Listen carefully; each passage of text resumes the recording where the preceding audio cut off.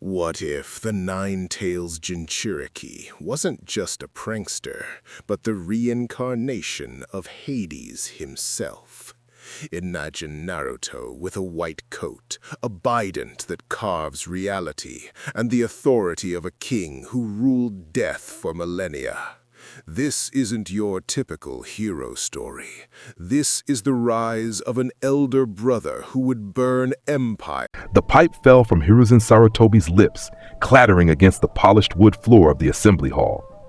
Kakashi Hatake's visible eye widened to an impossible degree, his perpetual mask of boredom shattered in an instant. Ibiki Morino's scarred face went pale. Asuma stopped breathing. The gathered jonin of Konohagakure, battle-hardened warriors who had survived the Third Shinobi War, who had faced S-rank missing nin and biju alike, stood frozen as the impossible manifested before their eyes. Pure chakra coalesced in the air, humming with power that made the windows rattle, and the flames of the ceremonial candles flicker violently. Blue light, ethereal and ancient, swirled around Naruto Uzumaki's right hand like water finding its shape. The temperature dropped 10 degrees in 3 seconds. Frost crystallized on the edges of the conference table, and then, with a sound like the universe itself sighing, the weapon took form. A bident, twin-pronged, glowing with that impossible blue radiance. Its shaft perfectly straight and balanced. It wasn't forged, it wasn't summoned. It simply was an extension of the blonde boy's soul made manifest in physical space. The prongs hummed with barely contained energy, and the air around the weapon distorted like heat haze. Except this was cold, the cold of the grave, the cold of absolute endings. Naruto stood before the assembly in his distinctive white coat draped over his shoulders, never secured by buttons or clasps, yet remaining perfectly positioned as if gravity itself dared not disrespect him. An eye patch covered his right eye, giving him the appearance of a young king who had already seen too much, who had already conquered too much. His posture was immaculate, back straight, chin level, single visible eye calm, and assessing as he regarded the most powerful shinobi in the village with the sort of patience a teacher shows unruly children. He spun the bident once, a casual flourish that sent a pulse of wind pressure through the room. Paper scattered. Several jonin grabbed their weapons instinctively. The weapon came to rest against his shoulder, held with the ease of someone who had wielded it for 1,000 years. "You summoned me, Hokage-sama?" His voice was smooth, cultured, carrying an authority that made several of the assembled ninja unconsciously straighten. "I trust this interruption is worth my time." Hiruzen Sarutobi, the professor, the god of shinobi, the man who had seen 3 wars and countless impossibilities, found himself at a complete loss for words. He had called this emergency meeting to discuss the recent oddities in Naruto's mission reports. The boy had been graduated from the academy for less than 6 months, yet his record read like propaganda. Perfect mission completion rate, 0 casualties among his teammates, and increasingly disturbing reports from his jonin instructor about capabilities that shouldn't exist in a 13-year-old genin. But this transcended every theory, every hypothesis. The boy before him radiated power that made Hiruzen's aged instincts scream warnings his conscious mind couldn't quite process. "Naruto," Hiruzen finally managed, his voice carefully controlled. "Where did you acquire that weapon?" The blonde's lips curved into a slight smile, neither warm nor cold, simply knowing. "Acquire? I did not acquire anything, Hokage-sama. This has always been mine. I am merely allowing you to witness it." Kakashi stepped forward, sharing an already uncovered and spinning as he tried to analyze the chakra construct. "That's impossible. The chakra density alone should. Your reserves aren't." He stopped, sharing and going still as comprehension dawned. "You're not even straining. That weapon is taking almost nothing from you." Observant, as expected of the copy ninja, Naruto acknowledged with a slight nod. "Though your assessment is incomplete, the bident requires nothing from me because it is me. You cannot drain yourself by existing, can you?" "Bident," Asuma repeated, finally finding his voice. "Like in the old legends, the weapon of Hades," Naruto finished, his smile widening fractionally. "King of the Underworld, Lord of the Dead, the Unseen One. Yes, Asuma Sarutobi, I see someone paid attention during Academy mythology lessons." The temperature dropped another 5 degrees. Ibiki's hand moved toward a kunai. Naruto's eye tracked the movement without turning his head. I would advise against that, Morino-san. I respect you tremendously. Your dedication to Konoha is admirable, your skill undeniable. But if you draw that weapon, I will be forced to respond, and I would prefer not to redecorate the Hokage's assembly hall with the blood of a man I admire. It wasn't a threat. Threats carry emotion, anger, fear, bravado. This was simply a statement of fact, delivered with the same tone one might use to comment on the weather. Somehow, that made it infinitely more terrifying. Ibiki's hand stopped moving. Hiruzen raised his hand, forestalling any further reactions from his jonin. Explain, now. What are you, Naruto? The boy's expression softened slightly, genuine respect entering his gaze as he looked at the aged Hokage. What I have always been, old man. What I was before this life, and what I shall be long after. But you need not fear me. I am Konoha's. I am this village's guardian, its unspoken shield, the elder brother to my generation. His visible eye hardened, and I will burn the world to ash before I allow harm to come to my family. The conviction in those words hit like a physical force. Several jonin actually stepped back. Family? Hiruzen pressed. You refer to your teammates? I refer to all of them. Every member of the Konoha 11. Sasuke, Sakura, Hinata, Shikamaru, Choji, Ino, Shino, Rock Lee, Neji, Tenten. They are my siblings, whether they acknowledge it or not. I am their elder brother, their protector, their king. The Bident pulsed with light as his chakra flared in response to his emotion. You called this meeting because my mission reports concern you. Because I am too effective, too powerful, too different from what a genin should be. So allow me to save us all time. Yes, I am different. Yes, I am powerful beyond your conventional understanding. And yes, I will continue to protect this village and my siblings with every fiber of my being. The question is not what I am, Hokage-sama. The question is whether you will stand in my way or stand beside me. Silence blanketed the room like fresh snow. Hiruzen studied the boy before him. No, not a boy. Something far older looked back at him through that single visible eye. Something that had seen empires rise and fall, that had judged the dead and found them wanting, that carried the weight of eternity with the ease of someone carrying a familiar burden. Finally, the Hokage smiled, a genuine expression of wonder and cautious hope. Tell me everything, Naruto, from the beginning. Help me understand. Naruto's posture relaxed slightly, the Bident dissolving back into blue mist before vanishing entirely. Very well, but this may take some time. My story does not begin with my birth, after all. It begins long before, in a realm between life and death, where I once ruled as king. But before Naruto could continue, the chamber doors burst open. A breathless Chunin stumbled in, face pale. Hokage-sama, emergency! There's been an incident at the academy. Multiple students injured, something about Naruto Uzumaki defending.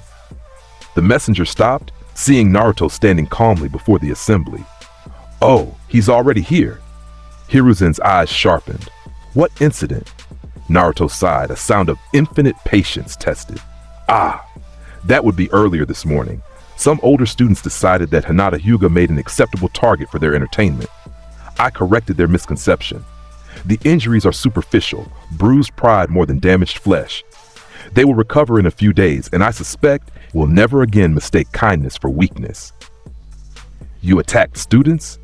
Asuma's hand went to his chakra blades. I defended my sister, Naruto corrected, his tone sharpening to a razor's edge. There is a profound difference. Those boys sought to humiliate a girl who has done nothing but show grace and kindness to everyone around her. They mocked her stutter, her gentle nature, her reluctance to use her considerable skills for petty dominance. So I taught them a lesson about respect. Kakashi's eye narrowed. The reports say you didn't touch them, that you thrust a stick like a weapon and they were thrown backward by wind pressure alone. Naruto, that's at least mid-level wind release manipulation. You shouldn't be able to do that? Naruto's smile returned, cold and knowing.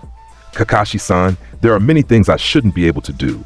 I shouldn't be able to manifest weapons from pure chakra. I shouldn't be able to generate wind pressure that can level forests with a single strike. I shouldn't carry the memories of ruling the underworld. Yet here we are, confronting the reality of what I is, rather than debating the limitations of what should be.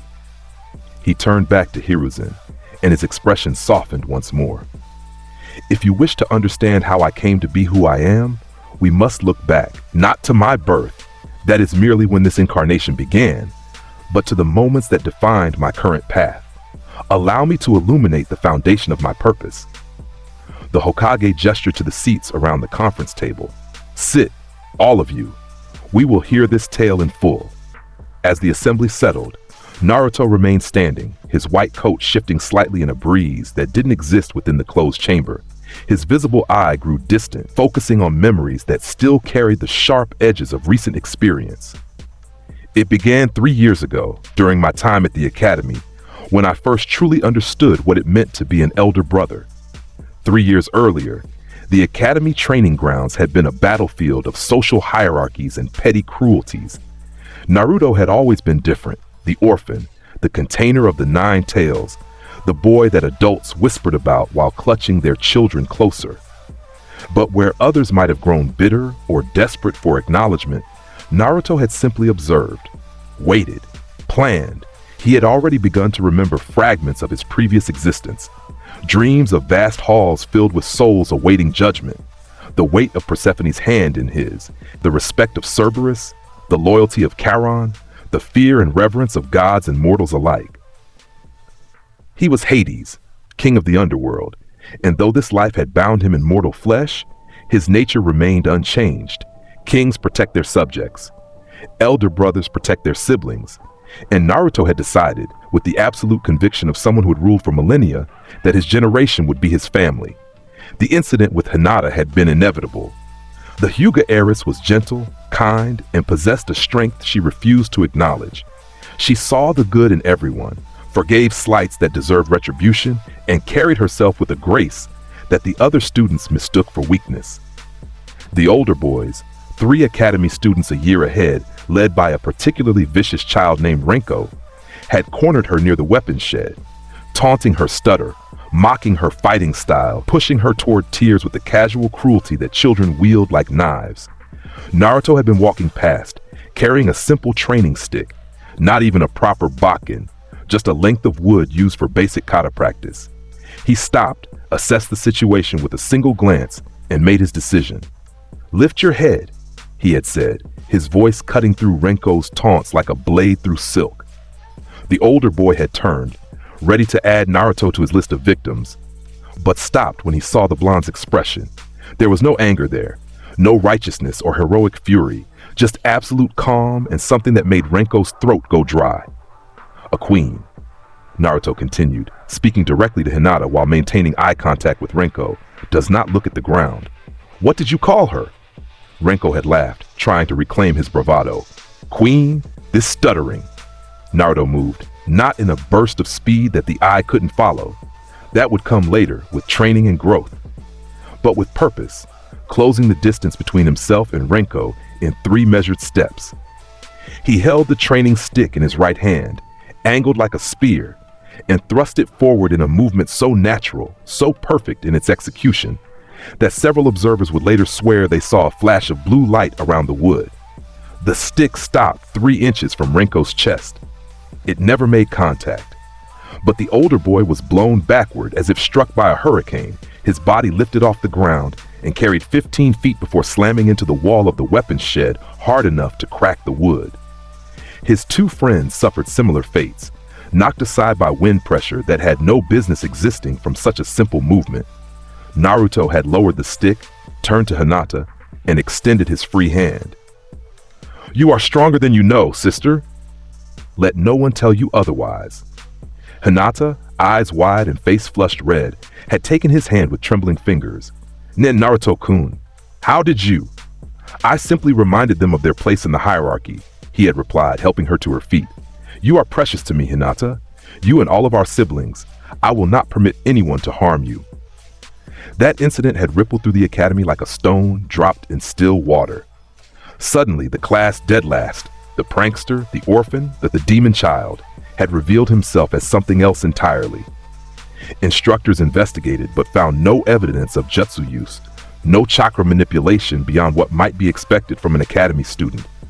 Just a training stick thrust and 3 injured bullies who couldn't explain how they'd been defeated, but Naruto's classmates had seen.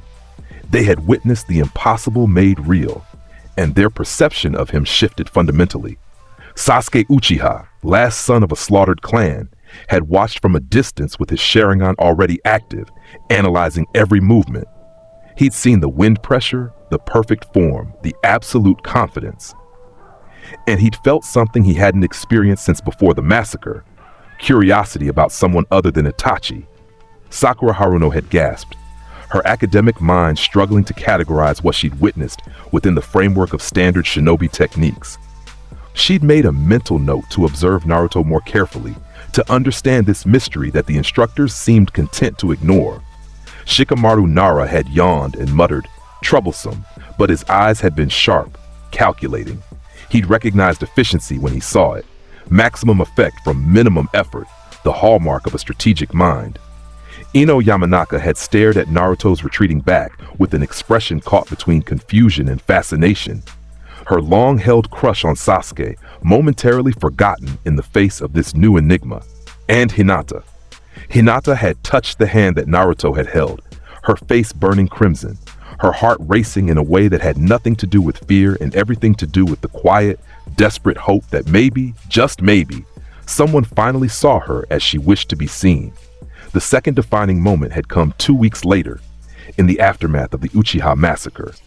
Sasuke had returned to the academy withdrawn, hostile, radiating grief and rage in equal measure.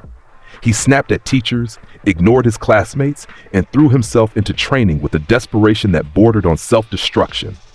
Everyone gave him space, offered empty condolences, and watched with pity as he spiraled deeper into darkness. Everyone except Naruto. The blonde had waited 3 days, long enough for the initial shock to settle, short enough that patterns hadn't yet calcified. Then he'd walk directly to where Sasuke was demolishing a training dummy with kunai, each throw accompanied by a wordless snarl of pain. "You're gripping the kunai too tightly," Naruto had observed, leaning against a tree with his arms crossed. "It's affecting your accuracy." The last 3 throws were off-center by 2 inches. Sasuke had whirled, Sharingan blazing. "What do you want, Dobe?"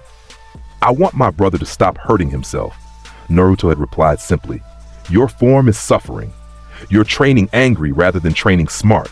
At this rate, you'll develop bad habits that will take years to correct." "I'm not your brother," Sasuke had spat, venom dripping from every word. "I'm the last Uchiha. I don't need family. I don't need friends. I need strength, power to kill him." Naruto had studied him for a long moment, without a single visible eye. He'd started wearing the eye patch the day after defending Hinata, claiming it helped him focus, seeming to look through Sasuke rather than at him. Strength born from rage is strength that will betray you at critical moments. Power without purpose is merely destruction. You wish to kill Itachi? Then you must become more than a creature of vengeance. You must become a king among shinobi, someone who commands respect through excellence rather than demanding it through fear. "What do you know about it?" Sasuke had shouted, throwing a kunai that whistled past Naruto's head, embedding in the tree trunk behind him. "What do you know about losing everything? About watching your family die? About being alone?" Naruto hadn't flinched at the thrown weapon. He'd simply reached back, pulled the kunai free, and examined it with professional detachment. "I know that isolation is a choice. I know that strength is meaningless without something to protect. And I know that you are not alone, Sasuke Uchiha, unless you choose to be." He'd walked forward, closing the distance despite the clear threat in Sasuke's posture. When he was close enough to strike, he'd held out the kunai, offering it handle first. "I am your elder brother, whether you acknowledge it or not. I will train with you. I will push you to improve. I will listen when you need to speak and maintain silence when you need to brood. But I will not allow you to destroy yourself in pursuit of revenge. Do you understand?" Sasuke had stared at the offered kunai, at Naruto's calm expression, at the complete absence of pity or condescension. Slowly, grudgingly, he'd taken the weapon. "Why?" he'd asked, voice barely above a whisper. "Why do you care?" "Because you are my brother," Naruto had repeated, as if it were the most obvious thing in the world. And an elder brother always protects the younger ones. Always. From that day forward, an unspoken understanding had existed between them. Sasuke never called Naruto brother, never openly acknowledged the relationship. But when Naruto invited him to train, Sasuke came. When Naruto offered advice, Sasuke listened. And when others asked why the last Uchiha spent time with the dead last prankster, Sasuke's only response was a glare that promised violence to anyone who pushed the question. The pattern had repeated with others. Naruto had found Shikamaru sleeping through an important lecture. Rather than mocking him, had simply sat beside him and provided perfectly detailed notes afterward, accompanied by the observation that a sharp mind deserves sharp information. Shikamaru had called it troublesome, but had started seeking Naruto's perspective on tactical scenarios. He'd complimented Ino on her mind transfer technique during a demonstration, noting that control over another's consciousness is power that only the wise should wield, which had made her blush and stammer more than any physical compliment could have. She'd started asking his opinion on her training regimen. He'd sparred with Choji and afterward had prepared a feast for both of them, declaring that warriors must nourish their bodies as carefully as they sharpen their skills. Choji had looked at him with something approaching worship and had begun training twice as hard.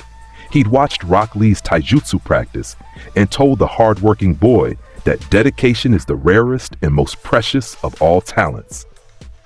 Lee had cried tears of joy and declared Naruto his eternal rival, much to Naruto's quiet amusement. One by one, the members of their generation had been drawn into Naruto's orbit, not through manipulation or forced camaraderie, but through genuine recognition and respect. He saw their strengths, acknowledged their struggles, and offered guidance without condescension. He was the elder brother they hadn't known they needed, the steady presence that provided both support and high expectations. By the time graduation approached, the social dynamics of the academy had fundamentally shifted. Naruto wasn't the most popular student. That still fell to Sasuke, with his good looks and tragic mystique. He wasn't the most academically successful. Sakura held that position. He wasn't even the most obviously powerful in combat demonstrations. Sasuke's Sharingan and fire jutsu made for more impressive displays, but he was the center, the sun around which the others orbited. When disagreements arose, they looked to him for mediation. When someone struggled, they sought his counsel. When threats emerged, they instinctively moved closer to his position. The instructors noticed but didn't fully understand. They saw a blond boy who scored adequately on tests, performed competently in sparring, and maintained perfect attendance. They saw someone who'd matured beyond the prankster of earlier years, but who showed no obvious signs of genius. They didn't see the way his classmates' skills improved when they trained with him. They didn't notice the subtle wind pressure that accompanied his taijutsu strikes or the fact that his practice weapons never missed their targets. They didn't recognize the weight of ancient authority in his posture or the strategic brilliance in his observations. Iruka Umino had come closest to understanding. One evening, after classes ended, he'd found Naruto sitting on the academy roof, looking out over the village with an expression far too old for his young face. "Naruto," Iruka had said, settling beside him. "Can I ask you something?" "Of course, Iruka-sensei." "What changed? You used to be different. The pranks, the attention-seeking, the need for acknowledgement. Now you're..." He'd struggled for words.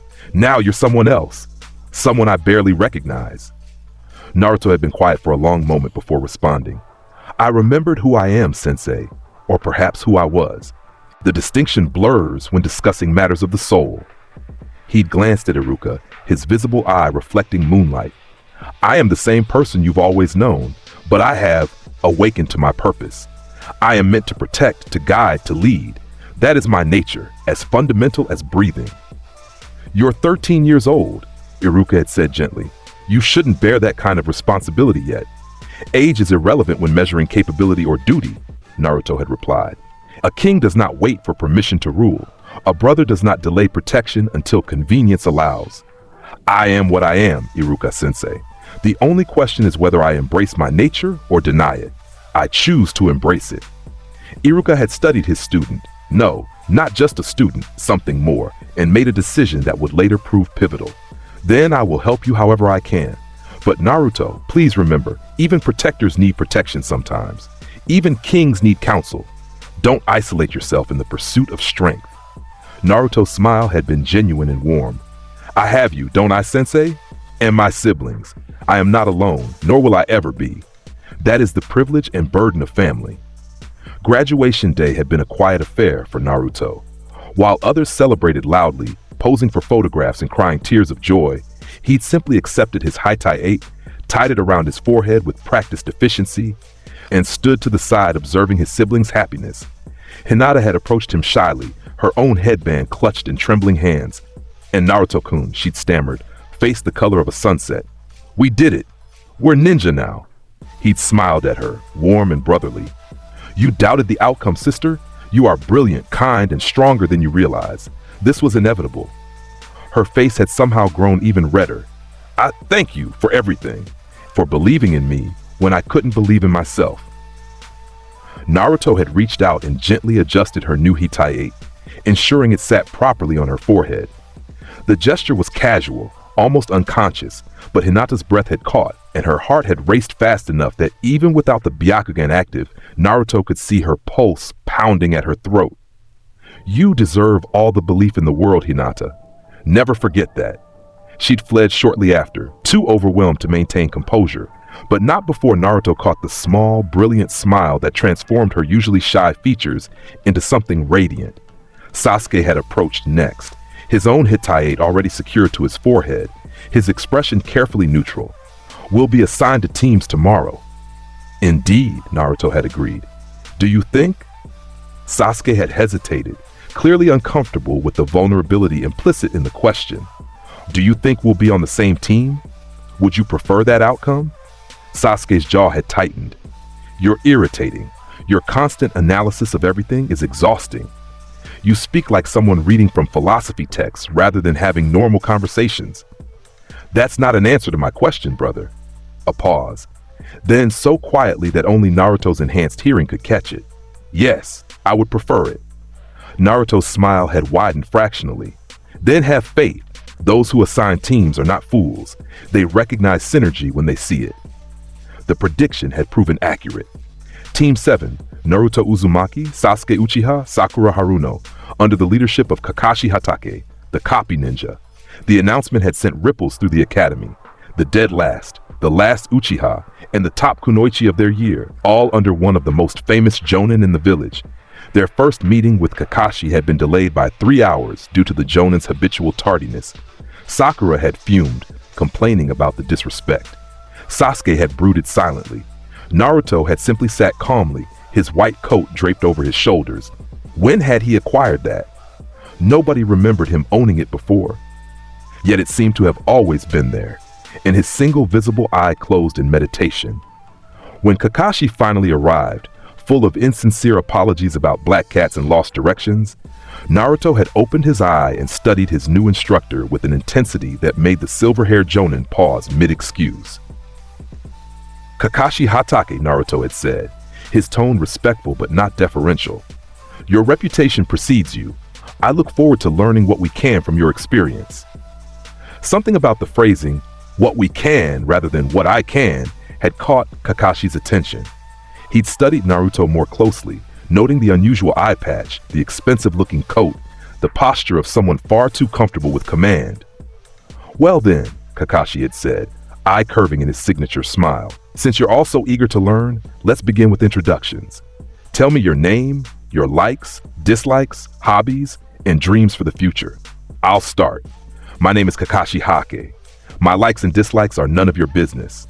My hobbies, I have lots of hobbies. As for my dream for the future, he trailed off mysteriously. Sakura had gone next, gushing about Sasuke and declaring her dream to be acknowledged by him. Sasuke had followed, speaking of his ambition to restore his clan and kill a certain man, his tone devoid of emotion. Then it had been Naruto's turn. My name is Naruto Uzumaki, he'd begun, his voice carrying that strange regal quality that seemed to infuse everything he said. My likes are my siblings, every member of our generation who I consider family. I enjoy preparing meals for them, training with them, watching them grow into their potential. My dislikes are those who would harm my family, who mistake kindness for weakness, who exploit rather than lead. His visible eye had sharpened, fixing on Kakashi with uncomfortable intensity. My hobbies include studying warfare strategy, practicing with my weapon, and cooking. My dream, he'd pause, considering. My dream is to ensure that my family thrives, that they never know the pain of standing alone against the darkness. I will build a kingdom where strength serves protection rather than oppression, where every citizen knows the security of having an elder brother who will burn the world for their sake. The declaration had hung in the air like smoke. Sakura had stared at Naruto with newfound confusion. When had the class clown become this? Sasuke had allowed the corner of his mouth to quirk upward fractionally, something that might have been approval. And Kakashi. Kakashi had felt a chill run down his spine, the same instinctive warning he'd experienced when facing S-rank opponents. This boy, this 13-year-old genin, fresh from the academy, had just declared his intention to create what amounted to a private military force centered around personal loyalty, and he'd done it with the conviction of someone describing something already accomplished. Well, Kakashi had said, keeping his tone light despite his unease, that's certainly ambitious. Tomorrow, we'll have our first real test to see if you're all ready to be genin. Meet me at Training Ground 3 at 5 in the morning, and don't eat breakfast. You'll just throw it up. What kind of test? Sakura had asked, notebook already out. Kakashi's eye had curved. You'll see. Just be prepared for anything. As they dispersed, Kakashi had lingered, watching Naruto's back as the blonde walked away with perfect posture, white coat somehow catching wind that didn't exist and billowing dramatically. The Jonin had pulled out his little orange book, but for once, he couldn't focus on the words. Something was deeply unusual about Naruto Uzumaki. Something that went beyond the nine tails sealed in his gut, beyond the orphan status, beyond anything in the boy's file. Kakashi had seen thousands of shinobi over his career. He'd fought in wars, assassinated targets across nations, faced down Biju and S-rank missing nin. He knew how to read people, how to assess threats, how to identify anomalies, and Naruto Uzumaki was an anomaly wrapped in mystery and coated with ancient authority. Kakashi decided to push him during the test tomorrow, to see what lay beneath that calm exterior, to discover just what he was dealing with. He would soon learn that some mysteries are better left unexplored. The next morning, Training Ground 3 was already occupied when Kakashi arrived, exactly on time for once, his curiosity overriding his habitual tardiness. Sasuke stood near the memorial stone, arms crossed, looking irritated but resigned. Sakura sat on a tree stump reviewing notes about teamwork and Jonin testing procedures. And Naruto. Naruto stood in the center of the clearing, coat removed and folded neatly on a nearby rock, revealing the simple black shirt and orange pants beneath. He held a length of wood, similar to the training stick from the academy incident, and was moving through forms that Kakashi recognized as basic Konoha Taijutsu kata. Except they weren't basic. Each movement was perfect, economical, generating wind pressure that made the grass bend and the trees shudder. Thrust, withdraw, spin, strike. A deadly dance executed with the precision of a master. Kakashi observed silently, Sharingan already active behind his Hitai-8, recording every detail. The chakra flows were strange. Not the chaotic, overwhelming power of the Kyuubi, but something more refined, more controlled. Each movement channeled chakra through Naruto's body in patterns that shouldn't be possible for someone his age, accumulating wind-nature energy at contact points and releasing it with perfect timing. Naruto completed the kata and turned to face Kakashi, not even breathing hard. Good morning, Sensei. You're punctual today. Does that indicate the significance of this examination? Something like that, Kakashi agreed, pulling out two small bells attached to his belt. He held them up, letting them jingle. Here's the test. You three need to take these bells from me before noon. Anyone who doesn't get a bell gets sent back to the academy. Sakura's hand shot up. But Sensei, there are only two bells. Even if we succeed, then someone goes back to the academy, Kakashi finished. That's the point. This test has a 66% failure rate. Most genin teams get sent back, so if you want to pass, you'll need to come at me with genuine killing intent. Otherwise, you'll never get these bells. He waited for protests, for fear, for the usual reactions. Sasuke's eyes had narrowed, already calculating. Sakura looked nervous but determined, and Naruto smiled. Not the warm, brotherly expression he used with his siblings. This was different.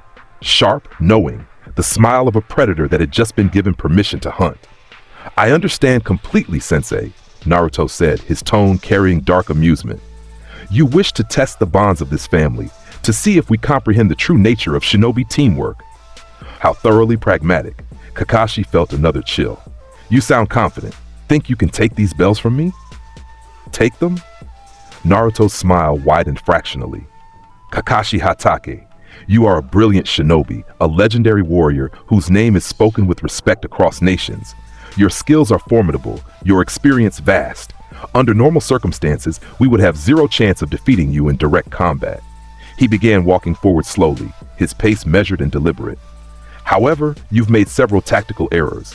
First, you've limited yourself with artificial constraints. You must defend the bells rather than simply overwhelming us. Second, you've created a scenario that encourages division, which means you expect us to fail at unity. And third," Naruto stopped 10 feet from Kakashi, his right hand extended, palm up, fingers slightly curled. The air began to shimmer with blue light. "You assume I am a normal genin."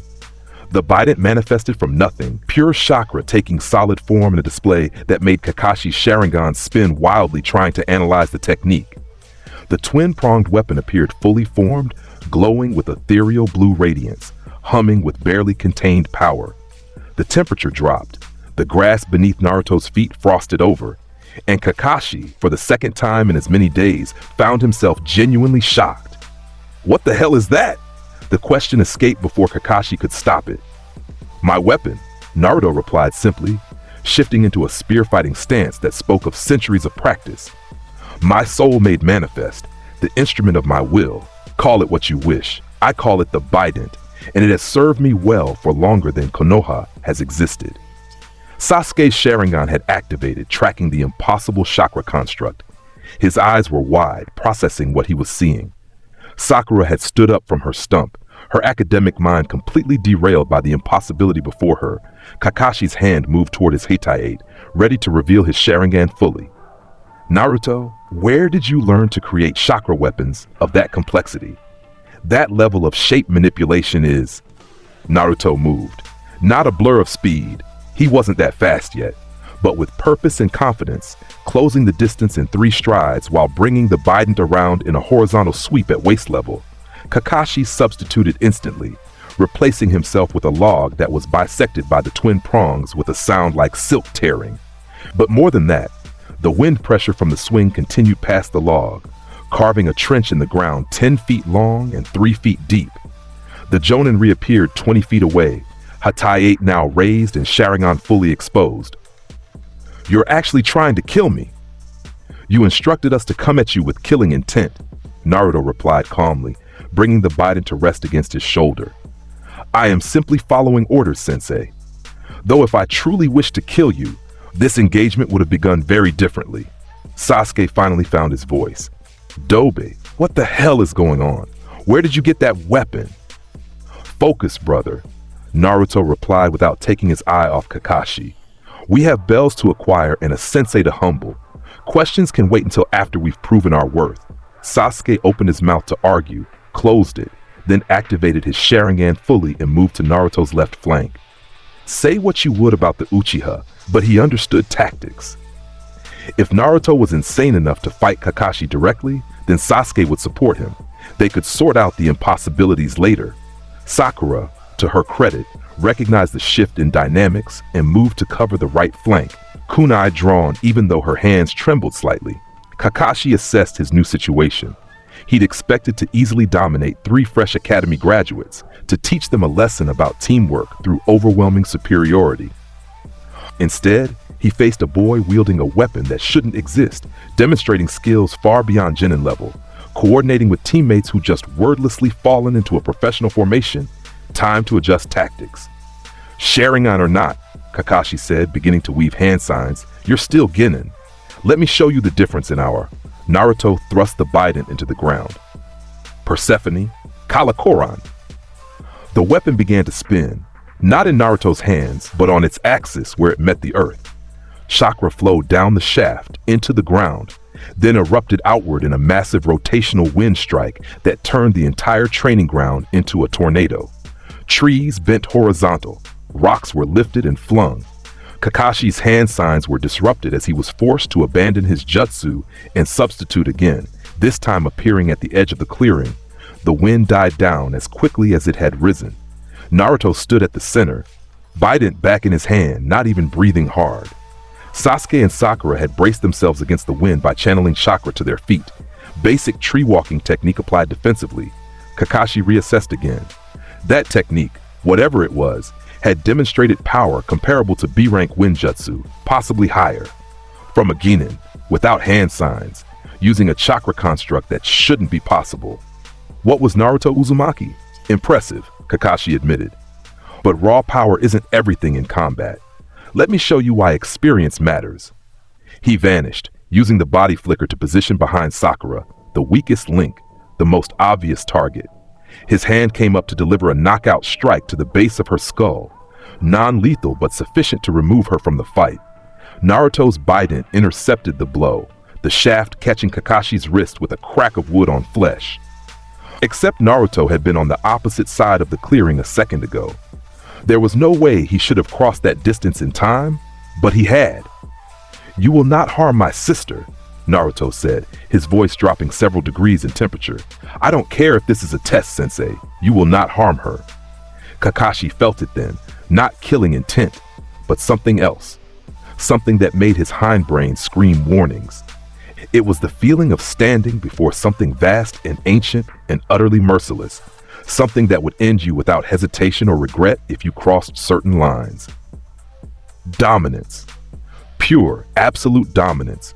The Jonin released Sakura and leaped backward, putting distance between himself and Naruto. His Sharingan was spinning, trying to predict movements, but Naruto's chakra was doing things that didn't fit normal patterns. It was like trying to read someone who'd invented their own language.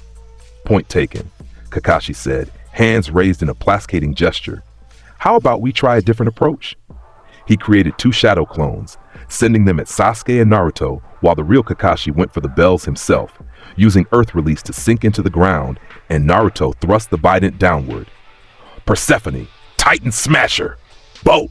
The ground exploded. Not cracked or fractured, exploded. A canyon ripped through the earth, 20 feet deep and 50 feet long, exposing Kakashi's underground position and forcing him to abandon the technique and leap clear. The shockwave shattered his shadow clones instantly. Trees toppled. The memorial stone cracked. Naruto stood at the edge of the canyon, bident resting against his shoulder, looking down at Kakashi with an expression that might have been disappointment. "You're holding back, Sensei," he observed. "You treat this as a test rather than a real engagement. That's a luxury you cannot afford against me." Kakashi stared at the devastation, his mind racing. That technique, that single strike, had demonstrated power comparable to what he'd seen Jonin struggle to achieve with their most powerful jutsu. And Naruto had executed it casually, without strain, as if it were as natural as breathing. The file on Naruto Uzumaki said nothing about this. Nothing about chakra weapons, advanced shape manipulation, or combat capabilities that challenged Jonin-level opponents. The file described a prankster with poor grades and worse social standing, not whatever this was. Kakashi made a decision. He could continue this test, could escalate, could push harder and reveal more of his own capabilities. But what would that prove? That he could defeat a Jonin by going all out? That wasn't teaching, that was ego. Or he could accept the reality standing before him.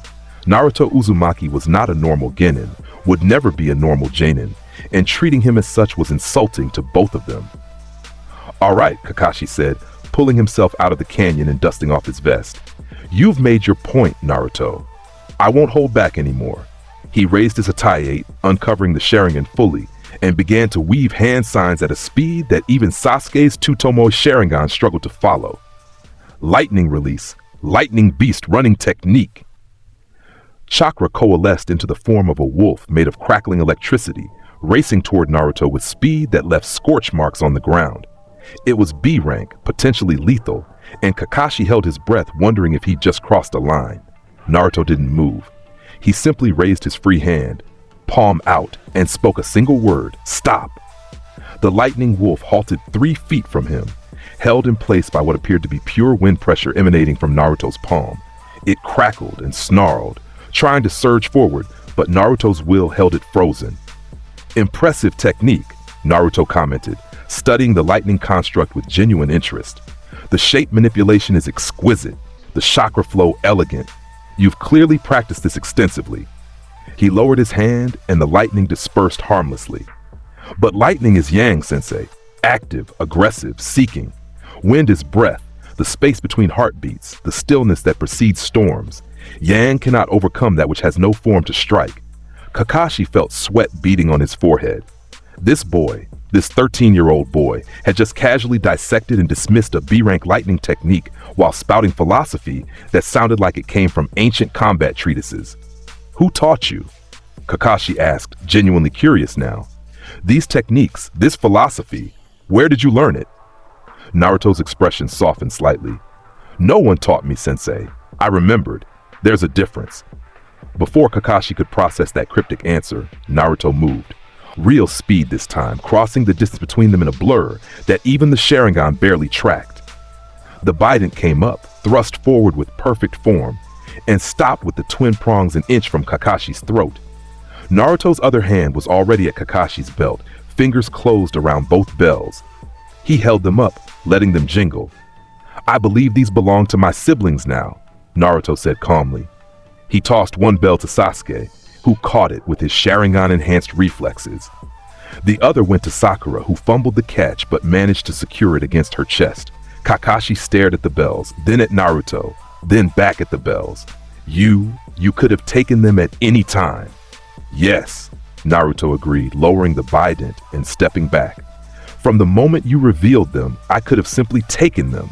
Your guard was down, your attention divided between explaining the rules and observing our reactions.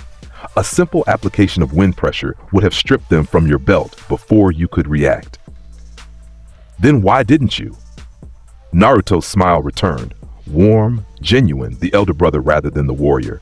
"Because this was never about the bells, sensei. This was about proving that my family can work together, that we understand sacrifice and cooperation. So I fought you directly, demonstrated my capabilities, and created opportunities for my siblings to see how a team should function under pressure." He turned to Sasuke and Sakura. "Take the bells. You've both earned them. Sasuke, your tactical positioning and threat assessment were excellent. You knew when to engage and when to observe. Sakura, you overcome your fear and maintained formation despite being outmatched. I'm proud of both of you." Sasuke clutched the bell, his expression caught between frustration and something that might have been gratitude. "You didn't need us at all. You could have defeated him alone." "Perhaps," Naruto acknowledged. "But an elder brother always sacrifices for the younger siblings. That's what family means. My strength exists to protect you, to create space for you to grow. Today, I fought so you could succeed. Tomorrow, you'll be strong enough to fight beside me. And someday, you'll be strong enough to surpass me. That is my hope and my purpose." Sakura wiped at her eyes, tears threatening to spill. "Naruto, I didn't know you felt that way. About us, about team. How could I feel any differently?" Naruto replied, his tone gentle. "You are my siblings, my precious family. There is nothing I wouldn't do to ensure your safety and success." Kakashi watched this exchange, his mind whirling. He thought he understood the test's purpose, to teach teamwork, to weed out those who couldn't cooperate. But Naruto had inverted the entire scenario, transforming it from a competition into a demonstration of protective sacrifice. And somehow, impossibly, it had worked perfectly. "All 3 of you pass," Kakashi declared, his voice carrying a note of wonder. "Congratulations, you're officially Team 7. Report tomorrow morning for your first mission assignment." As the team began to disperse, Kakashi called out, "Naruto, stay back a moment. I need to talk to you." The blonde paused, his siblings continuing toward the village. When they were alone, Kakashi pulled down his mask slightly and met Naruto's single visible eye with both of his own. "What are you?" Kakashi asked bluntly. "And don't give me philosophy or metaphors. I want a straight answer." Naruto studied him for a long moment before responding. "I am Naruto Uzumaki, genin of Konohagakure. I am the container of the Nine Tails. I am the orphan son of the fourth Hokage, though few know that truth. But most importantly, Kakashi-sensei, his expression grew distant, ancient. I am the reincarnation of Hades, king of the underworld, lord of the dead, the unseen one. I have ruled in darkness for longer than your civilization has existed. I have judged souls, commanded armies of the deceased, and walked the line between life and death so many times that the distinction has lost all meaning. Kakashi felt his blood run cold. That's impossible. Reincarnation on that scale is exactly as possible as a weapon manifested from pure chakra, Naruto interrupted gently. Is exactly as possible as a genin defeating a jonin in single combat. Is exactly as possible as everything you witnessed today, Sensei. I am not asking you to believe. I am simply stating fact. Why tell me this? Why not keep it secret? Because you are now responsible for my siblings' safety, Naruto replied. Because you need to understand what you're dealing with, what resources you can call upon if they're ever in true danger. And because, he smiled slightly, because you remind me of Charon in a way, the ferryman who guides souls across the river Styx. You've seen death, lived with it, carry its weight. You understand darkness. I think we can work well together. Kakashi didn't know what to say to that. Part of him wanted to dismiss this as delusion, as the fantasy of a traumatized orphan who developed a complex identity to cope with isolation. But he'd seen the Bident, felt the dominance, witnessed techniques that shouldn't exist. If this is true, Kakashi said slowly, if you really are what you claim, why stay in Konoha? Why become a genin? Why subject yourself to village politics and D-rank missions? Because this is where my family is, Naruto answered simply. Because rulership without subjects is merely isolation. Because a king without a kingdom is just a man with delusions of grandeur. I have been given another life, another chance to build something meaningful. So I choose to build it here, with these people in this place. My siblings will become the greatest shinobi this world has ever seen, and I will ensure they survive long enough to reach that potential. He picked up his white coat, draping it over his shoulders with practiced ease. I should go. Sasuke will have questions, and I prefer to answer them before he works himself into a rage. Kakashi watched him walk away, white coat billowing in wind that shouldn't exist in the still morning air. The Jonin stood alone in the destroyed training ground, canyon carved through the earth, trees toppled, memorial stone cracked, and tried to process everything that had just happened. Finally, he pulled out his little orange book, stared at it for a moment, then tucked it away without reading.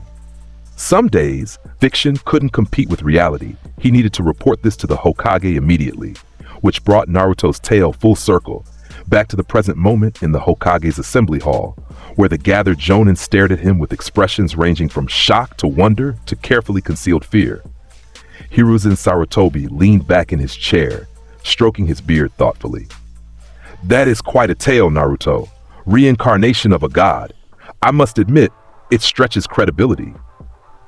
I would agree, Hokage-sama, Naruto replied calmly, if I hadn't just demonstrated capabilities that no genin should possess. At some point, the evidence becomes impossible to dismiss, regardless of how fantastic the explanation. Show me more, Hiruzen demanded. If you truly are what you claim, prove it beyond the weapon. Naruto nodded slowly.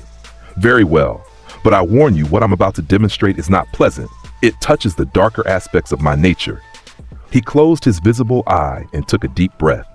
When he opened it again, the blue iris had changed. Now it seemed to hold depths that went on forever, like staring into an abyss that stared back.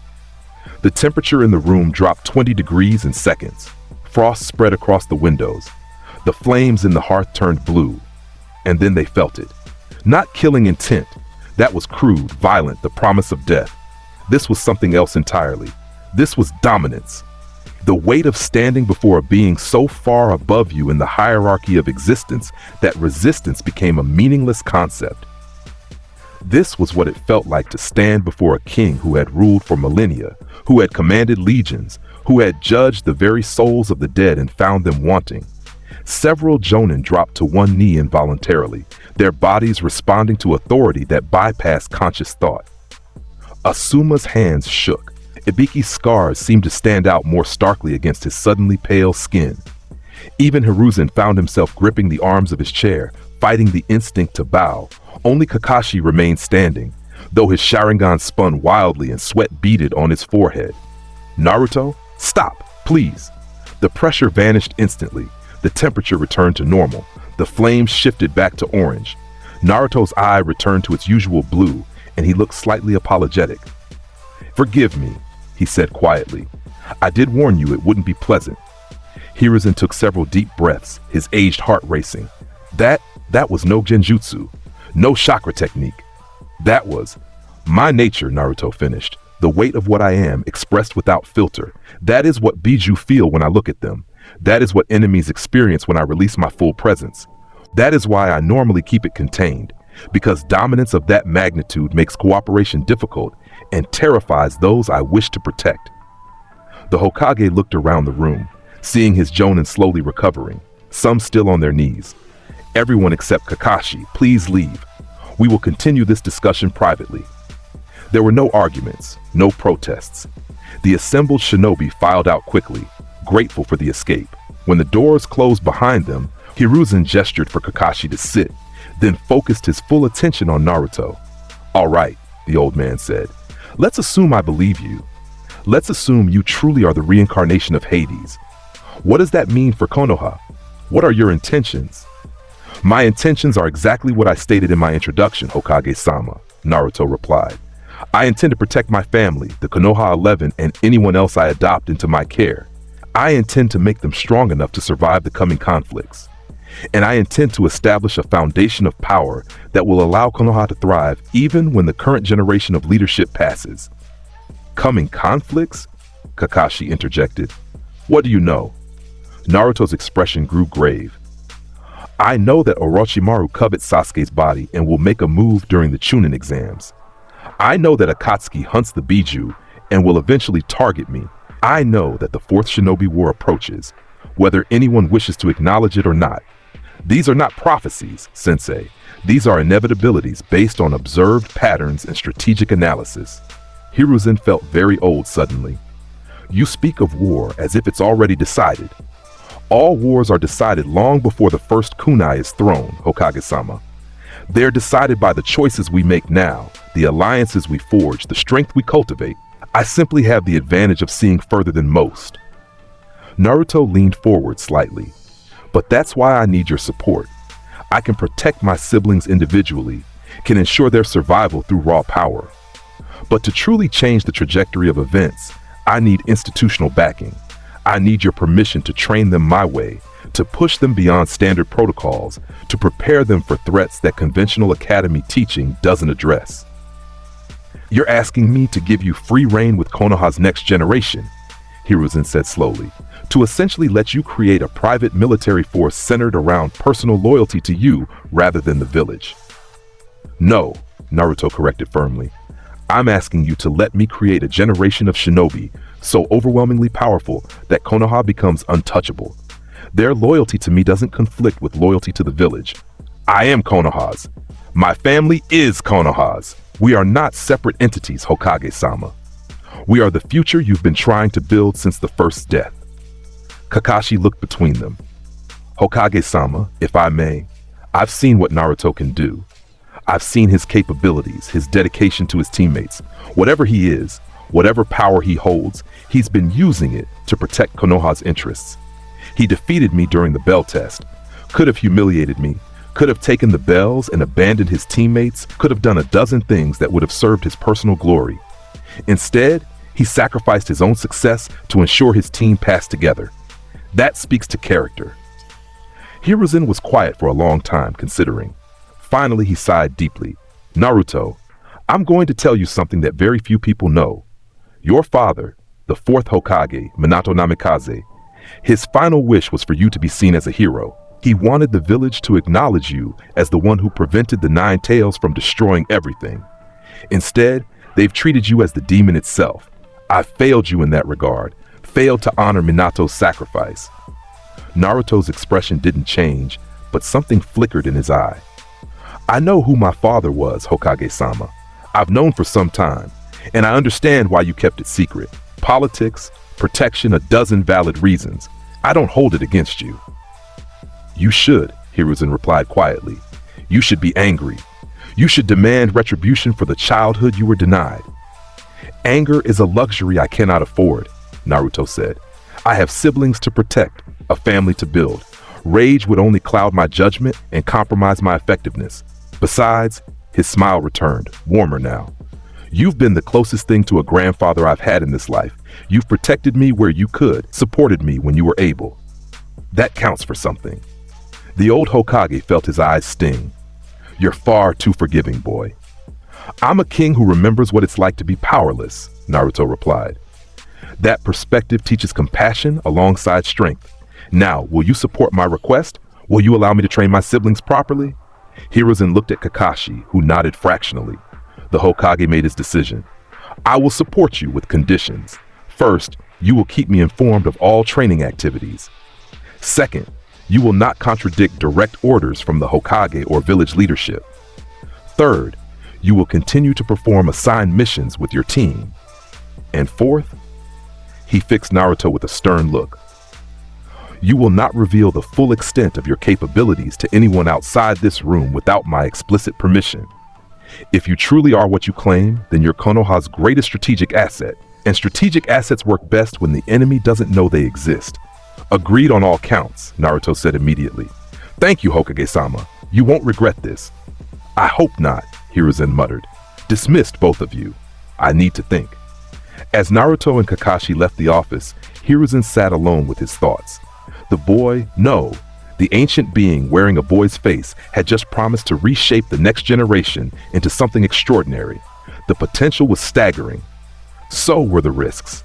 But Hiruzen had seen the conviction in Naruto's eye, felt the dominance of his presence, witnessed the protective devotion toward his teammates. Whatever Naruto Uzumaki was, he genuinely loved Konoha and its people. That would have to be enough, for now. The following weeks blurred together as Team 7 fell into a rhythm of D-rank missions punctuated by Naruto's increasingly intense training regimens. Kakashi, to his credit, adapted quickly to Naruto's unique position within the team dynamic. Rather than trying to assert traditional hierarchical authority, he positioned himself as a consultant and resource, offering advice and instruction while allowing Naruto to guide the team's overall development. Sasuke chafed under this arrangement initially. His pride demanded that he be the strongest, the leader, the one everyone relied upon. But Naruto's patient guidance, combined with several humbling sparring sessions where Naruto demonstrated exactly how vast the gap between them remained, eventually convinced the Uchiha to channel his competitive drive into self-improvement rather than rivalry. Sakura flourished under Naruto's attention. He recognized her sharp mind and precise chakra control, encouraging her to develop medical ninjutsu alongside combat capabilities. A queen, he told her one evening while reviewing her progress, must be able to both destroy and heal. Power without the wisdom to preserve life is merely destruction. You have the potential to become the finest medical ninja this village has ever seen. Don't waste it chasing someone who doesn't see your worth. She'd cried that night, but afterward, her training intensified. The crush on Sasuke faded as she discovered her own path, her own strength. And she found herself looking at Naruto with new eyes, not romantic interest, but something deeper. Respect, admiration, the absolute certainty that he would protect her no matter what. Their first C-rank mission came a month after the Bell test, an escort mission to the Land of Waves, escorting a bridge builder named Tazuna. Simple, straightforward, perfect for a team just finding its footing. Except Tazuna was lying about the mission's true danger level, and Naruto knew it within 30 seconds of meeting the man. You reek of alcohol and fear, Naruto observed as they began the journey, his tone conversational but his eyes sharp. You're running from something significant, something that makes you desperate enough to risk Genin lives by understating the mission parameters. Would you care to enlighten us, Tazuna-san? Or shall we discover the truth when assassins inevitably attack? Tazuna had turned pale, sputtered protests, but Kakashi cut him off with a raised hand. Is this true? Is this mission more dangerous than you claimed? The village is poor, Tazuna admitted after a long pause. We couldn't afford a higher-ranked mission, but there might be complications. From a shipping magnate named Gato, he's upset about the bridge. Kakashi stopped walking. Gato? As in Gato of Gato Transport Company? The man who's rumored to employ missing nin for enforcement? That Gato? Yes, Tazuna whispered. This should be at least B rank, possibly A rank, Kakashi said flatly. We should return to the village and... No, Naruto interrupted, his tone brooking no argument. We continue. Tazuna-san's deception was wrong, but his desperation is real. A bridge means hope for his people. Hope means the difference between life and death for an impoverished nation. We will not abandon them simply because the mission is harder than expected. Sasuke stepped forward. You want us to fight missing nin? We're Jinin, Dobe. We're not ready for it. You're not ready, Naruto agreed calmly. But I am, and I will protect you while you learn. This is what I've been training you for, brother. Real combat against real threats. Trust me. Sakura nodded immediately, no hesitation. Sasuke struggled visibly, but eventually nodded as well. Kakashi looked between his students, sighed deeply, and activated his Sharingan. Fine. But at the first sign of serious danger beyond what we can handle, we retreat. Understood? Understood, Sensei, Naruto agreed. Though privately, he knew there would be no retreat. Not when his family needed him to be their shield. The demon brothers attacked 2 days later, bursting from a puddle despite the clear weather and dry road. Their chain weapons went for Kakashi, wrapping him and tearing him apart in a spray of blood and viscera. Sakura screamed. Sasuke's Sharingan blazed, tracking the assassins as they turned toward Tazuna. And Naruto. Naruto didn't move. He simply stood there, coat billowing slightly, eye calm and assessing as his teammates reacted to the apparent death of their sensei. Sasuke, he said quietly, left one is yours. Sakura, protect Tazuna. Don't panic. Don't freeze. Move. The Uchiha didn't question, didn't hesitate. He drew kunai and met the left assassin with a combination attack that forced the missing nin to defend rather than pursue Tazuna. His movements weren't perfect. He was still Jinin, still learning, but his Sharingan gave him the edge he needed to hold his own. Sakura positioned herself between Tazuna and the right assassin, hands shaking but kunai steady. The missing nin laughed, seeing easy prey, and lunged with his chain spinning. Naruto appeared between them, still not having drawn the bident, catching the chain barehanded. The metal links cut into his palm, blood dripping down his wrist. He smiled. You dare threaten my sister? His voice was soft, almost conversational. How remarkably foolish. He yanked the chain, pulling the assassin off balance, then delivered a palm strike to the man's solar plexus with enough force to send him flying backward 20 feet. The missing nin hit a tree trunk with a sickening crack and crumpled, unconscious or dead. Naruto neither knew nor cared. Sasuke, seeing his opponent distracted by Naruto's casual devastation of his partner, capitalized with a fire jutsu that forced the left assassin to dodge directly into a follow-up kunai strike. The blade caught the missing nin in the shoulder, spinning him around into position for Sasuke's final blow, a perfectly executed roundhouse kick that connected with the assassin's temple and dropped him instantly. Silence fell over the forest road. Then Kakashi emerged from the trees, completely unharmed, his visible eye curved in approval. Excellent work, all of you. Naruto, you identified my substitution immediately. Sasuke, your adaptation to unexpected combat was impressive. Sakura, you didn't freeze despite your fear. Well done. Sakura slumped in relief. Sasuke deactivated his Sharingan, breathing hard from the adrenaline. And Naruto examined his bleeding palm with clinical detachment before wrapping it in bandages he produced from his coat pocket. The Demon Brothers, Kakashi said, binding the two unconscious assassins. C-rank missing nin from Kirigakure. They were targeting Tazuna, which means Gato knows about our mission. There will be more attacks. Good, Naruto said, finishing with his bandage. My siblings need real combat experience. Let them come. Tazuna stared at the blonde Jinin with something approaching awe. You're not normal, are you, boy? Naruto's smile was warm, genuine. Define normal, Tazuna-san. I'm a shinobi of Konohagakure, sworn to protect my clients. That's all that matters right now. Come, we have a bridge builder to deliver safely. They continued toward Wave Country, Kakashi now openly vigilant, his students processing their first real combat experience. Naruto walked slightly ahead, his posture relaxed despite the obvious danger, his white coat somehow remaining pristine despite the forest road's dust. 3 days later, they encountered Zabuza Momochi. The mist rolled in thick and unnatural, accompanied by killing intent so heavy that Sakura nearly passed out, and even Sasuke's hands trembled on his kunai. Kakashi moved in front of the team, Sharingan already uncovered, his usually casual demeanor replaced by genuine tension. This pressure. Everyone get back. This opponent is on another level. The voice emerged from the mist, deep and mocking. Kakashi of the Sharingan. I never expected to face a legend on such a simple mission. Hand over the old man and I'll make your deaths quick. Zabuza Momochi materialized from the white fog, standing atop his massive executioner's blade planted in the ground. His appearance was exactly as the bingo books described. Bandaged face, wild hair, Hitai worn sideways. His presence radiated menace and brutal experience. Kakashi shifted into a combat stance. Zabuza Momochi, the demon of the hidden mist. A-rank missing nin, former member of the Seven Swordsmen. This is definitely beyond C-rank parameters. Run, Zabuza suggested, his tone almost friendly. You're good, copy ninja, but you're protecting 3 genin and a civilian. That's 4 liabilities I can exploit. You can't win this. Perhaps, Kakashi agreed, but I can buy time for my students to escape. Team 7, take Tazuna and... No, Naruto interrupted, stepping forward calmly.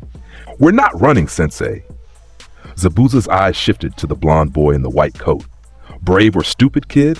Neither, replied, his tone carrying that regal quality that made people pause. Simply confident in my capabilities. Tell me, Zabuza Momochi, you call yourself a demon, yet you serve a merchant who cannot even rule a single town. Where is the honor in that? Where is the strength? You were one of the legendary 7 swordsmen, a warrior whose name once commanded respect. Now you're reduced to assassinating bridge builders for a glorified crime lord. How far you've fallen. The killing intent in the mist intensified dramatically. Zabuza's hand moved to his sword. You want to die first, boy? I can arrange that. I want you to remember who you were, Naruto countered, his visible eye locking onto Zabuza's position with unnatural accuracy despite the obscuring mist. Before the corruption, before the betrayals, before Kirigakure's bloody purges destroyed your village from within, you were a warrior, an elite, someone whose blade meant something more than money. When did you forget that?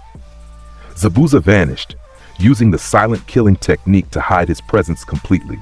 Kakashi cursed, trying to track him with the Sharingan. Sasuke activated his own Sharingan, spinning in circles. Sakura grabbed Tazuna and pulled him down, making both of them smaller targets. The killing intent spiked from directly behind Naruto. Zabuza emerged from the mist, Executioner's blade swinging in an arc designed to bisect the insolent genin who dared lecture him about honor and strength. Naruto caught the blade barehanded. The massive sword, easily 6 feet of steel designed to cleave through multiple opponents, stopped dead, held between Naruto's palms. Blood ran down his arms where the edge cut flesh, dripping onto the road. Naruto didn't flinch. Pain, he said calmly, meeting Zabuza's shocked eyes, is the proof of life. Then he kicked Zabuza with god-tier force, his foot connecting with the missing nin's chest and sending him flying backward through the mist. The sound was like a thunderclap. Boom! Trees splintered where Zabuza crashed through them. The executioner's blade fell from his nerveless fingers, clattering to the ground. Naruto picked up the massive sword with one hand, testing its weight and balance. Impressive craftsmanship. The metallurgy is exquisite, the balance perfect despite the size. A weapon worthy of a true warrior, not a merchant's dog. Zabuza emerged from the wreckage of broken trees, one arm hanging uselessly, blood leaking from his mouth behind the bandages. He stared at Naruto with wide eyes, his killing intent completely vanished, placed by genuine shock and the first stirrings of fear. What the hell are you? I am Naruto Uzumaki, the blonde replied, tossing the executioner's blade back to Zabuza with casual ease. The missing nin caught it awkwardly with his one good arm. Genin of Konohagakure, elder brother to my generation, and someone who recognizes wasted potential when I see it. You're better than this, Zabuza. You deserve better than this. So I'm going to make you an offer. From the mist, a figure approached, small, androgynous, wearing a hunter nin mask. Haku, Zabuza's companion and adoptive son, positioned himself between Naruto and his injured mentor. Don't come any closer, Haku warned, ice needles already forming around him. I won't let you hurt Zabuza-sama any further. Naruto's expression softened as he looked at the masked figure. You love him, don't you?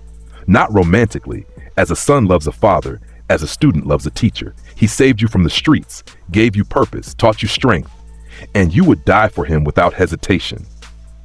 Haku's posture shifted fractionally, surprised by the accurate assessment. Yes, he's precious to me. I am his tool, his weapon. I exist to make his dreams reality. Then help me convince him that his current dream is beneath him, Naruto said, his tone gentle but firm. Help me show him that there's a better path than selling his skills to merchants and murdering bridge builders. Help me offer him something worth fighting for. Zabuza struggled to his feet, supported by the executioner's blade like a cane. What could you possibly offer me, boy? I'm missing Nin. Konoha would never. I'm not offering you Konoha's forgiveness, Naruto interrupted. I'm offering you something far more valuable, purpose, meaning. A chance to be part of something greater than money or revenge. I'm building a family, Zabuza, a kingdom, a group of warriors so powerful, so united, that the world will have no choice but to acknowledge our strength. Join me, and I will give you battles worth fighting, causes worth dying for, and the respect you once commanded as one of the 7 swordsmen. Refuse, and I will erase you here and now. Choose. The forest went silent. Even the mist seemed to hold its breath. Kakashi stared at his student, unable to believe what he was hearing. Sasuke and Sakura looked equally shocked. Tazuna had gone pale. Zabuza and Haku exchanged glances. Some unspoken communication passed between them. Finally, Zabuza laughed, a harsh, bitter sound. You're insane, kid. Completely insane. Building a kingdom? At 13 years old? He shook his head. But you know what? I like your insanity better than Gado's greed. And you're the first person in years who's looked at me and seen a warrior instead of a tool. So fine. You've got yourself a demon, Naruto Uzumaki. But if this kingdom of yours turns out to be bullshit, I'll kill you myself. Fair enough, Naruto agreed, his smile genuine and warm. Now, shall we discuss removing the filth from this land? I believe you mentioned a merchant who needs to be dealt with. 3 days later, Gado's compound burned. Naruto had insisted on handling the assault personally, but he'd allowed Zabuza and Haku to accompany him. Kakashi had protested violently, arguing that Jinin shouldn't be involved in what amounted to a mass assassination. Naruto had simply looked at him with that ancient eye and said, "My family needs to understand that justice sometimes requires violence. They need to see what happens to those who exploit the weak. This is not murder, Sensei. This is judgment." The slaughter had been methodical and absolute. Naruto moved through Gado's hired thugs like death incarnate, his bident manifested in gleaming blue in the darkness. Each thrust was precise, surgical, ending lives before the victims could scream. Thrust through hearts, thrust through throats, thrust through spines. No wasted movement, no unnecessary cruelty. Just efficient judgment executed with perfect form. Zabuza had cut down thugs with his executioner's blade, each swing taking multiple lives. Slashed through torsos, slashed through necks, slashed through raised weapons and the hands that held them. The former member of the 7 swordsmen fought with the savage grace that had earned his legend, his bandaged face splattered with arterial spray. Haku's ice needles had rained from above like divine retribution. Shing, shing, shing! Precise strikes to vital points, killing instantly and painlessly. The androgynous youth's reluctance to kill vanished when Naruto had explained that mercy to the evil was cruelty to the good, that Gado's men would continue exploiting Wave Country's citizens unless permanently stopped. The 3 of them had moved in perfect synchronization, a dance of death choreographed by necessity and executed with professional precision. Within 20 minutes, Gado's entire organization lay dead. The compound ran red with blood, bodies stacked like cordwood, the smell of copper thick in the air. Gado himself had been found cowering in his office, surrounded by his wealth, begging for mercy while offering money. Naruto had looked down at the merchant with cold contempt. A king who exploits his people is no king at all. You've built your empire on the backs of the desperate, grown fat on suffering. The scales must be balanced. Please, Gado had whimpered. I can pay you anything you want. Millions. Just let me. Naruto had thrust the bident through Gado's chest, pinning him to his expensive desk chair. The merchant's eyes had gone wide, blood bubbling from his lips, his hands scrabbling uselessly at the ethereal blue weapon. "Money means nothing to me," Naruto had said softly, watching the light fade from Gado's eyes. "I am a king, and kings answer to justice, not currency." They left the compound burning, flames consuming the evidence of corruption and cruelty. Naruto had stood at the docks afterward, coat unstained despite the carnage, looking out over the ocean. Zabuza and Haku flanked him, bloodied but unbowed. "We've just started a war," Zabuza observed. "Gado had connections, other merchants, crime lords, maybe even some of the minor nations. There will be consequences. Let them come," Naruto replied calmly. "Let the world know that there are consequences for exploiting the weak. Let them understand that a new power rises, one that does not tolerate injustice. This is the foundation of the kingdom I promised you, Zabuza. Built not on wealth or politics, but on the simple principle that the strong protect the weak, that justice matters more than profit." Haku had knelt then, removing his mask to reveal delicate features and dark eyes shining with conviction. "Naruto-sama, I pledge myself to your service. My skills, my life, my everything. It's yours to command." Zabuza had hesitated only a moment before kneeling as well, his executioner's blade laid across his knees in a gesture of submission. "You're still insane, kid, but you're the kind of insane the world needs. I'll follow you until I die or you disappoint me. Try not to do the latter." Naruto had looked at his two new retainers, a legendary swordsman and an ice-wielding prodigy, and felt satisfaction settle in his chest. The kingdom was growing. His family was expanding. When they'd returned to Tazuna's house, Kakashi had taken one look at the three of them, unstained by blood despite obvious combat, carrying themselves with the calm of those who just committed necessary violence, and made a command decision not to ask for details. Some things were better left uninvestigated. The next morning, Naruto had gathered the people of Wave Country at the bridge construction site. Hundreds of desperate, downtrodden citizens who'd suffered under Gado's tyranny, who'd watched their country die slowly under the weight of corruption and fear. Naruto stood before them, coat billowing in the ocean wind, and spoke with absolute authority. "Citizens of Wave Country, Gado is dead. His organization is destroyed. His wealth will be redistributed among you according to need. The bridge will be completed without further interference. Your nation will prosper." He paused, letting that sink in. "But prosperity must be defended. Strength must be cultivated. So I ask you now, what will you build? What kind of nation will Wave become once the bridge stands complete?" An old woman in the crowd found her voice. Who are you to promise us these things?" Naruto's smile was warm and genuine. "I am Naruto Uzumaki of Konohagakure. I am your protector, whether you acknowledge it or not. This land is now under my domain, not through conquest or force, but through the simple act of removing the cancer that was killing you. Build your bridge. Prosper. Remember that you are no longer slaves to fear or greed. You are citizens of a nation reborn, and I will burn the world to ash before I allow harm to come to you again." The crowd had knelt then, not in fear but in gratitude and overwhelming relief. They'd wept openly, these broken people who'd just been given hope. And Naruto had looked out over his newest subjects, not officially, not legally, but in every way that mattered, and felt the weight of rulership settle more firmly on his shoulders. Tazuna had approached afterward, tears streaming down his weathered face. "Thank you, boy. Thank you for giving us our lives back." "Thank me by building the greatest bridge this nation has ever seen," Naruto had replied.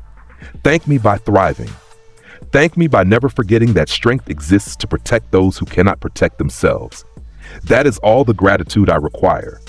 The bridge had been named the Great Naruto Bridge, in his honor, much to his amusement, and Kakashi's profound concern about the political implications of a Konoha Jinin being worshipped in a foreign nation. On the journey back to Konoha, Zabuza and Haku accompanying them as reformed missing nin seeking asylum, Sasuke had finally confronted Naruto about the power disparity. "You're not normal," the Uchiha had said flatly, standing in Naruto's path on the forest road. "You've never been normal. That weapon, your strength, the way you talk, the way people follow you. Who are you really, Dobe?" Naruto had studied his brother carefully, weighing how much truth to reveal. Finally, he'd said, "I am exactly who I've always claimed to be, Your elder brother, your protector, someone who cares for your well-being above my own. The rest, the power, the knowledge, the authority, those are tools I use to fulfill my purpose. Does knowing their source change anything fundamental about our relationship? It changes everything. Sasuke had shouted, Sharingan blazing. I'm trying to get stronger to kill Itachi, to restore my clan, to prove I'm not weak. But how can I do that when you're whatever you are? How can I surpass something that shouldn't exist? Naruto's expression had softened. You're asking the wrong question, brother. You shouldn't be trying to surpass me. You should be trying to surpass yourself, the Sasuke of yesterday, of last week, of last year. I am not your measuring stick for success. I am your safety net, your support structure, the foundation that allows you to take risks and push boundaries without fear of permanent failure. When you fight Itachi someday, you won't be alone. You'll have me behind you, beside you, protecting you from threats you don't see. That's what family means. I don't want protection, Sasuke had spat. I want revenge. I want strength. What you want and what you need are different things. Naruto had interrupted gently. And right now, you need to accept that being protected doesn't make you weak. It makes you loved. There's a profound difference. Sasuke had stood there, trembling with conflicted emotions, before finally turning away. I hate how you make sense when I want to be angry. That's what elder brothers do, Naruto had replied with a soft smile. We're annoying that way. The return to Konoha had been met with mixed reactions. Hiruzen had been simultaneously proud of the mission's success and deeply concerned about the methods employed. The reformation of 2 A-rank missing nin, the slaughter of an entire criminal organization, the informal annexation of Wave Country's loyalty, these were not normal outcomes for a C-rank escort mission, but the client was satisfied, the bridge would be built, and Wave Country would thrive. Those results spoke for themselves, regardless of the concerning methods.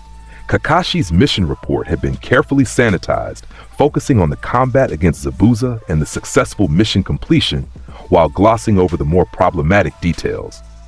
Hiruzen had read between the lines and called Naruto in for a private discussion. You've started building your kingdom, the Hokage had said without preamble. Wave Country now sees you as a savior. Zabuza and Haku are your personal retainers in all but name. Your teammates look to you for leadership before they look to Kakashi. This is happening faster than I expected. Change moves at its own pace, Hokage-sama, Naruto had replied. I simply provide direction. Do you understand the political complications you're creating? Konoha cannot appear to be annexing foreign territories or claiming missing nin as assets. The other villages will see this as aggression. Then they misunderstand the nature of what I'm building, Naruto had said calmly. I'm not claiming territory for Konoha. I'm creating a network of loyalty that transcends national borders. Wave Country is allied with me, not Konoha. Though since I am Konoha's, the distinction becomes academic. Zabuza and Haku have pledged themselves to my service, not the villages. These are personal bonds, not political alliances. There's a difference. Hiruzen had rubbed his temples, feeling a headache building. You're 13 years old and you're talking about personal international alliances like a clan head discussing trade agreements. I contain millennia of ruling experience, Hokage-sama. Age is merely the vessel. Wisdom transcends time. Naruto had leaned forward slightly. But I understand your concern. I will be more discreet going forward. The kingdom I'm building doesn't require public acknowledgement to function. It can grow in the shadows that's invisible to those who would oppose it, until it's too strong to challenge. That's somehow more concerning than the overt approach, Hiruzen had muttered. But he'd given his approval nonetheless, because what choice did he have? Naruto was too valuable to alienate, too powerful to control, and too genuinely dedicated to Konoha's well-being to suppress. The months that followed had been a whirlwind of D-rank missions, punctuated by Naruto's intensive training regimens. He'd worked with each member of the Konoha 11 individually, identifying their strengths and pushing them beyond standard academy expectations. With Hinata, he'd focused on building her confidence alongside her gentle fist mastery. You are a queen, sister, he'd told her during one training session, correcting her stance. Your techniques should reflect that dignity. Strike with authority, not apology. Command respect with every movement. She'd blushed furiously, but her strikes had grown sharper, more decisive, and she'd started meeting people's eyes when she spoke, her stutter lessening as her self-assurance grew. With Shikamaru, he'd engaged in strategic discussions that challenged the Nara heir's brilliant mind. Laziness is efficient only when it serves a purpose, Naruto had observed. Your intellect is wasted on cloud watching. Apply it to genuine problems, and watch how quickly the world changes around you. Shikamaru had called it troublesome, but had started analyzing mission parameters with new vigor, his strategies becoming more sophisticated and creative. With Ino, he'd emphasized the psychological aspects of her clan techniques. Control over consciousness is the ultimate power, he'd said during a discussion of mind transfer applications. But with great power comes great responsibility. You must be wise enough to know when to use such capabilities and disciplined enough to resist their misuse. She'd taken the lesson to heart, her training taking on new seriousness as she recognized the true potential of her abilities. The pattern had repeated across the entire generation. Rock Lee's dedication had been honored and encouraged. Neji's fatalism had been challenged and slowly eroded. Tenten's weapon mastery had been refined and expanded. Kiba's bestial instincts had been sharpened. Shino's analytical nature had been developed. Choji's strength had been cultivated. One by one, they'd all felt Naruto's influence, subtle but profound. He never demanded their loyalty, never claimed authority over them. He simply offered guidance, protection, and genuine care. And they responded by becoming stronger, more confident, more united as a generation. The Chunin exams announcement had been almost anticlimactic. Team 7, along with the other Konoha rookie teams, had been nominated immediately, much to everyone's surprise. Normally, rookie Genin waited a year before attempting the exams. But Kakashi, Asuma, and Kurenai had all submitted nominations, recognizing that their students were already operating beyond typical Genin capabilities. Naruto had accepted the nomination with quiet confidence. This was the next test, the next opportunity to demonstrate his family's strength, and he intended to make it spectacular. The first exam, the written test designed to test information gathering and stress management, had been trivial. Naruto had answered every question correctly through actual knowledge rather than cheating, his ancient wisdom making academy-level intelligence questions laughably simple. His teammates had used their own methods, Sasuke Sharingan copying answers, Sakura's academic brilliance solving them legitimately. The second exam, the Forest of Death, was where Naruto truly intended to shine, not by simply surviving or collecting scrolls, but by transforming the entire experience into something unprecedented.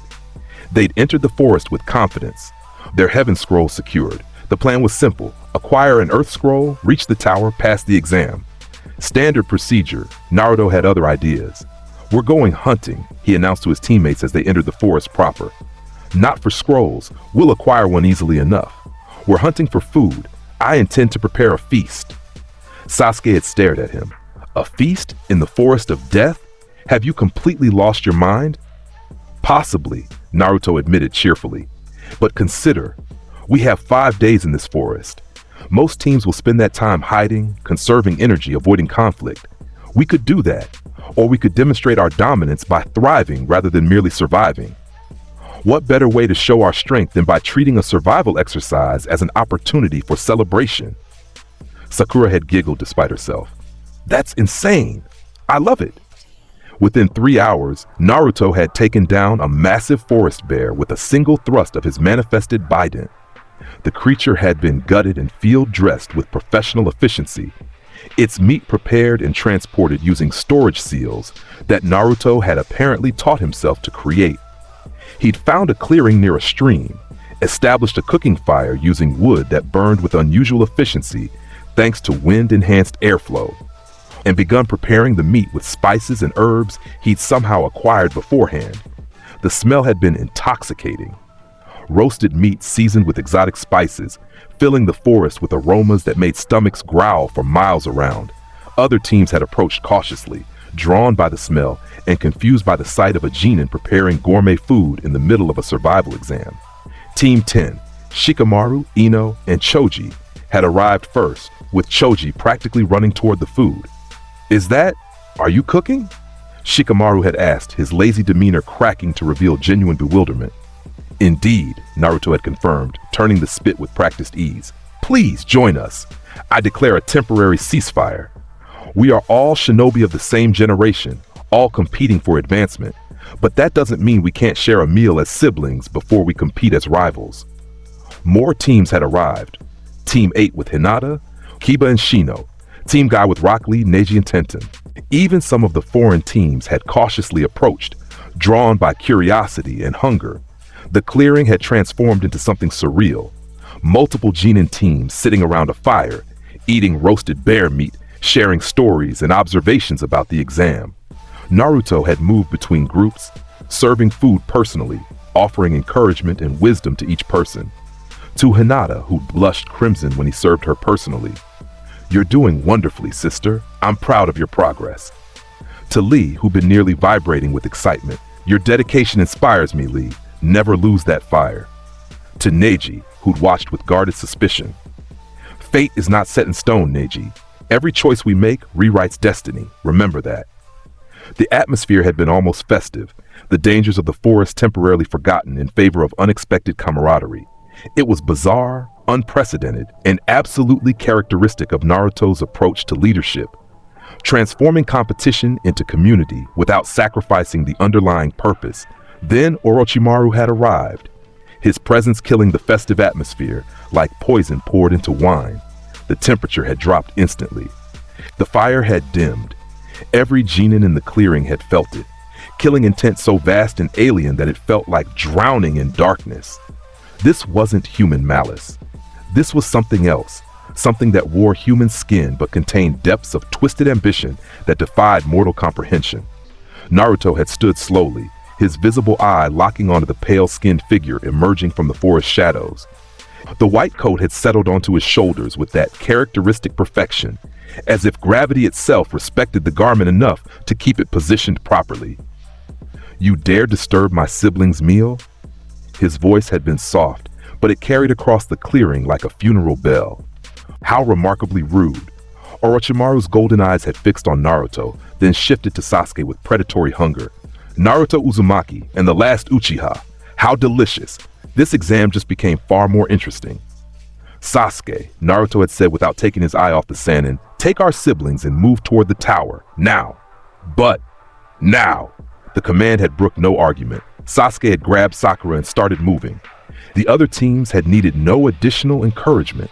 They'd fled immediately, recognizing a threat far beyond their capabilities. Hinata had hesitated, looking back at Naruto with concern written across her features. In Naruto-kun. Go, sister, he'd said gently. I will handle this. Trust me. She'd fled, though her eyes had been bright with unshed tears. When the clearing was empty except for Naruto and Orochimaru, the blonde had manifested his bident fully, the blue light casting strange shadows across his face. Orochimaru, the snake Sannin. Legendary shinobi, student of the third Hokage, master of countless forbidden techniques. Your reputation precedes you. Naruto's tone had been conversational despite the threat. You are here for Sasuke, are you not? You wish to mark him with your cursed seal, to claim his body for your immortality experiments. Orochimaru's eyes had widened fractionally. You know about that? Interesting. How much do you know, boy? Enough to understand that you are brilliant, powerful, and completely insane, Naruto had replied. You were once worthy of respect. A Sannin, a warrior whose name commanded fear and admiration. But you've let obsession corrupt you, twisted your genius into something monstrous. You've become a cautionary tale rather than a legend. How disappointing. The killing intent had spiked violently. Orochimaru's neck had extended unnaturally, his face elongating as he'd hissed. You dare lecture me, child? I am immortal. I am... Naruto had thrust the Biden into the ground. Persephone, Titan Smasher. The forest floor had exploded.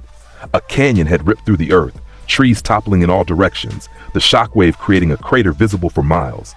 Orochimaru had barely escaped, using his serpentine flexibility to dodge the devastating technique, his golden eyes now wide with genuine shock. Naruto had walked forward through the dust and debris, coat billowing despite the lack of wind, his single visible eye seeming to glow with otherworldly light. You are a Sannin, a legend, Yet you slink through shadows like a rat, targeting children, experimenting on innocence, destroying what you once swore to protect. Where is your dignity? Where is the warrior who once stood beside Jiraiya and Tsunade as equals? For the first time in decades, Orochimaru had felt something he'd almost forgotten: fear. Not of death. He transcended that concern long ago, but fear of irrelevance, of being judged and found wanting by someone who saw through his immortality and forbidden knowledge to the hollowness beneath. This boy, this impossible boy who manifested weapons from chakra and spoke with the authority of ages, was looking at him the way one might look at a disappointing student, with pity and contempt. "What are you?" Orochimaru had demanded, his voice lacking its usual confidence. Naruto had released his presence then, not killing intent but dominance, the weight of standing before a king, a judge, a being who had ruled realms and commanded legions. The pressure had been immense, suffocating, absolute. Orochimaru had felt it crush down on him, and for just a moment, his immortal soul had quailed before something far more ancient than his stolen vessels. "I am Hades," Naruto had said simply. "King of the Underworld, Lord of the Dead, the Unseen One. And you, Orochimaru, are beneath my notice. You will not touch my brother. You will not mark him. You will retreat from this forest and contemplate how far you've fallen. Do you understand?" The Sanin had stared for a long moment, calculating, assessing. Then he'd laughed, a broken, slightly hysterical sound, and melted backward into the trees. "We'll meet again, Naruto-kun," he'd called from the darkness. "When you're not quite so overwhelming. This isn't over." "It is for now," Naruto had replied, "and that's sufficient." When Orochimaru's presence had fully vanished, Naruto had allowed himself to slump slightly, the dominance receding. Manifesting power on that scale took effort even for him, drained reserves that would take time to fully replenish, but Sasuke was safe. His siblings were protected. That was all that mattered. He'd collected the abandoned cooking equipment, sealed the remaining food, and made his way toward the tower. Team 7 would pass this exam. His family would advance. And Orochimaru would think twice before targeting them again. The victory felt hollow somehow, though Naruto couldn't quite articulate why. The preliminaries had been a formality. All the Konoha rookie teams had passed, along with the Sand siblings and several foreign teams. The assembled genin had been informed that the numbers were too high for the final exam format, necessitating preliminary one-on-one matches to reduce the field. Naruto's match had been against a sound genin, one of Orochimaru's agents, tasked with gathering intelligence and sowing chaos. The fight had lasted 15 seconds. The sound ninja had attacked with poison-coated senbon, his strategy relying on quick application of debilitating toxins. Naruto had simply walked forward through the attack, the needles bouncing off his skin as if striking steel rather than flesh. "Did you truly think poison would affect me?" Naruto had asked, almost conversationally. "I am immune to such crude methods. Hades cannot be killed by the tools mortals wield." One thrust of his manifestationless hand, pure wind pressure channeled through his palm, and the sound ninja had been launched backward into the arena wall. Embedded in the concrete, unconscious before his brain could process pain, the victory had been declared. Naruto had returned to the stands, ignoring the awed stares and fearful whispers. Other matches had been more interesting. Sasuke had fought with brutal efficiency, his Sharingan and fire techniques overwhelming his opponent. Sakura had demonstrated surprising taijutsu prowess, her medical training already showing dividends in understanding human anatomy and exploiting weaknesses. Lee had opened the first gate against a terrified opponent, moving at speeds that defied normal tracking, but the match that held Naruto's full attention had been Gaara versus Rock Lee. He'd watched the Sand Ninja's defense, the absolute protection offered by automatic sand manipulation. He'd seen the bloodlust in Gaara's eyes, the way Shukaku's influence bled through. And he'd recognized what was about to happen. Lee had been magnificent, pushing himself beyond normal human limits, opening gates that would have killed lesser shinobi. His speed had been breathtaking, his determination inspiring. He'd actually damaged Gaara's sand armor, something almost no one achieved. But in the end, it hadn't been enough. Gaara's sand had caught him, crushing his arm and leg with devastating force. The bones had shattered audibly. Lee had screamed. And then Gaara had raised the sand for the killing blow, his expression one of manic joy, ready to crush the brilliant taijutsu user into paste. Naruto had moved. Not a body flicker. That would have been too slow. He'd simply appeared between Lee and Gaara, his hand catching the descending sand with casual ease. The granules had stopped instantly, held in place by will rather than physical strength. Enough. Gaara's eyes had widened, the killing intent faltering. Who? Mother wants your blood. Your mother is dead, Naruto had said bluntly, his tone gentle despite the harsh words. What speaks to you is Shukaku, the One Tail, a bijou of sand and wind who has been sealed inside you since infancy. The voice you hear is not maternal. It's a creature of vast power and limited empathy, and it does not control you unless you allow it. He'd walked forward through the sand, letting it cut his skin as he approached. Blood had dripped from dozens of small lacerations, but his expression had remained calm, almost serene. You are lonely, aren't you? Naruto had reached Gaara and placed a hand on his head, ignoring the sand that tried to repel the contact. Isolated by your power, feared by those who should love you, turned into a weapon by a village that sees you as a tool rather than a person.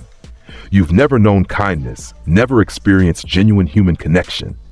So you've convinced yourself that you exist only to kill, that violence is the only way to prove you're alive. The sand armor had begun to crack, fissures spreading across Gaara's absolute defense as Naruto's words penetrated deeper than any technique could. But you're wrong, Naruto had continued softly. You exist for more than murder. You have value beyond your strength. And you are not alone, not anymore. Because I see you, Gaara. Not the monster, not the weapon, not the Jinchuriki. I see the boy who's been drowning in darkness, desperate for someone to acknowledge his pain. And I'm telling you now, it's going to be all right. You have an elder brother now, and he will never let you drown again. Naruto had then done something that made the entire arena gasp. He'd headbutted Gaara with enough force to shatter what remained of the sand armor completely. Crack. The impact had been like thunder. Gaara had stumbled backward, his defense gone, staring at Naruto with an expression of absolute shock. No one had ever broken his armor with raw strength. No one had ever touched him like this, not with violence born of hatred, but with the firm correction of someone who cared. Inside Gaara's mindscape, Shukaku had reared up, ready to lash out at this threat. But then the Bijuu had seen Naruto's soul, the vast ancient presence of the King of the Underworld, radiating dominance so absolute that even a tailed beast felt small before it. Shukaku had submitted instantly, falling silent for the first time in Gaara's memory. The red-haired Jinchuriki had collapsed to his knees, tears streaming down his face as the constant voice in his head went quiet. What? What are you? What did you do? Naruto had knelt beside him, pulling him into an embrace despite the blood and sand coating them both. I am your elder brother, if you'll allow it. I've shown Shukaku what true dominance feels like, reminded it that there are beings in this world who do not fear its tantrums. It will trouble you less from now on, though you'll need to work on building a proper relationship with it. A Bijuu is not a pet or a tool. It's a sentient being deserving of respect. Treat it as a reluctant ally rather than a prisoner, and you'll find cooperation easier to achieve. Gaara had sobbed into Naruto's shoulder, years of isolation and pain breaking like a dam. The arena had been silent, stunned by the impossible scene. The monster of Suna crying in the arms of a Konoha Genin, completely pacified, completely human. Temari and Kankuro had rushed down from the stands, stopping at a safe distance, uncertain how to process what they were witnessing. Is Gaara? Temari couldn't finish the question. He's healing, Naruto had replied, looking up at Gaara's siblings with his single visible eye. Your brother has been in agony for years, and no one noticed because they were too busy fearing him. But that changes now. You will support him, help him learn to control his power rather than being controlled by it. And you will treat him like family rather than a weapon. Do you understand? They'd nodded mutely, too shocked to do anything else. The medical ninja had rushed in to tend to Rock Lee, who'd been watching the entire scene with tears streaming down his face. Naruto-kun, thank you. Thank you for saving me, for saving Gaara-san. You fought brilliantly, Lee, Naruto had said, standing and helping Gaara to his feet. Your dedication is an inspiration. Rest now, heal, and come back stronger. I expect great things from you, brother." The preliminaries had concluded shortly after, the remaining matches almost anticlimactic after the dramatic intervention. The finals would be held in a month, giving everyone time to prepare and recover. But the message had been sent to everyone present. Naruto Uzumaki was not just powerful, he was a force of nature that could pacify Biju, inspire loyalty, and completely disrupt the expected order of events. The month of preparation before the finals had been intense. Naruto had trained his siblings relentlessly, pushing each of them to new heights while also working on his own capabilities. With Sasuke, he'd focused on the Sharingan's tactical applications rather than just combat uses. Your eyes see patterns, brother. Use that to predict not just movements, but intentions, strategies, psychological weaknesses. The Sharingan is wasted on those who only use it to copy techniques. With Sakura, he'd arranged for her to meet Tsunade, an encounter he'd orchestrated by simply informing Jiraiya that Konoha had a medical prodigy who needed a proper teacher. The Toad Sage had been skeptical until he'd seen Sakura's chakra control and analytical mind, at which point he'd grudgingly agreed to help track down his old teammate. With his other siblings, he'd customized training to their specific needs. Hinata's confidence grew daily under his patient guidance. Shikamaru's strategies became more sophisticated. Ino's mind techniques expanded in scope. Each of them felt his influence, subtle but profound. And in private, Naruto had worked on developing his Ichor techniques, the blood evolution abilities that represented the pinnacle of his combat capabilities.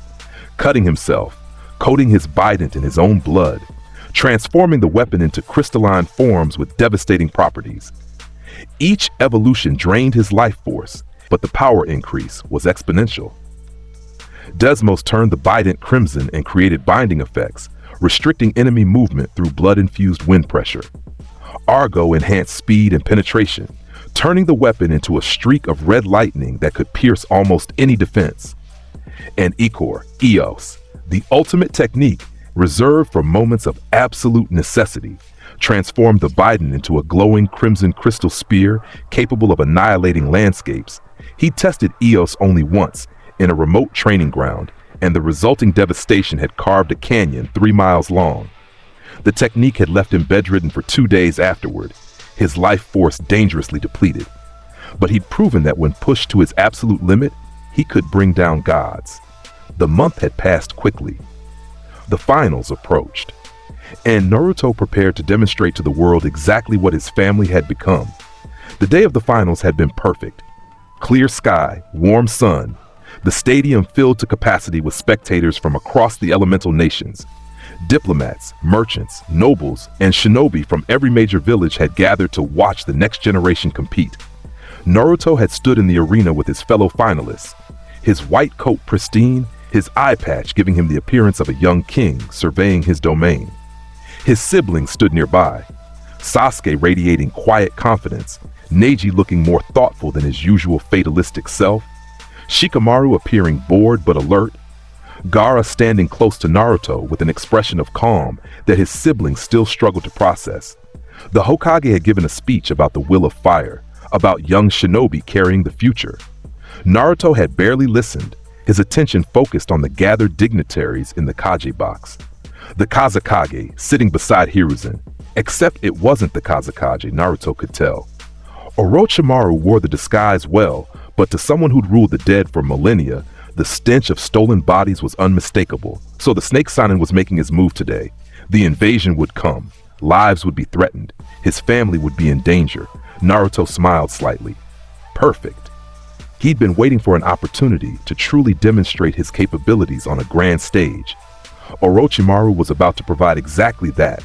The first match had been called, Naruto Uzumaki versus Neji Hyuga. As they'd faced each other in the arena center, Neji had activated his Byakugan, his expression one of grim determination. "I've seen your strength, Naruto, but fate is absolute. I was born into the branch house, destined to serve the main house. No amount of your philosophy can change that." Naruto had shaken his head sadly. "You cling to fatalism because it's easier than accepting responsibility for your own choices, Neji. If everything is predetermined, then you're not accountable for your failures, your weaknesses, your inability to save your father. But that's a coward's philosophy. You're better than that. Neji's eyes had blazed with anger. You know nothing about. I know everything about loss and destiny, Naruto interrupted. I've died and been reborn. I've ruled kingdoms that crumbled to dust. I've watched people I loved fade into history. And I'm telling you now, fate is not set in stone. Every choice we make rewrites destiny. Your father chose to die protecting his brother. That was his choice, his demonstration of love. Honor it by making your own choices rather than hiding behind predetermined outcomes. The match proctor had called for the fight to begin. Neji had charged immediately. Gentle fist strikes aimed at Naruto's chakra points with Byakugan-enhanced precision. Naruto hadn't manifested the bident. He'd simply stood there and caught every strike with his bare hands, his movements minimal and efficient. Each attempted palm strike had been intercepted, redirected, or absorbed without apparent effort. You're fast, Naruto had commented casually, catching another combination. Your form is excellent. Your Byakugan tracking is precise, but you're not thinking strategically. You're relying on a fighting style designed for certain victory through superior insight, without considering what happens when your opponent doesn't care about chakra point strikes. He'd caught both of Neji's hands and held them firmly. Do you want to know why your gentle fist doesn't work on me, Neji?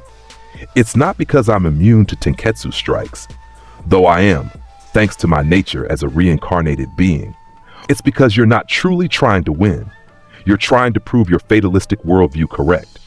You want me to be stronger so you can say, see, I was always destined to lose. That's pathetic. Neji had tried to pull free, failed, and attempted a headbutt. Naruto had returned the gesture with interest. Crack, sending Neji stumbling backward, his Byakugan deactivating from the shock. Fight me for real, Naruto had demanded. Not to prove fate exists, but to prove you exist. Show me the Neji who surpasses destiny through skill and determination. Be the man your father died believing you could become. Something had broken in Neji then. Not his body, but his certainty. For the first time in years, doubt entered his fatalistic worldview. If Naruto could stand here, defying every expectation, demonstrating impossible power while speaking of choice and change, maybe fate wasn't as absolute as he'd believed. Neji had straightened, wiping blood from his lip where the headbutt had split skin.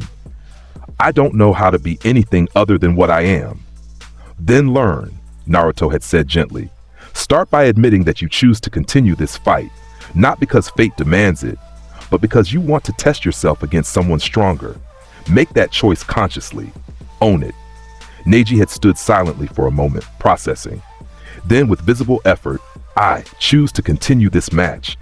Not because I'm destined to lose, but because I want to measure myself against you and see how far I still need to go. Naruto's smile had been radiant. There's the Neji I knew existed beneath the fatalism. Good. Now show me what you can do when you fight with purpose instead of resignation. The match had continued, but the nature of it had changed fundamentally. Neji had fought with renewed vigor, his gentle fist strikes carrying genuine intent to win rather than resigned acceptance of defeat. He pushed himself further than ever before, combining rotation techniques with precision strikes in ways his training had never emphasized. Naruto had defended effortlessly, his movements a masterclass in economy of motion, but he'd offered genuine feedback throughout. Better, faster, good combination. Now try, yes, exactly like that. Excellent adaptation. In the end, Neji had exhausted himself, his chakra depleted from pushing beyond normal limits. He'd collapsed to one knee, breathing hard, unable to continue. Winner, Naruto Uzumaki, the proctor had declared. Naruto had helped Neji to his feet, supporting the exhausted Hyuga. You did well, brother. Better than you know. I'm proud of you. I still lost, Neji had said, but without the usual bitterness. You won something far more valuable than a match, Naruto had replied. You won freedom from the chains of fatalism. That's worth more than any tournament victory. The crowd had cheered, though most hadn't understood the deeper significance of what they'd witnessed. But in the Kage box, Hiruzen had smiled with genuine warmth, recognizing that Naruto had just helped one of Konoha's most troubled prodigies take the first step toward healing. The subsequent matches had been exciting but less philosophically profound. Sasuke had dominated his opponent with ruthless efficiency. Shikamaru had forfeited despite clearly winning, claiming it was too troublesome to continue. Gaara's match had been cancelled when his opponent had fled rather than face the reformed Jinchuriki. And then, during Sasuke's final match, it had happened. Feathers had begun to fall from a cloudless sky. A genjutsu, broad-range and sophisticated, designed to put the civilian population to sleep. In the Kage box, the Kazekage had made his move, taking Hiruzen hostage. The invasion had begun. Sound and Sand Ninja had poured into the village, attacking civilians and shinobi alike. Chaos had erupted throughout Konoha, but Naruto had been ready. He dispelled the genjutsu with a pulse of chakra, waking his siblings instantly. Sasuke, Sakura, evacuate civilians to the emergency shelters. Neji, Hinata, Shikamaru, Ino, Choji coordinate with the Jonin defenders. Lee, Tenten, Kibashino counterattack against the invasion forces. Gaara, Tamari, Kankuro prove your reformation by defending Konoha alongside us. They'd moved without question, without hesitation. His family trusted him absolutely, and that trust translated into perfect coordination. Naruto himself had headed toward the Kage box, where he knew Orochimaru had taken Hiruzen. The barrier was already up, purple flames forming a cube that would kill anyone who touched it. Inside, Orochimaru had shed his Kazekage disguise and was facing the aged Hokage with that familiar manic grin. "You can't save him," one of the Sound Four had called out, guarding the barrier. "The moment you touch the barrier, you die. The Hokage is..." Naruto had manifested the Bident and thrust it into the barrier. The purple flames had recoiled, parting around the weapon like water around a stone. The Bident, forged from the chakra of someone who'd ruled the afterlife, was antithetical to techniques designed to kill. Death could not harm death itself. Naruto had stepped through the barrier as if it were mist, his coat billowing dramatically. The Sound Four had stared in shock as their supposedly impenetrable barrier failed to even slow him. Inside, Orochimaru had paused his conversation with Hiruzen to stare at the new arrival. That's impossible. The barrier should kill anyone who touches it," Naruto had finished, his tone bored. "Yes, I understand the theory. Unfortunately for you, I am not just anyone. I am Hades, and death bows to me, not the reverse." He'd pointed the Bident at Orochimaru. "You have 5 seconds to release the Hokage and retreat, Snake. I'm giving you this one chance out of respect for what you once were. Refuse, and I will erase you from existence so thoroughly that even your soul fragments won't survive." Orochimaru had laughed, the sound tinged with hysteria. "You can't kill me, boy. I'm immortal. I've transcended death itself through my research. Naruto had moved, crossing the distance in a blur and catching Orochimaru by the throat with his free hand. The Bident pressed against the Sanin's chest, right over his stolen heart. "Immortality means nothing to the king of the dead," Naruto had said softly, his visible eye glowing with that otherworldly light. "I can see your soul, Orochimaru. All the fragments you've scattered across different vessels, all the anchors you've created to cheat death. I can see them all, and I can sever them with a thought. You are not immortal. You are simply very good at running and hiding. But you cannot hide from me." For the first time in decades, Orochimaru had felt genuine terror. This boy, this impossible ancient boy, was looking at him the way a scientist looks at a failed experiment, with disappointment and the clear intention to discard the mistake. "Wait," Orochimaru had gasped. "We can make a deal. I have knowledge, resources, techniques that I don't need or want," Naruto had interrupted. "You have nothing to offer me except your absence. So I'm going to make this very simple. Leave. Abandon this invasion. Never return to Konoha. Never target my siblings again. Do these things and I'll allow you to continue your miserable existence. Refuse, and I'll end you right here, right now. What's your answer?" Orochimaru had struggled for a moment, pride warring with survival instinct. Finally, survival had won. "I agree. I'll retreat. The invasion will be called off." Naruto had released him, stepping back. "Good choice. Now get out of my sight before I change my mind." The Sanin had fled, vanishing in a swirl of snakes and broken pride. The barrier had dropped immediately, the Sound Four retreating rather than facing whatever monster had just casually negotiated with their master. Hiruzen had looked at Naruto with a mixture of gratitude and concern. "You just let Orochimaru go. He'll come back. He'll try again." "Perhaps," Naruto had agreed, helping the aged Hokage to his feet. but not today. And by the time he works up the courage to return, will be so much stronger that he won't dare. Sometimes, Hokage-sama, mercy is the cruelest punishment. I've just forced Orochimaru to live with the knowledge that he's beneath my notice, too insignificant to warrant permanent elimination. That wound to his ego will fester far longer than any physical injury. The old man had smiled despite himself. You're terrifying when you're strategic, you know that? I'm the king of the underworld, Naruto had replied with a slight smile. Terrifying is part of the job description. With Orochimaru's retreat, the invasion had collapsed quickly. The Sound and Sand forces, lacking leadership and facing unexpectedly fierce resistance from Konoha's defenders, had withdrawn in disarray.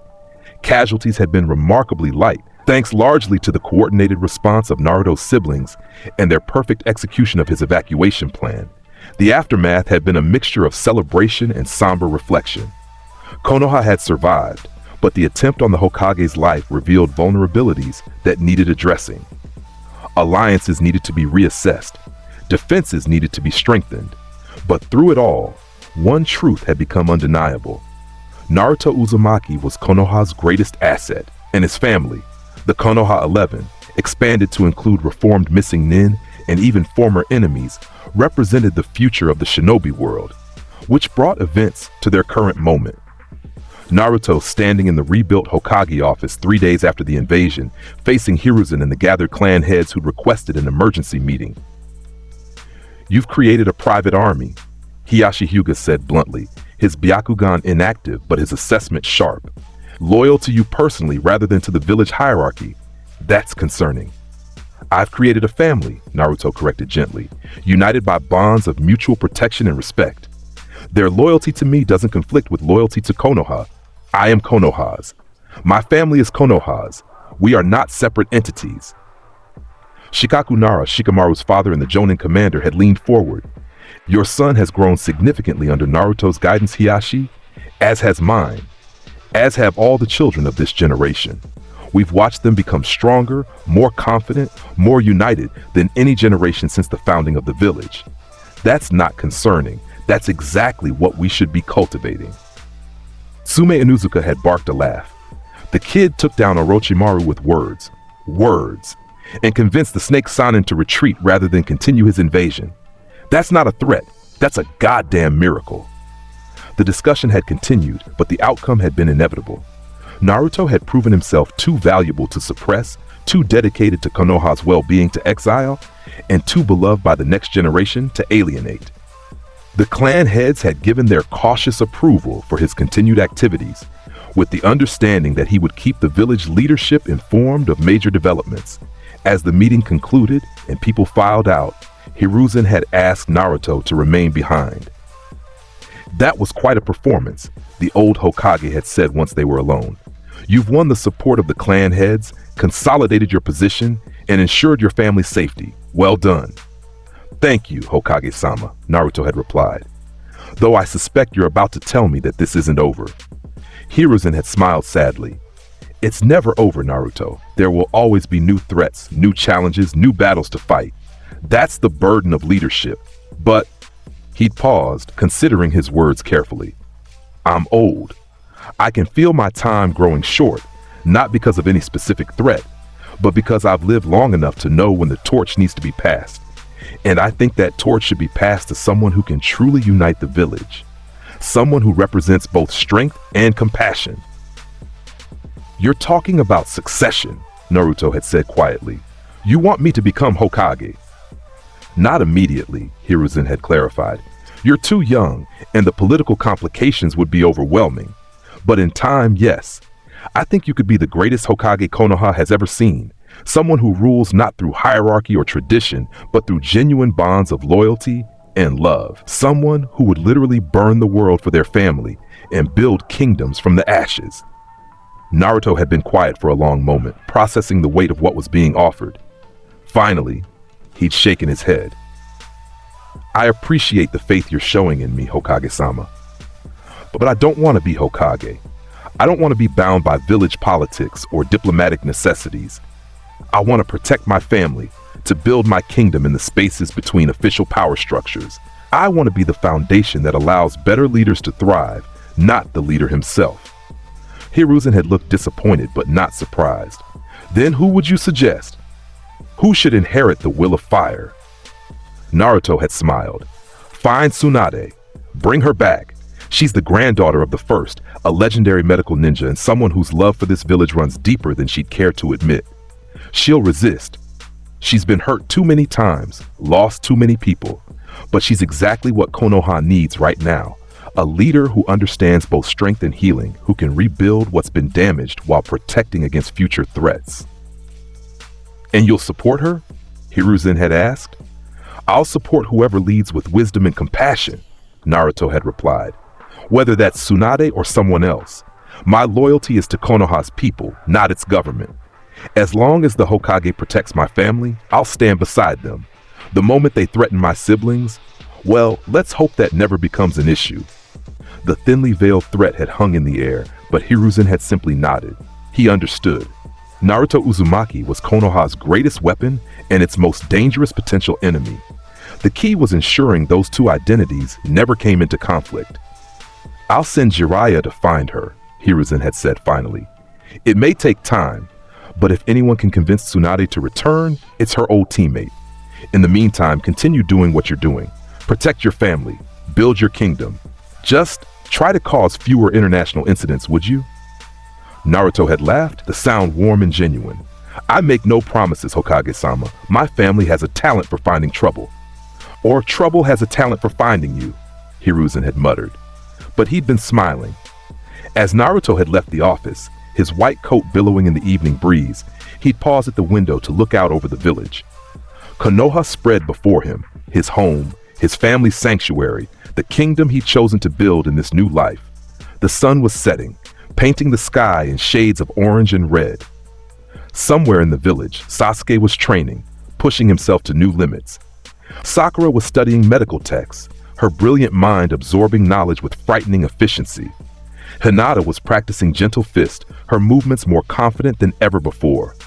All his siblings were growing, thriving, becoming the incredible shinobi he knew they could be, and he was their elder brother, their protector, their king. The thought brought a smile to his face. In his previous life as Hades, he'd ruled the underworld with absolute authority but terrible loneliness. The dead made poor company, and even Persephone's love couldn't fill the emptiness of eternal rule over souls. But here now, in this life, he had family. Real, living, breathing family who loved him and whom he loved in return. He had purpose beyond mere rule. He had protection, guidance, the joy of watching his siblings succeed. This, Naruto decided, was what he'd been reborn for. Not to rule the dead, but to protect the living. Not to judge souls, but to nurture them. Not to be a distant king, but to be a beloved brother. The future would bring new challenges. Akatsuki still hunted the Biju, which meant they'd eventually come for him and Gaara. The other villages would grow concerned about Konoha's rising power.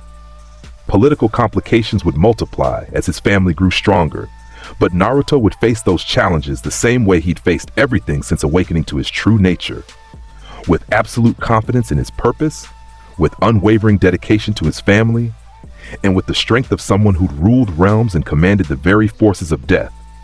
He was Naruto Uzumaki, reincarnation of Hades, king of the underworld reborn as a shinobi of Konoha, elder brother to an entire generation, and he would protect his family with every fiber of his being, would build a kingdom that would endure through ages, would ensure that those he loved never knew the darkness he'd once ruled. This was his purpose. This was his joy. This was his kingdom, and it was only the beginning.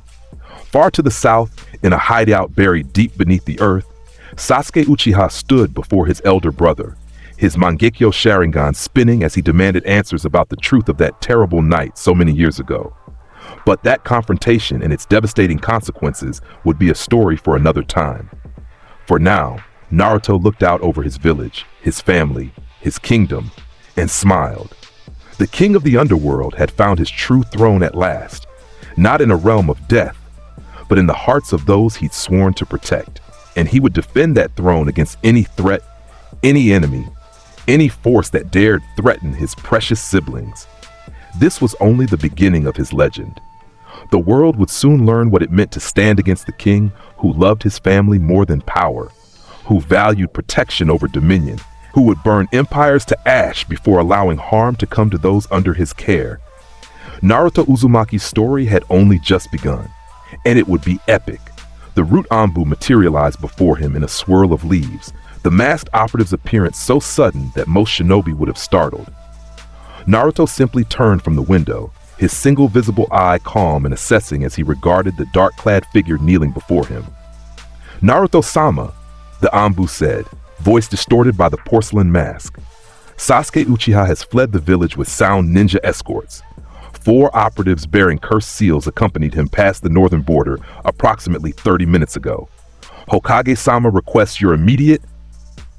"Dismissed," Naruto interrupted softly, his tone carrying absolute authority despite the gentle delivery. "Return to Tsunade-sama and inform her that I will handle this personally. No one else is to pursue. Is that understood?" The Anbu hesitated fractionally.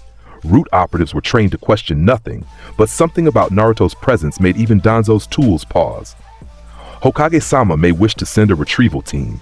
The Sound Four are dangerous, and Sasuke Uchiha is..." "My brother," Naruto finished, his visible eye hardening to something cold and ancient, "which means his retrieval falls under my jurisdiction, not the village's.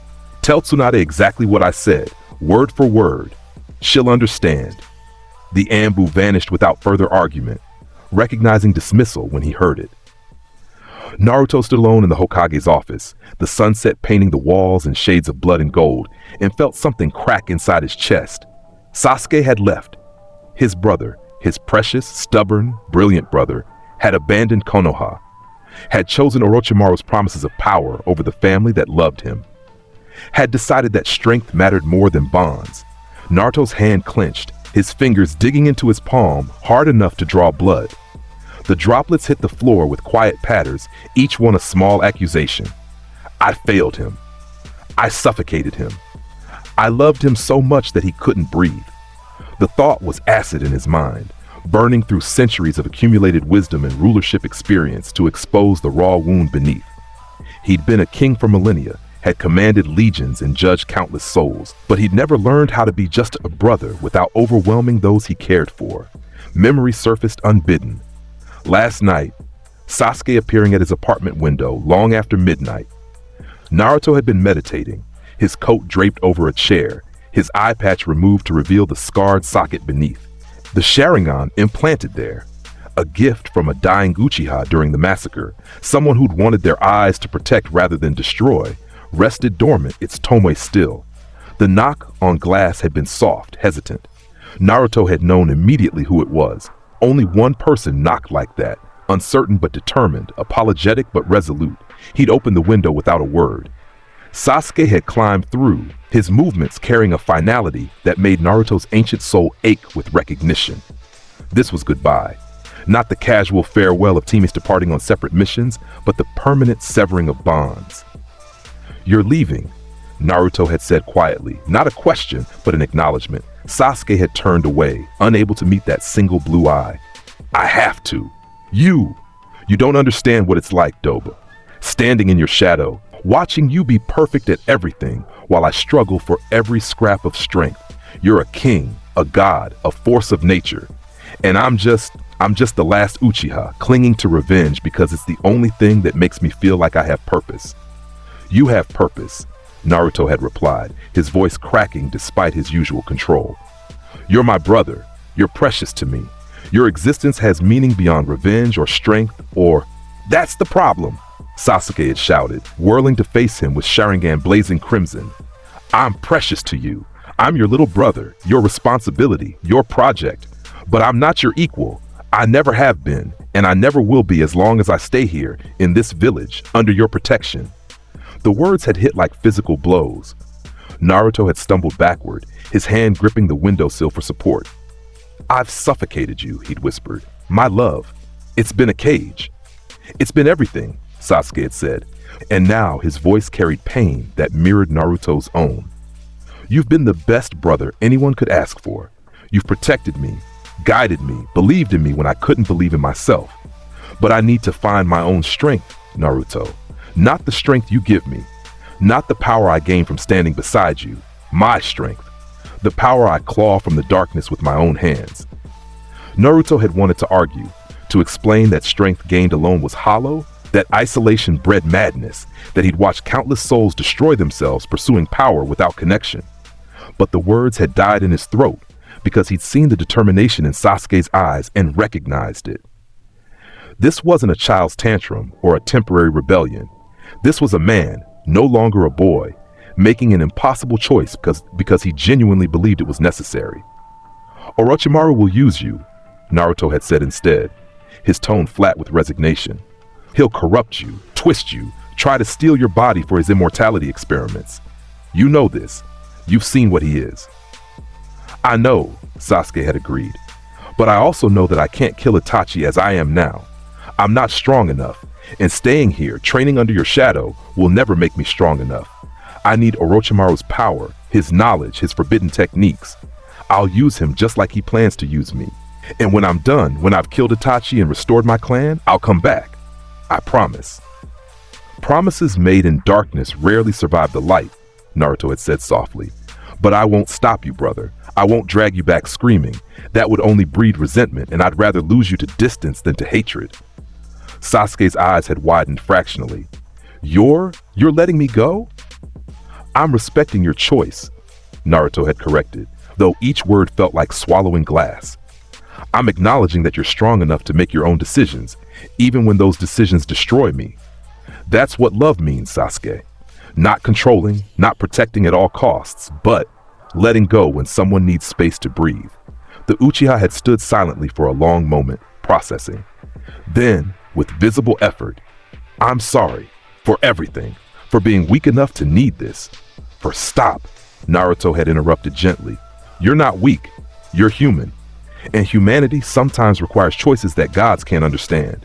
He'd walked forward, closing the distance between them, and pulled Sasuke into an embrace. I love you, brother. Nothing you do will ever change that. Not distance, not time, not even if you return as an enemy. You will always be precious to me. Sasuke had returned the embrace, his hands gripping Naruto's shirt with desperate strength. I'll come back. I swear it. When I'm strong enough to stand beside you as an equal, when I've proven myself worthy. You're already worthy, Naruto had whispered into his hair. You always have been. But if you need to prove it to yourself, then go. Become the shinobi you need to be. Just don't lose yourself in the darkness. Remember that you have family waiting for you. Remember that you're loved. They'd stood like that for several minutes, two brothers holding each other in a farewell neither wanted, but both recognized as necessary. Finally, Sasuke had pulled away, his Sharingan deactivated, and his expression carefully neutral. Take care of them, he'd said. Sakura, Hinata, all of them. Keep my family safe while I'm gone. Always, Naruto had promised. That's what elder brothers do. Sasuke had turned toward the window, paused, then looked back one final time. When I return, I'm going to be strong enough to challenge you, to actually make you fight seriously. Will you accept that challenge? Naruto's smile had been bittersweet. I'll look forward to it, brother. Come back strong. Come back whole.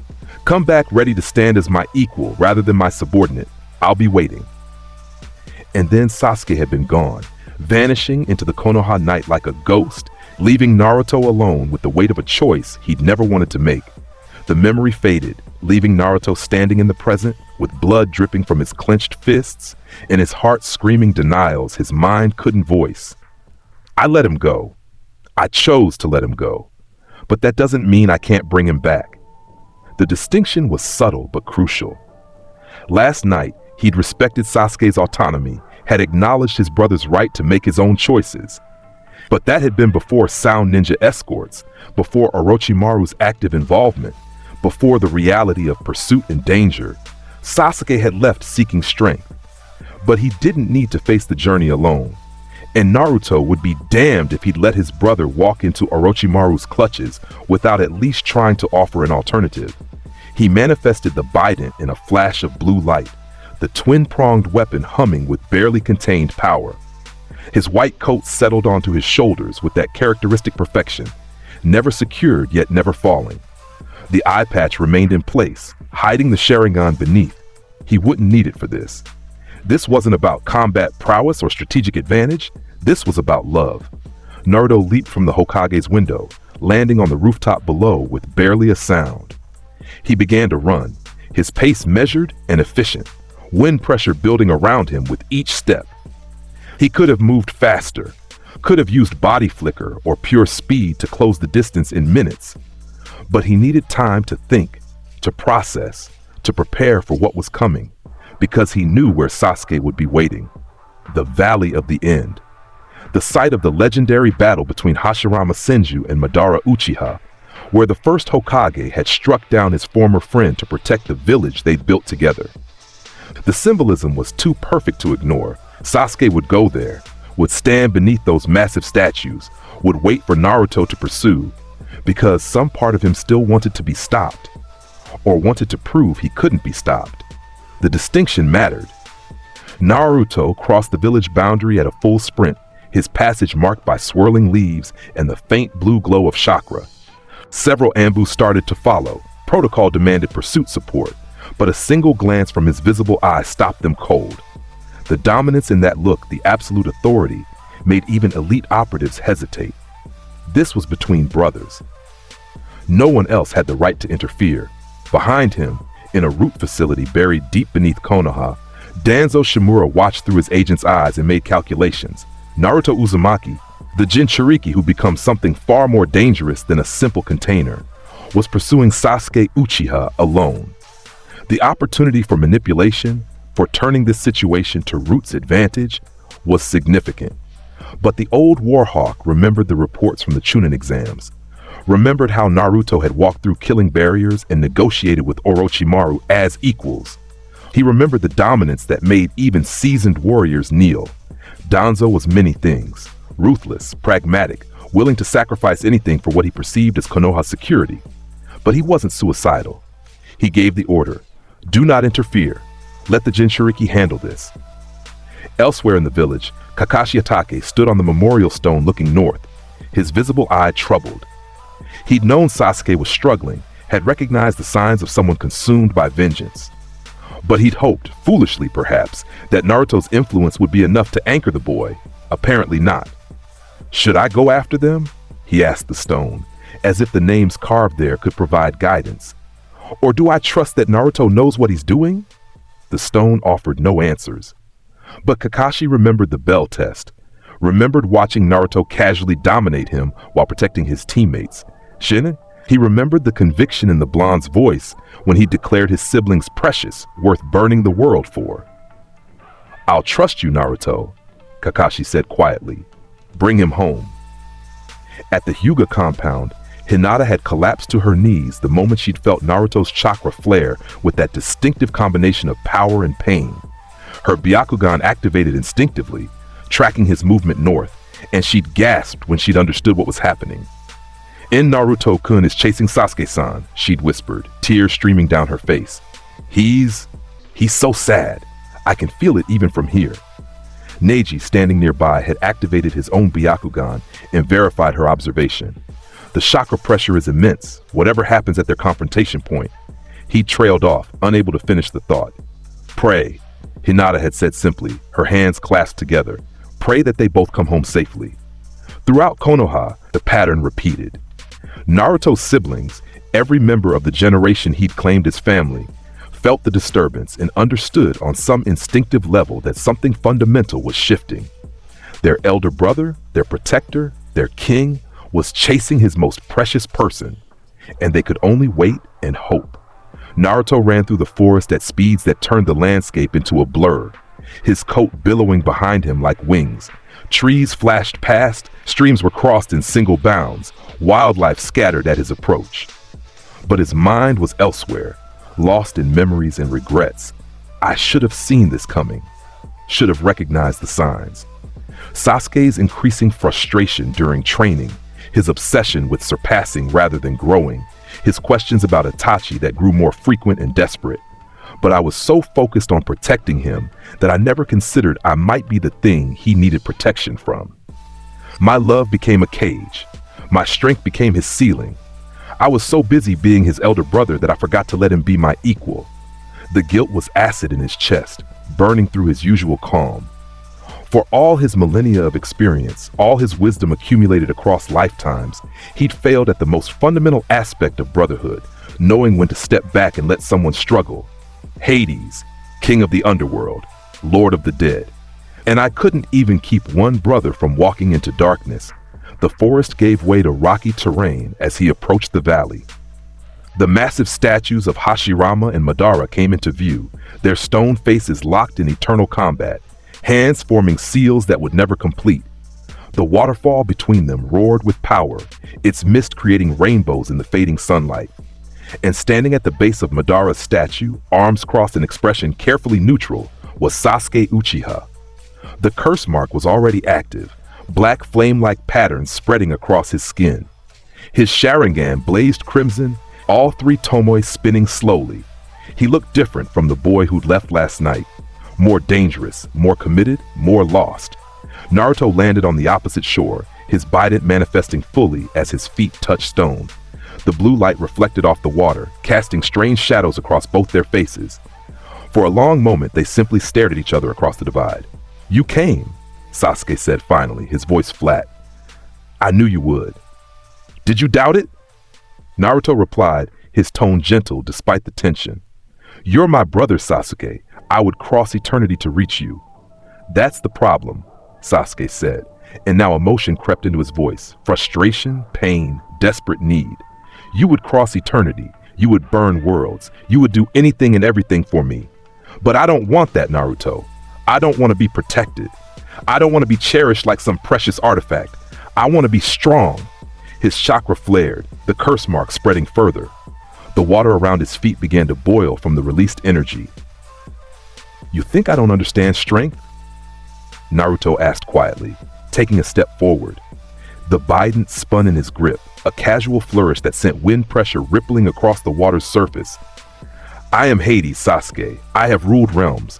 I have commanded armies of the dead. I have fought gods and titans and forces that would shatter your comprehension. I know strength intimately, have wielded it for longer than this world has existed. And I'm telling you now, the strength you seek with Orochimaru is hollow. It's power without purpose, might without meaning. It will consume you." "Then let it consume me," Sasuke shouted, and his hands were already moving through seals. "Let it burn me to ash if it means I become strong enough to kill Itachi, strong enough to restore my clan, strong enough to stand as your equal rather than your perpetual subordinate." Lightning crackled around his hand as the Chidori formed, the technique screaming with barely controlled power. The sound was like 1,000 birds crying, and the light turned the mist white. "Sasuke, don't," Naruto said, and for the first time, his voice carried genuine pleading. "Don't force this. Don't make me. Fight me!" Sasuke roared, charging across the water with Chidori extended. "Prove I'm your equal. Prove I'm worth standing beside. Or prove that everything you've said about brotherhood was a lie." Naruto moved on instinct, the bident coming up to deflect the lightning technique. The twin prongs caught the Chidori, redirecting its energy into the sky, where it exploded in a brilliant flash. The shockwave sent water spraying in all directions, creating a momentary rain. "I don't want to fight you," Naruto said desperately, his single visible eye wide with pain. "Brother, please, you don't need to prove anything. You're already..." "Already what?" Sasuke demanded, landing and immediately launching into a combination attack. Kunai thrown with Sharingan precision, followed by a great fireball technique that turned the air scorching hot. "Already strong enough? Already worthy? Already your equal? Then prove it. Fight me seriously. Stop holding back like I'm some fragile thing that might break." Naruto deflected the kunai with wind pressure, then thrust the bident into the water.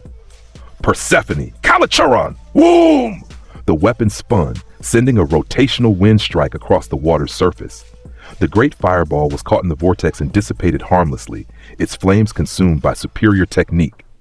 But Naruto had deliberately aimed wide, ensuring the attack wouldn't touch Sasuke directly. "Stop pulling your strikes!"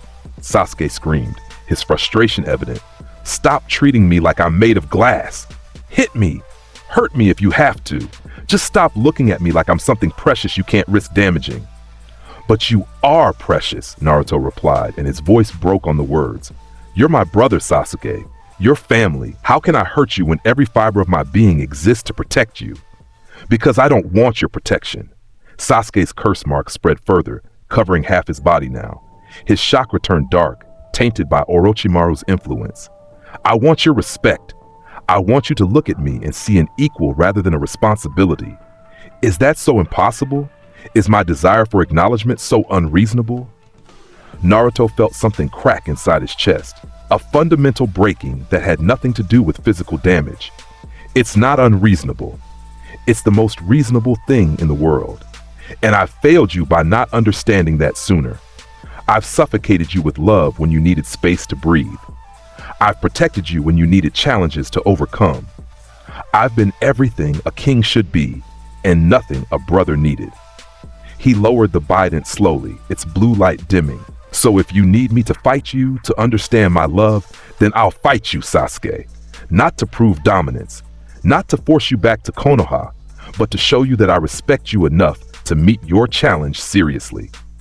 Naruto reached up and removed his white coat for the first time anyone could remember. The garment fell to the water's surface, floating there like a discarded banner. Beneath it, his black shirt revealed arms already coated in faint scars from training and combat. You want me to stop holding back? Naruto continued, and now his voice carried the weight of ages. You want to see the strength I've been concealing? Very well. But know this, brother. What I'm about to show you is not to intimidate or overwhelm you. It's to demonstrate exactly how far you still have to go, how much you can still grow. This is not the end of your journey. It's barely the beginning. The bident flared to full brightness, humming with power that made the air distort. Naruto's visible eye began to glow faintly, not with chakra but with something deeper. The ancient presence of a being who judged countless souls. Sasuke felt it wash over him, the dominance he'd experienced before but amplified. This wasn't the gentle elder brother who trained with him, who'd cooked meals and offered advice. This was Hades, king of the Underworld, and the sheer weight of that presence made his knees want to buckle. But Sasuke Uchiha had never backed down from anything in his life. He pushed the curse mark to level 2, his body transforming into something monstrous. Wings sprouted from his back, his skin turned gray, his eyes became predatory. The transformation burned through his chakra reserves, but it also multiplied his power exponentially. Good, Naruto said softly, approving despite the situation. Show me your strength, brother. Show me the Sasuke who refuses to surrender, who claws for every scrap of power, who would rather burn than fade. I'm proud of you. And then they clashed. Boom. The impact was cataclysmic. Sasuke's Chidori-enhanced strike met Naruto's bident thrust, and the collision sent shockwaves rippling across the valley. The waterfall's flow disrupted, spraying sideways from the pressure. The statues of Hashirama and Madara cracked fractionally, ancient stone unable to withstand the forces being unleashed. Naruto's thrust had been perfect, economical, precise, devastating in its simplicity. But he'd angled it at the last microsecond, ensuring it passed 3 inches from Sasuke's heart rather than through it. The wind pressure still carved a line across the Uchiha's chest, drawing blood but missing vitals. Sasuke felt it, understood the implication, and his rage intensified. Stop holding back! He launched into a flurry of attacks, Sharingan tracking possibilities and executing combinations that would have overwhelmed most jonin. Fire techniques mixed with lightning, enhanced by the curse mark's corrupted chakra. Each strike was lethal, each movement designed to kill. Naruto defended perfectly, his bident a blue blur that intercepted every attack. Thrust, deflecting fireball. Spin, redirecting lightning. Sweep, creating wind pressure that disrupted Sasuke's positioning. Every movement was economical, beautiful in its efficiency, and absolutely overwhelming. You're fast, Naruto commented, his tone almost conversational despite the intensity. Your Sharingan tracking is exceptional. The curse mark provides impressive power amplification. But you're still fighting with emotion rather than strategy, brother. Anger makes you predictable. He caught Sasuke's next Chidori with the bident shaft, then twisted and sent the Uchiha flying backward with a wind-enhanced throw. Sasuke crashed into the water, creating a massive splash, then emerged immediately and charged again. Shut up! Sasuke screamed, his voice distorted by the curse mark transformation.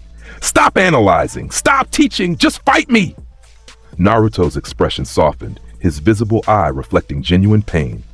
I can't stop being your teacher, Sasuke. It's who I am. It's who I've always been. Even now, facing you as an opponent, all I can think about is how to help you improve, how to guide you toward better technique, how to. Sasuke hit him with a point-blank Chidori, the lightning piercing through Naruto's defenses and stabbing into his shoulder. Blood erupted, crimson against the blue glow of the bident. The pain was intense, electrical currents scrambling nerve signals. Naruto gasped, stumbled backward, his free hand moving to the wound. He looked at Sasuke with something approaching shock, not because of the injury, but because his brother had actually landed a serious blow. There, Sasuke panted, curse mark wings keeping him aloft above the water. That's what I needed, not your teaching, not your guidance, just acknowledgement that I can hurt you, that I'm not so far beneath you that my attacks are meaningless.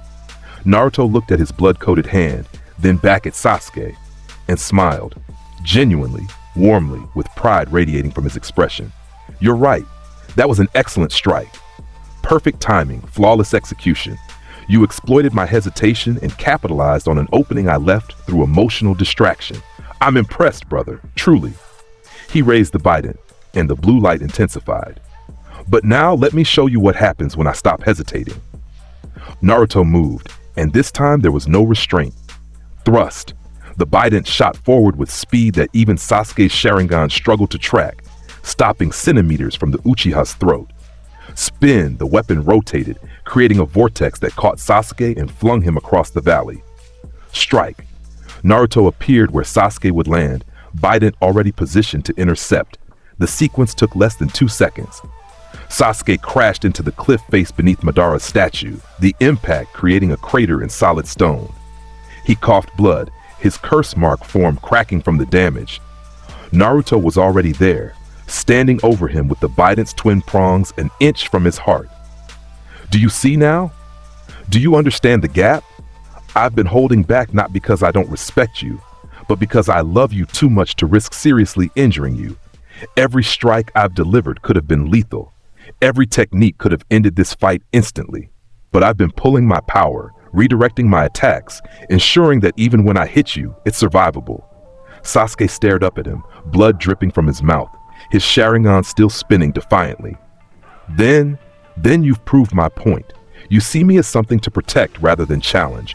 You'll never treat me as an equal. That's not true, Naruto replied, and his voice carried infinite sadness. I see you as my equal in value, in worth, and importance. But Sasuke, we're not equal in power. Not yet. Maybe not ever. And pretending otherwise would be disrespecting both of us. I am what I am, the reincarnation of a god, someone who's accumulated millennia of experience and strength. You are what you are, a brilliant shinobi with incredible potential who's still growing. Those realities don't make you less precious or less worthy of respect. They just are. He withdrew the bident, stepped back, and extended his hand to help Sasuke up. But if you need to pursue power with Orochimaru to feel like you're growing rather than stagnating, then I won't stop you anymore. I'll respect your choice, even though it destroys me to watch you walk into darkness. Because that's what love means, letting go when someone needs space to breathe. Sasuke stared at the offered hand, his mind racing. This was it, the moment of decision. He could take Naruto's hand, let himself be pulled back to Konoha, accept that some gaps couldn't be bridged through sheer determination. Or he could refuse, could continue down the path he'd chosen, could prove that his conviction mattered more than comfort. The curse mark pulsed, Orochimaru's influence whispering promises of power and revenge. The memory of Itachi's Tsukuyomi, of his entire clan slaughtered, of years spent suffocating under survivors' guilt and impossible expectations. All of it crashed over him like a wave. I can't, Sasuke said finally, his voice broken. I can't take your hand, Naruto, not because I don't want to, but because if I do, I'll never leave this place. I'll never find the strength I need. I'll always be the little brother standing in your shadow, and that's not enough. It's not enough. He forced himself to his feet without assistance, the curse mark receding slightly as he exerted control over its influence. So I'm asking you, one final time, let me go. Let me find my strength. Let me become someone worthy of standing beside you rather than behind you. Please. Naruto felt something inside him shatter completely, a fundamental breaking that had nothing to do with physical damage and everything to do with emotional devastation. This was it. The moment where love required sacrifice, where being a good brother meant accepting an outcome he desperately wanted to prevent. I understand, Naruto said quietly, lowering his hand. I don't agree. I think you're making a terrible mistake. But I understand why you feel you need to make it. So, go Sasuke. Walk into Orochimaru's darkness. Pursue the strength you think you need. Just promise me one thing. What? Sasuke asked, his expression guarded. Promise that you won't lose yourself completely. Promise that somewhere beneath the power and the revenge and the corruption, the Sasuke I love will still exist. Promise that when you've achieved what you set out to do, you'll come home to family that never stopped loving you. Naruto's visible eye was bright with unshed tears. Can you promise me that, brother? Sasuke was quiet for a long moment, processing. Then with visible difficulty. I promise. When I'm done, when I've killed Itachi and proven myself, I'll come back, and we'll have this fight again. Except next time, I'll actually be your equal. I'll look forward to it, Naruto replied, his smile bittersweet. Now go, before I change my mind and drag you back anyway. But Sasuke didn't move immediately. Instead, he walked forward and pulled Naruto into an embrace. Awkward, desperate, the gesture of someone who knew this might be their last moment of genuine connection for years. Thank you, Sasuke whispered, for everything. For being the best brother I could have asked for protecting me when I needed it, for letting me go when I needed that too. I don't deserve you. You deserve the world, Naruto replied, returning the embrace fiercely. You deserve strength and acknowledgement and all the things you're seeking. I just wish you'd let me give them to you here, in the light, surrounded by family. But if you need to find them in darkness, then I'll wait. I'll always wait for you. They held each other for several heartbeats, two brothers saying goodbye in a way that felt permanent despite promises of return.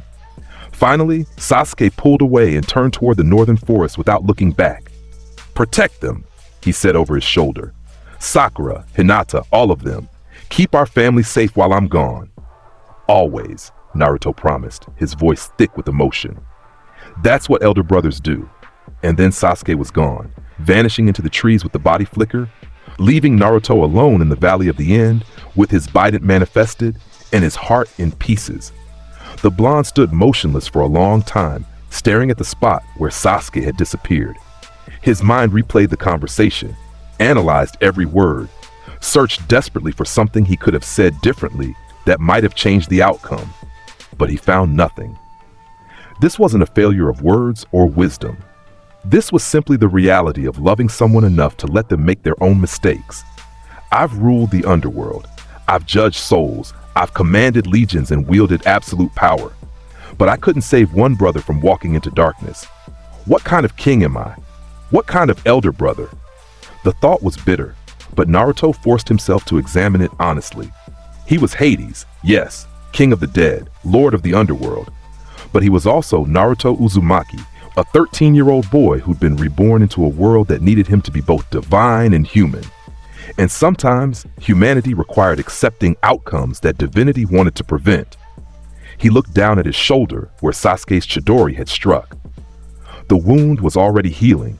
His regeneration capabilities were exceptional, a benefit of his nature.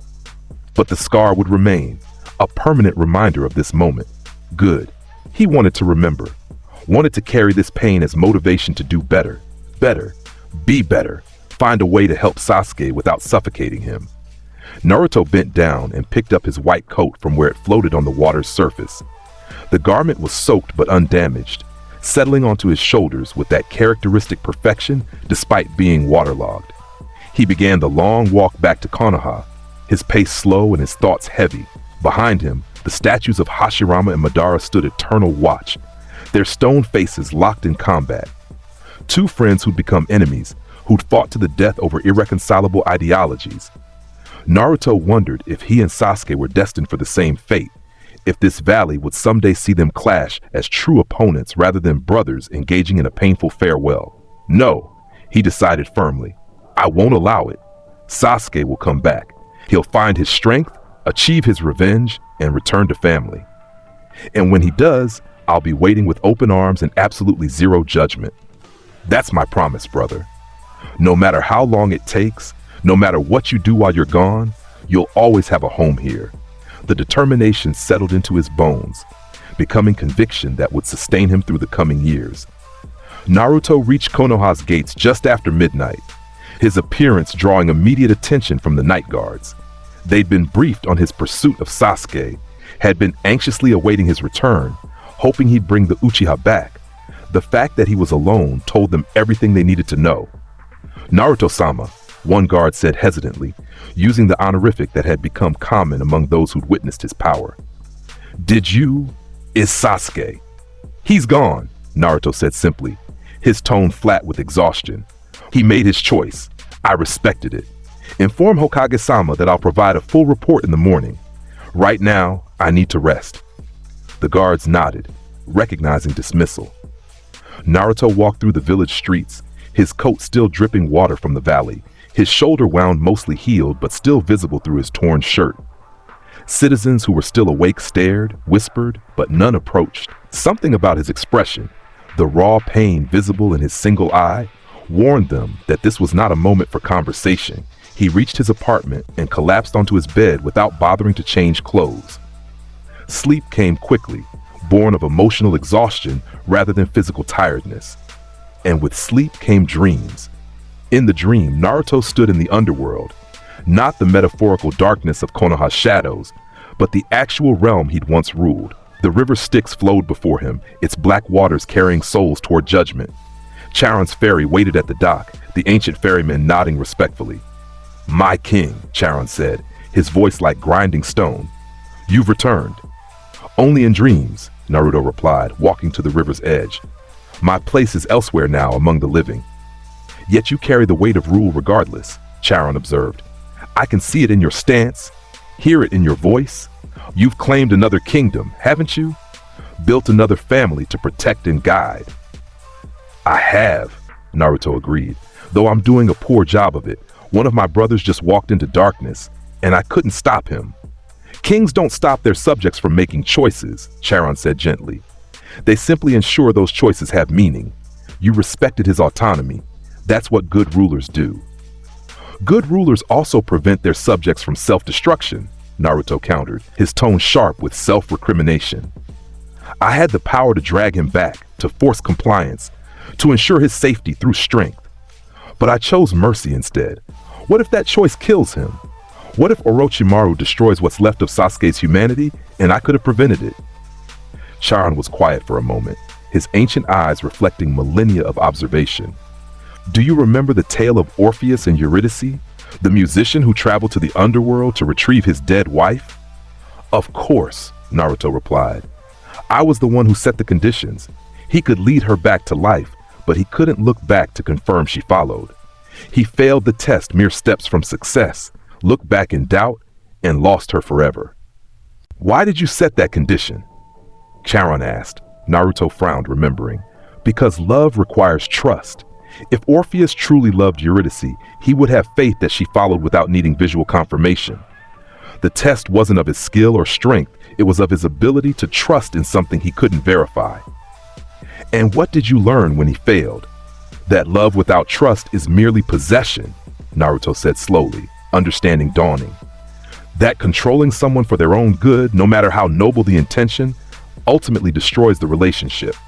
Orpheus lost Eurydice not because he lacked power, but because he lacked faith. Exactly, Charon confirmed.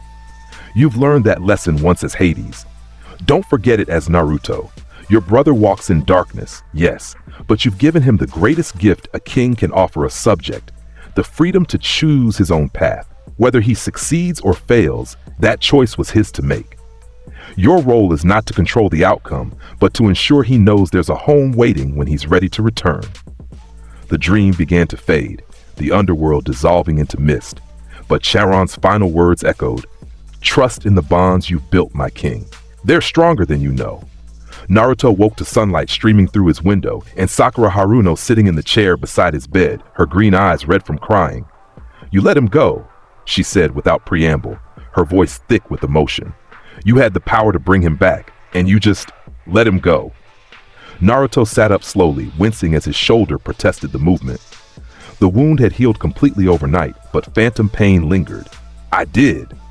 Why? Sakura demanded, standing abruptly. Why would you do that? He's going to Orochimaru. He's walking into danger and darkness and I respect his autonomy enough to let him make his own choices. Naruto interrupted gently. Even when those choices destroy me. Sakura stared at him, tears streaming down her face. That's the stupidest thing I've ever heard. You're supposed to protect us. You're supposed to be our elder brother, our shield. How is letting Sasuke walk into a snake's den protecting him? Naruto stood and walked to her, placing his hands on her shoulders. Sakura, listen to me carefully. Protection doesn't always mean preventing harm. Sometimes it means giving someone space to grow, even when that growth involves pain. Sasuke needs to find his strength on his own terms. If I dragged him back screaming, he would have resented me forever. At least this way, he knows I respect his choices. But what if he dies? Sakura whispered, her voice breaking. What if Orochimaru kills him or corrupts him beyond recognition? What if we never get him back? Then I will cross into whatever hell claims him and drag him back myself, Naruto replied, his tone carrying absolute conviction. I am Hades, Sakura. Death itself bows to me. If Sasuke falls, I will personally negotiate with whatever afterlife claims him and ensure his return. That's my promise. Not that he won't be hurt, but that he won't be permanently lost. Do you understand the difference? Sakura processed that, her analytical mind working through the implications. Finally, she nodded slowly. You're still going to save him, even if it takes years. You're just giving him rope first. Exactly, Naruto agreed. And in the meantime, I need you to become strong enough to help with that eventual rescue. Because when I go to retrieve Sasuke from Orochimaru's clutches, I'll need powerful allies. Medical ninja who can heal any injury, warriors who can fight S-rank opponents. Can you become that for me, sister? Sakura's expression hardened, determination replacing despair. I'll become the strongest medical ninja this village has ever seen. I'll surpass Tsunade-sama if I have to. And when you go to save Sasuke, I'll be right there beside you. Good, Naruto said, pulling her into a brief embrace. Now go. You have training to do, and I have a report to deliver to the Hokage. She left, her stride purposeful despite the tears still drying on her face. Naruto watched her go and felt a small measure of pride cut through his pain. Sakura was growing, evolving from the fangirl she'd been into something far more formidable.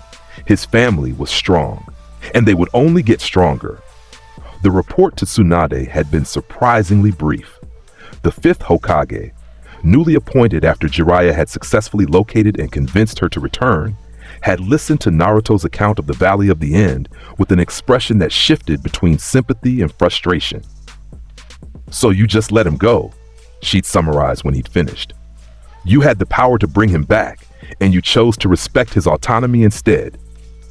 Yes, Naruto confirmed simply. Tsunade had been quiet for a long moment, her amber eyes studying him carefully.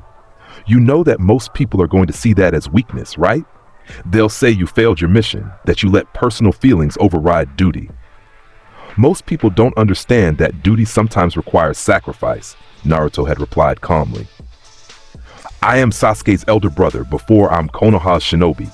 My duty to him supersedes my duty to the village when those obligations conflict. If that makes me weak in others' eyes, so be it. Tsunade had actually smiled at that, the expression tired but genuine. You sound like my grandfather.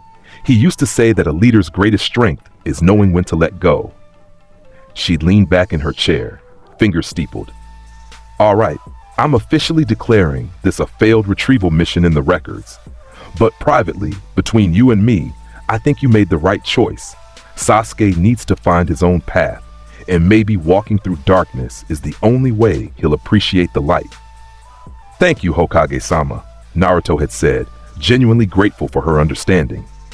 Don't thank me yet, Tsunade had warned, because I'm about to give you a new assignment that you're going to hate. The village needs to rebuild after the invasion attempt. Morale is low, trust in leadership is shaken, and we've lost one of our most promising young shinobi to a missing Nin. I need you to be visible, to remind people that Konoha still has strength, that our next generation is something to believe in.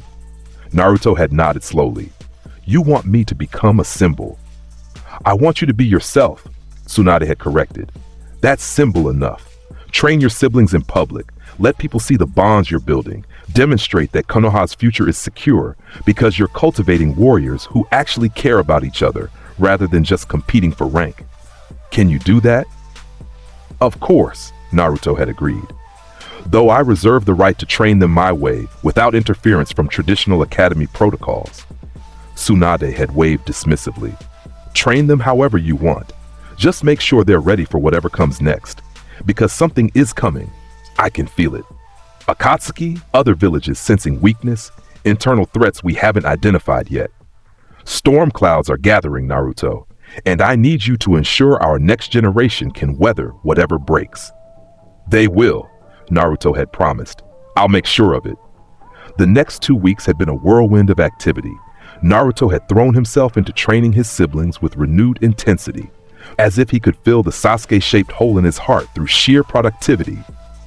He'd worked with Sakura on medical ninjutsu, personally teaching her techniques he'd observed from ancient healing arts. Channel your chakra here, he'd instructed, guiding her hands to specific points on a training dummy. The human body is a map of energy flows. Disrupt the wrong flow and you cause harm. Enhance the right flow and you enable healing beyond normal capabilities. You have the chakra control for this. Now you just need the knowledge. Sakura had absorbed his lessons with frightening speed, her analytical mind processing complex medical theory and translating it into practical application. Within days, she could heal minor wounds. Within a week, she was successfully performing surgeries that most shonen medics struggled with. You're incredible, Naruto had told her after watching her perfectly execute a complicated procedure.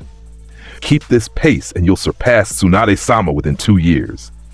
Her smile had been radiant, the first genuine expression of joy he'd seen from her since Sasuke left. With Hinata, Naruto had focused on confidence building alongside technical improvement. You are not weak, he'd insisted during one particularly intense sparring session.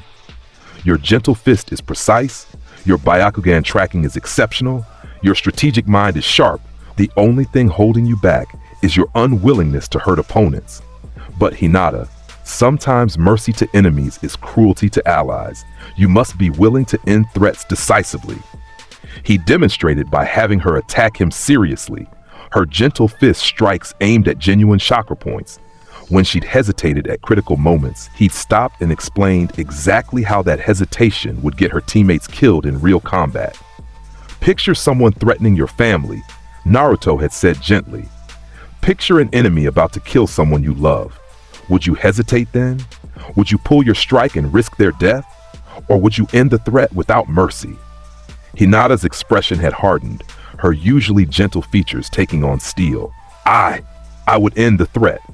Then do it now, Naruto had commanded. Hit me. No hesitation. Full power. She'd attacked, and for the first time, Naruto had actually needed to defend seriously. Her strikes had carried genuine intent, her Byakugan tracking his movements with predatory precision. When the session ended, he'd embraced her despite the minor injuries she'd inflicted. I'm so proud of you, he'd whispered. You're becoming the queen I always knew you could be.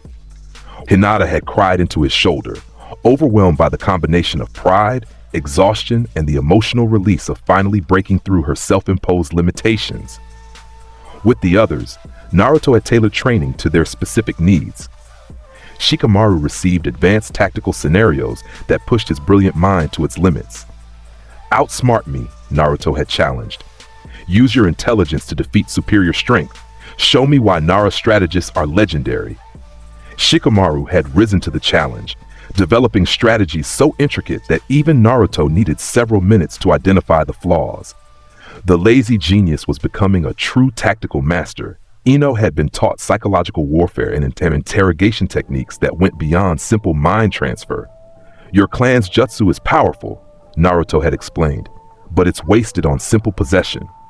Learn to read people, to understand their fears and desires, to manipulate without ever entering their minds.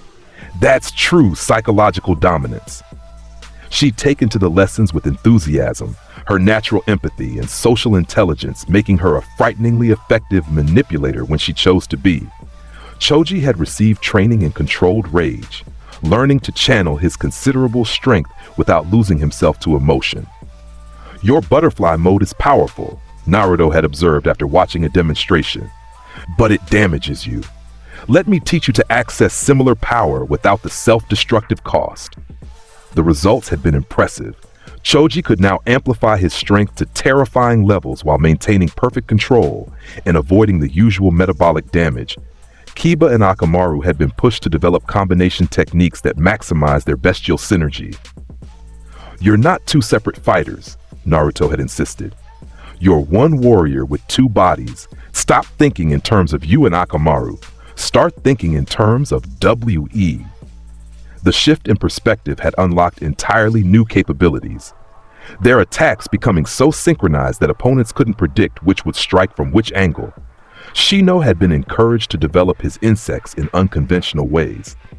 "Your Kikaichu are tools, yes, but they're also living beings with their own intelligence. Communicate with them more deeply. Understand their needs and desires. Transform your relationship from master-servant to partners." The results had been subtle but profound. Shino's insects began responding to unspoken commands, anticipating his needs, protecting him without being told. Neji had continued his journey away from fatalism, with Naruto challenging every remnant of his destiny as absolute philosophy. "You choose your path," Naruto had insisted repeatedly. "Every moment, every decision, own that power, Neji. Don't surrender it to convenient excuses about fate."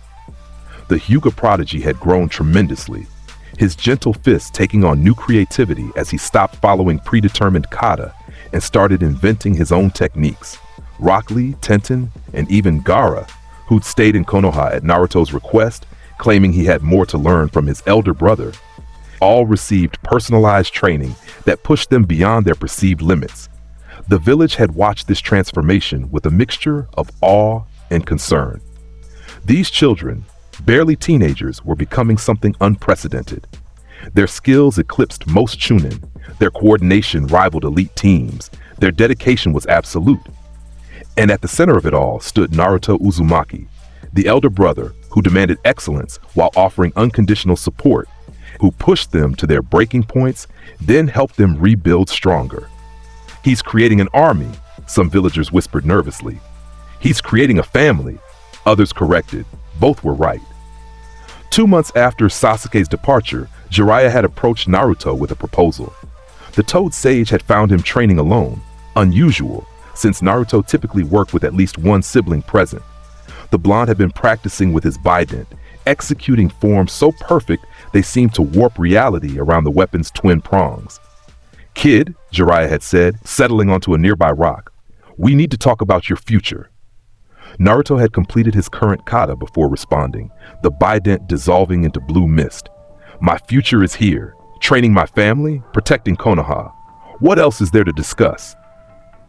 "Akatsuki," Jiraiya had replied bluntly. "They're moving, gathering information on all the Jinchuriki. You're their primary target. The Nine Tails is considered the most powerful of the tailed beasts. Eventually, they'll come for you, and when they do, you need to be ready." "I'm always ready," Naruto had said calmly. "I'm Hades. Death doesn't frighten me." "Maybe not," Jiraiya had agreed. "But what about your siblings? What happens to them when Akatsuki descends on Konoha in force? Can you protect them and fight S-rank opponents simultaneously?" The question had hit home.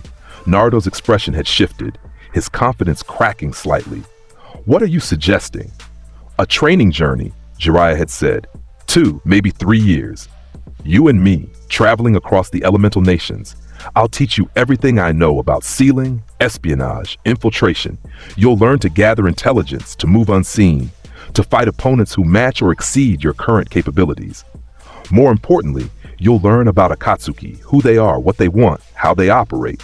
When they finally come for you, you'll be ready, truly ready." Naruto had been quiet for a long time, processing. The idea of leaving Konoha, of abandoning his family for years, was anathema to everything he believed.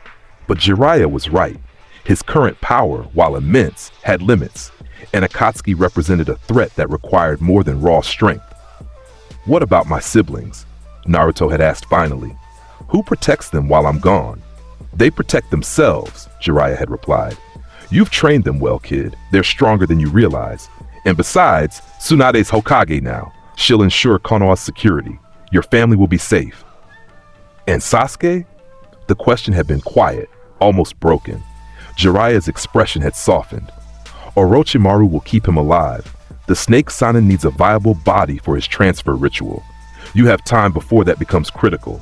Use that time to become strong enough to actually rescue him when the moment comes. The logic was sound.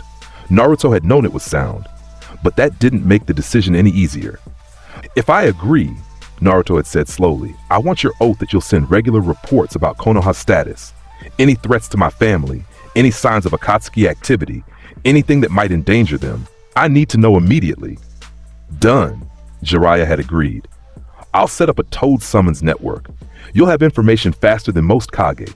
Naruto had nodded, decision made. Then I'll go. But first, I need to tell my family. They deserve to hear it from me, not through official channels. The gathering had been held at their usual training ground. All of the Konoha 11 assembled, plus Gaara and his siblings.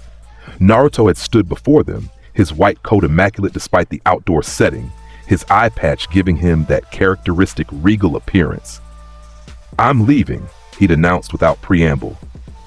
For 2 to 3 years, I'll be training with Jiraiya-sama, preparing for threats that are coming. Akatsuki hunts the tailed beasts, which means they'll eventually come for me. I need to be ready. The shock had been immediate and absolute. Hinata had gasped, her hand flying to her mouth. Sakura had gone pale. Even Shikamaru had straightened from his usual slouch, his lazy demeanor cracking. You're leaving us? Ino had asked, her voice small and hurt. After everything about family and protection and... I'm not abandoning you, Naruto had interrupted gently. I'm preparing to protect you more effectively. The threats we'll face in the coming years are beyond anything we've encountered so far. Akatsuki consists of S-rank missing nin, warriors who can destroy villages single-handedly. I need to become strong enough to face them without risking your safety in the crossfire. Then take us with you, Kiba had suggested. We'll train together, get stronger together. I can't, Naruto had replied, and genuine regret colored his tone. This journey requires traveling through hostile territory, gathering intelligence from dangerous sources, potentially engaging enemies who would kill you without hesitation. I won't risk your lives like that. Here in Konoha, under Tsunade-sama's protection, you can continue growing without facing threats beyond your current capabilities. Hinata had stepped forward, tears streaming down her face, but her voice steady. How long? How long will you be gone? 2 years minimum, possibly 3, Naruto had answered honestly. It depends on how quickly I master the necessary skills and gather the required intelligence. That's too long, Sakura had said, her own tears threatening. Anything could happen in that time. Sasuke could. Sasuke will be alive, Naruto had stated with absolute conviction. Orochimaru needs him intact for at least 3 years. The body transfer ritual requires that much preparation time. We have a window to work with. I intend to use it to become strong enough to actually rescue him when the moment arrives. The group had processed that, their various reactions ranging from reluctant acceptance to outright denial.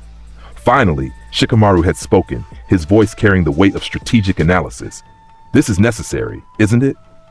Not just useful or beneficial, but actually necessary for what's coming. Yes, Naruto had confirmed. I'm already powerful, possibly the strongest shinobi in Konoha right now. But Akatsuki consists of multiple opponents who match or exceed my current level. Fighting them requires not just raw power, but tactical knowledge, strategic positioning, intelligence gathering capabilities I don't currently possess. Jiraiya-sama can teach me those things. 2 years of intensive training with one of the legendary Sannin will give me advantages I can't gain any other way. Then go, Shikamaru had said, ignoring the shocked looks from the others. Go, get stronger, come back ready to protect us properly. We'll hold down the fort while you're gone, right, everyone? The question had been directed at the group, a challenge to step up and support their elder brother's decision despite the pain it caused. Slowly, reluctantly, they'd nodded. Just...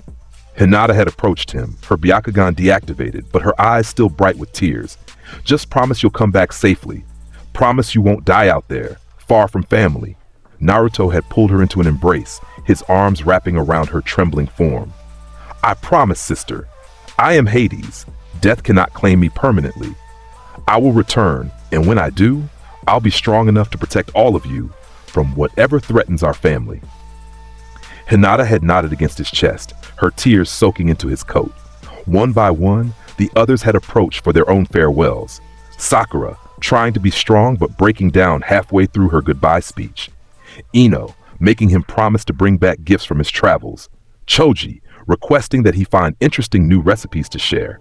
Kiba, demanding a sparring match immediately upon his return. Shino, quietly stating that his insects would miss Naruto's presence. Shikamaru, offering a lazy wave and a "don't get killed, troublesome guy."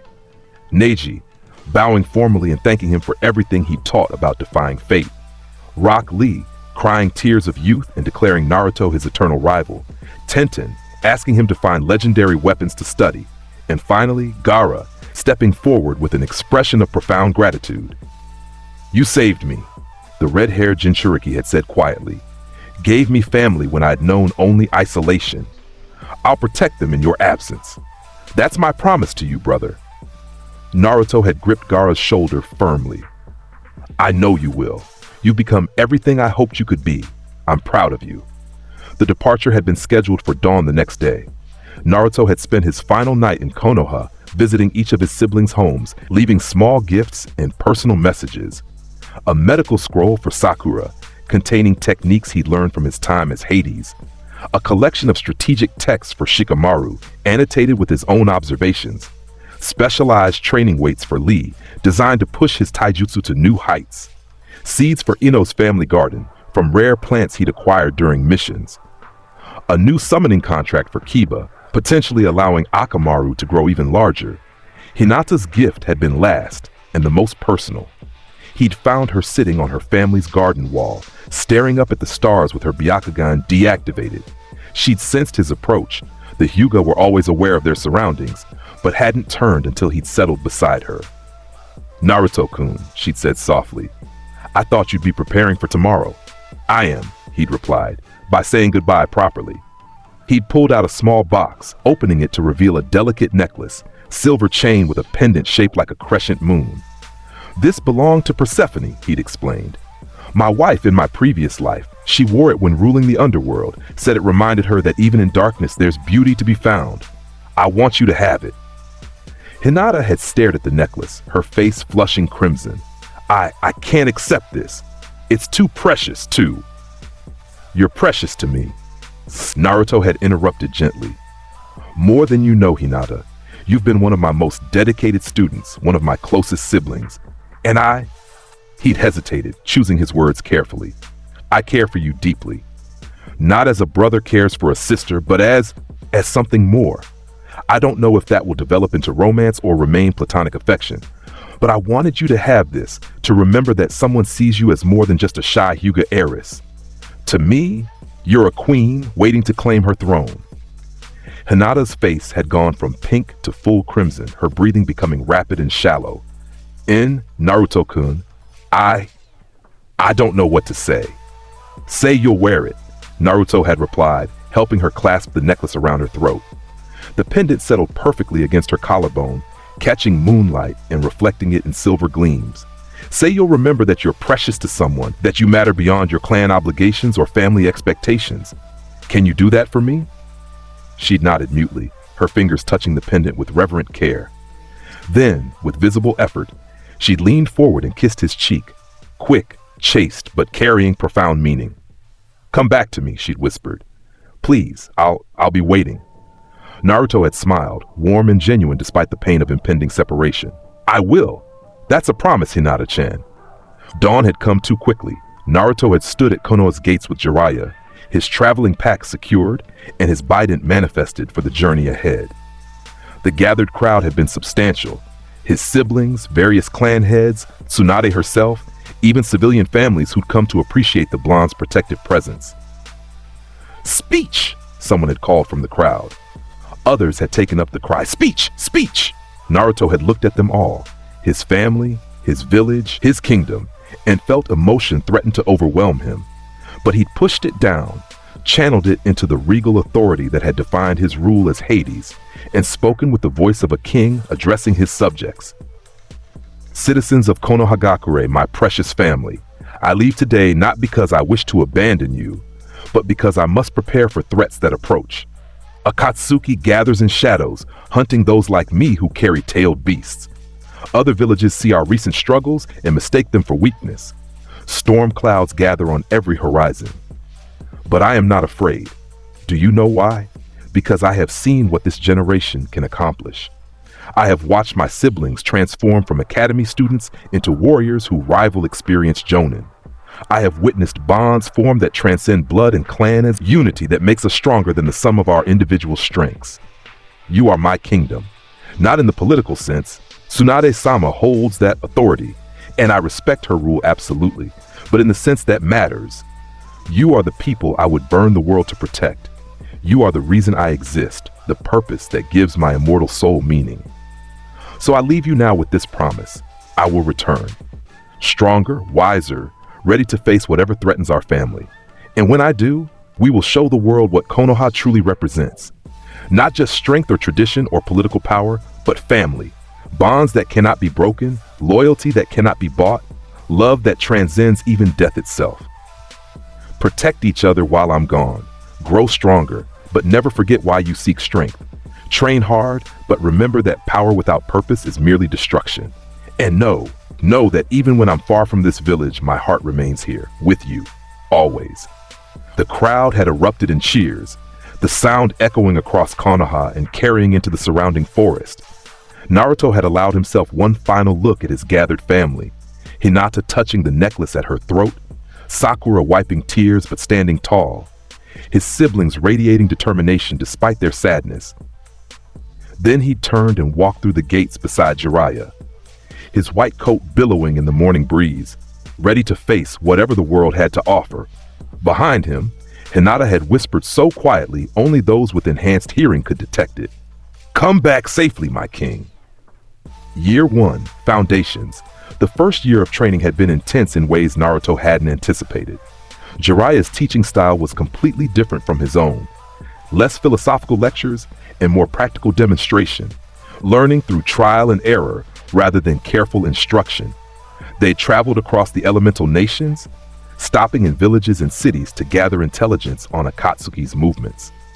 Naruto had learned to suppress his distinctive chakra signature, to move through crowds unnoticed despite his unusual appearance, to extract information from unwilling sources without resorting to violence. Espionage is about observation.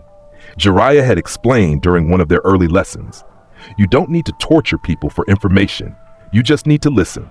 Sit in a bar, buy rounds for locals, and they'll tell you everything you want to know. Humans are social creatures. They talk. Your job is to be the person they talk to. Naruto had found the work distasteful initially. It felt deceptive, manipulative, contrary to his preference for direct honesty. But he'd recognized its necessity. Akatsuki operated in shadows. To fight them effectively, he needed to understand those shadows intimately. 6 months into the journey, they'd encountered their first Akatsuki member. Kakuzu and Hidan had been collecting a bounty in a small border town, their presence detected through Jiraiya's intelligence network. The Toad Sage had wanted to observe and gather information, to learn their capabilities without engaging directly. Naruto had disagreed. They're Akatsuki, he'd said flatly. Every moment they operate freely is another moment they pose a threat to Jinchuriki everywhere. We eliminate them now, before they can complete whatever mission brought them here. Jiraiya had tried to argue strategic patience, but Naruto's conviction had been absolute. So they'd confronted the immortal duo in a clearing outside town, Naruto manifesting his Bident while Jiraiya summoned combat toads. The fight had been educational. Kakuzu's multiple hearts and elemental techniques had provided a challenge that pushed Naruto to use more advanced applications of his wind manipulation. Hidan's immortality had been annoying, forcing Naruto to develop new approaches since traditional killing blows were ineffective. You can't kill me! Hidan had laughed, his Jashin cult scythe dripping blood. I'm immortal. Lord Jashin protects his. Naruto had thrust the bident through Hidan's chest and activated his Ichor technique. Blood from a self-inflicted cut on his palm had coated the weapon, transforming it into a crimson crystalline form that pulsed with devastating power. Ichor, Eos, Naruto had said quietly. Ultimate evolution. The technique had disintegrated Hidan completely, not killed, not destroyed, but erased. Every cell, every atom of the Akatsuki member had been converted to energy and dispersed. Immortality meant nothing when the fundamental building blocks of existence were unmade. Kakuzu had stared in horror, all 5 hearts pumping frantically as he'd attempted to escape. Naruto had pursued, his Eos-enhanced bident leaving trails of crimson light. Each thrust had carved through multiple hearts, the crystalline weapon bypassing conventional durability through sheer metaphysical superiority. Within 3 minutes, both Akatsuki members had been eliminated permanently. Jiraiya had watched the entire engagement with growing shock. That power! Naruto, what the hell was that?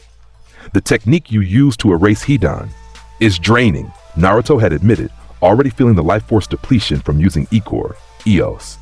Every evolution cost me vitality. Eos is the ultimate form, but it burns years off my lifespan each time I activate it. I can only use it in truly desperate situations. Then why use it now? Jiraiya had demanded. We could have sealed them, imprisoned them, extracted information. Because Hidan was immortal and insane, Naruto had interrupted, dismissing the bident and accepting the inevitable exhaustion. Keeping him imprisoned would have required constant vigilance, eternal guard duty to prevent escape. Better to eliminate the threat permanently than create an eternal problem. Some enemies deserve mercy, others deserve absolute endings. The philosophy had been harsh, practical, the reasoning of someone who judged countless souls and understood the necessity of permanent solutions. Jiraiya had argued against it initially, but had eventually conceded the point. Some threats were too dangerous to leave partially addressed. The encounter had yielded valuable intelligence. Akatsuki's movements, their organizational structure, their ultimate goal of collecting all 9-tailed beasts.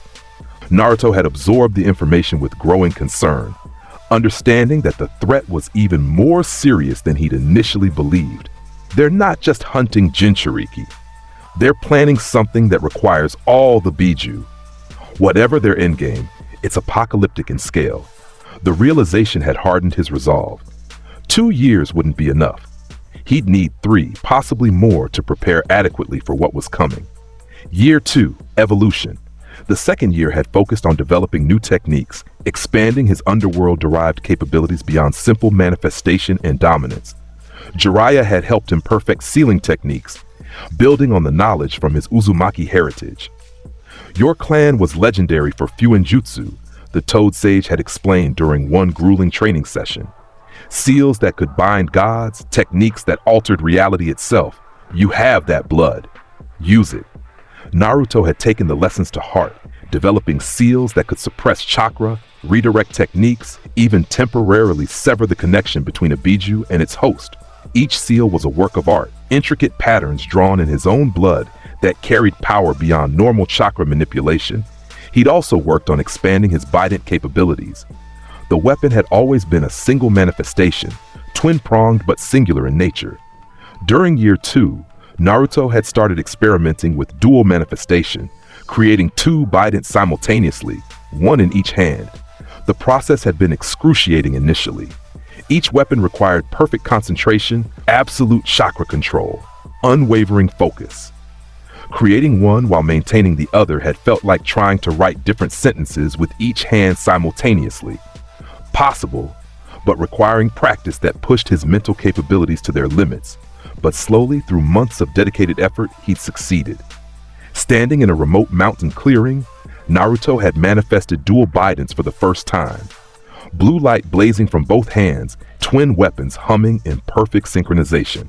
The power had been incredible, overwhelming even his enhanced reserves.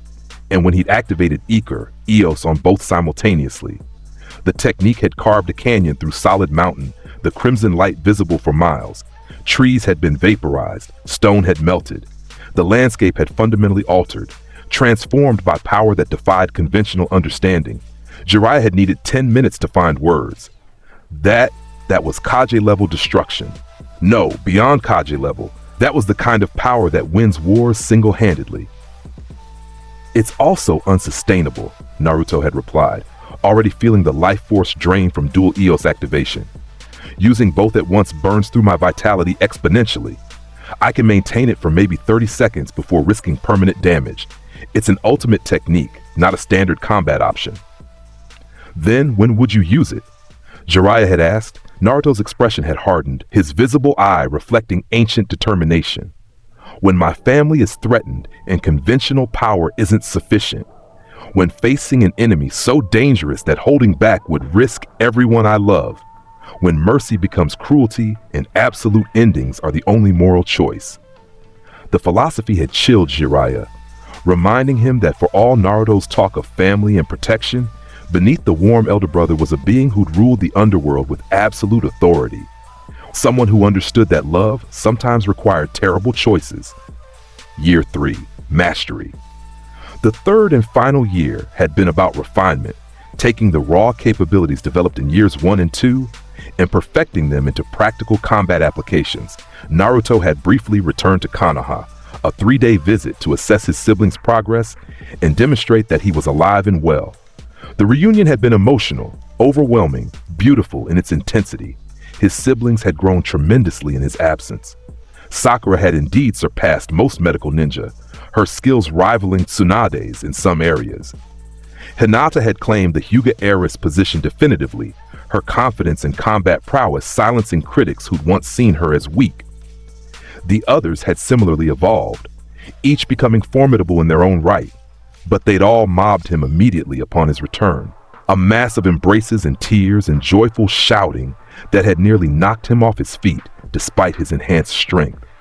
"You came back!" Hinata had cried, throwing herself into his arms with uncharacteristic boldness. "You actually came back!" "I promised I would," Naruto had replied, holding her close and noting how the necklace he'd given her still rested against her collarbone. "I always keep my promises to family." The 3 days had been bittersweet, filled with sparring sessions where his siblings demonstrated their growth, with meals shared and stories exchanged, with the comfortable warmth of being surrounded by people who loved him unconditionally.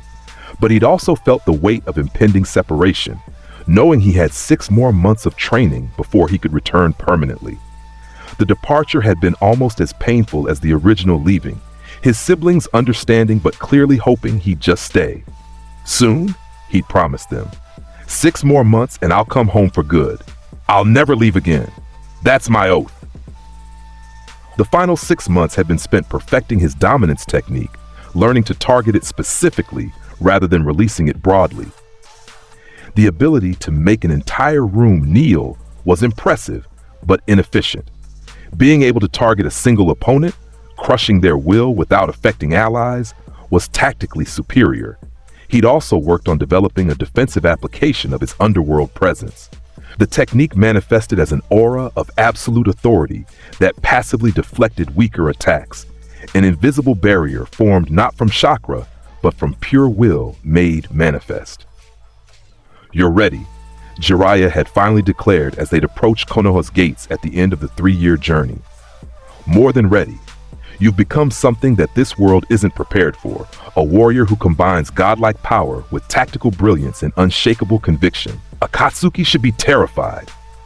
"They should be," Naruto had agreed, his tone carrying dark promise. "Because when they come for my family, I will show them exactly what it means to challenge the king of the underworld."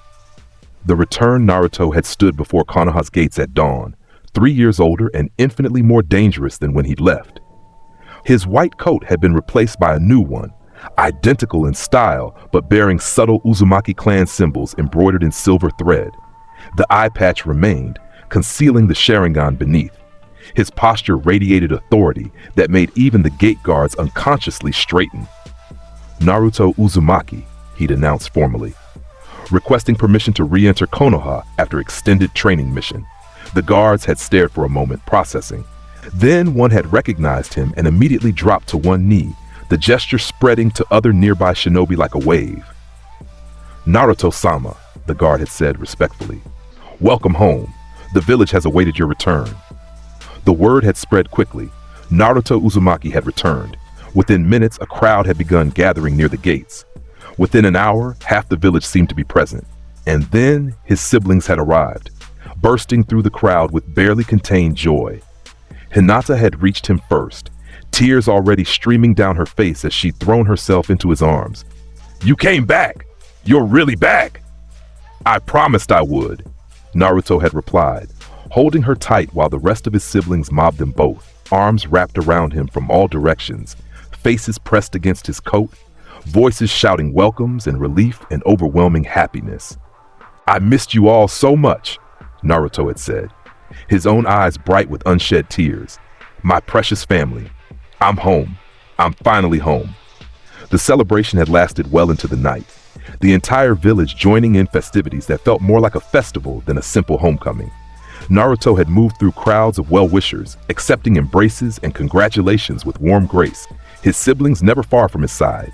But eventually, as the celebrations wound down and people dispersed to their homes, Naruto had found himself alone with his siblings in their usual training ground. They'd built a small fire, settled around it in comfortable silence, simply existing in each other's presence. "Tell us about your journey," Sakura had finally said. "Everything, every detail." So Naruto had told them about the intelligence gathering, the confrontation with Kakuzu and Hidan, the development of new techniques, the brief visits to other villages.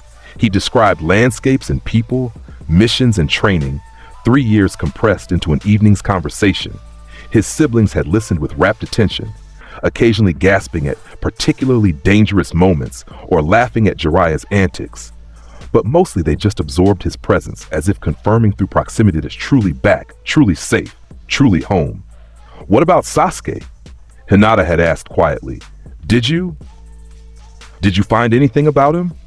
Naruto's expression had darkened slightly. "Orochimaru is preparing for the body transfer ritual. It should happen within the next 6 months. When it does, I'll intervene. Sasuke will come home, whether Orochimaru approves or not.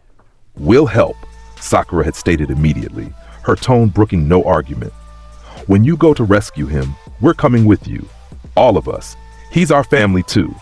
"Agreed," Shikamaru had added, his usual laziness absent. "This isn't just your burden, Naruto. We're strong enough to help now. Let us." Naruto had looked around the circle, at faces hardened by 3 years of intensive training, at siblings who'd evolved from academy students into legitimate threats. They were right. They were strong enough to help, and refusing their assistance would repeat his original mistake of suffocating them with protection. "All right," he'd agreed. "When the time comes, we move together, as family, as equals." The relief in their expressions had been palpable. This was what they'd wanted all along, not to be protected, but to fight beside him, to be partners rather than responsibilities. But first, Naruto had continued, standing and manifesting both Bidens in a display that made his siblings gasp. "We need to assess how much you've grown. Tomorrow morning, all of you versus me. Full combat, no holding back. Show me what 3 years of training has produced." The challenge hung in the air, intimidating but also exciting. They dreamed of this moment, of actually being strong enough to challenge their elder brothers seriously. "You're going to regret that offer," Kiba had said with a feral grin. "I look forward to it," Naruto had replied, his own smile warm. "Now go rest. Tomorrow, you'll need every advantage you can get." The sparring session. The next morning had drawn an audience. Word had spread that Naruto would be sparring against all of the Konoha 11 simultaneously, and curiosity had brought shinobi and civilians alike to the training grounds to witness the spectacle. Tsunade herself had attended, settling into a position that offered clear line of sight. "This should be educational," she'd muttered to Shizune. "Either we're about to see just how strong our next generation has become, or we're about to watch Naruto completely dominate them. Either outcome provides valuable intelligence." Naruto had stood in the center of the training ground, both Bidens manifested and resting against his shoulders. His white coat had been removed and folded neatly to the side. He'd learned that serious combat required freedom of movement over style. Facing him, spread out in a coordinated formation, were his 11 siblings. Sakura, fists coated in chakra that promised devastating impact. Hinata, Bakugan active and gentle fist stance perfect. Ino, mind already extending outward, searching for openings. Shikamaru, shadows already spreading across the ground. Choji, body expanded to massive proportions. Kiba and Akamaru merged into their two-headed wolf form. Shino, insects forming protective clouds. Neji, Bakugan tracking every movement with predatory focus. Rock Lee, all 8 gates already starting to open. Tenten, surrounded by floating weapons from storage scrolls. And Gaara, sand already swirling in defensive patterns. Begin, Tsunade called from the observation point. They attacked in perfect coordination, a symphony of techniques that would have overwhelmed most Kage-level opponents. Shikamaru's shadow shot forward, trying to bind Naruto's feet. Ino's mind transfer attempted simultaneous possession. Neji and Hinata charged with gentle fist from opposite angles. Sakura's chakra-enhanced punch cratered the ground where Naruto had been standing. Choji rolled through in butterfly mode, his massive form crushing everything in its path. Kiba struck from above, fangs bared. Shino's insects created a containment barrier. Tenten's weapons rained from every angle. Lee moved at speeds that defied normal tracking, his gates amplifying each strike to bone-shattering force. And Gaara's sand attempted to entomb Naruto completely. It was beautiful, coordinated, deadly. A combination attack that represented years of practice and intimate knowledge of each other's capabilities. Naruto defended. His bidents became blurs of blue light, twin weapons moving in patterns that created impenetrable barriers of wind pressure.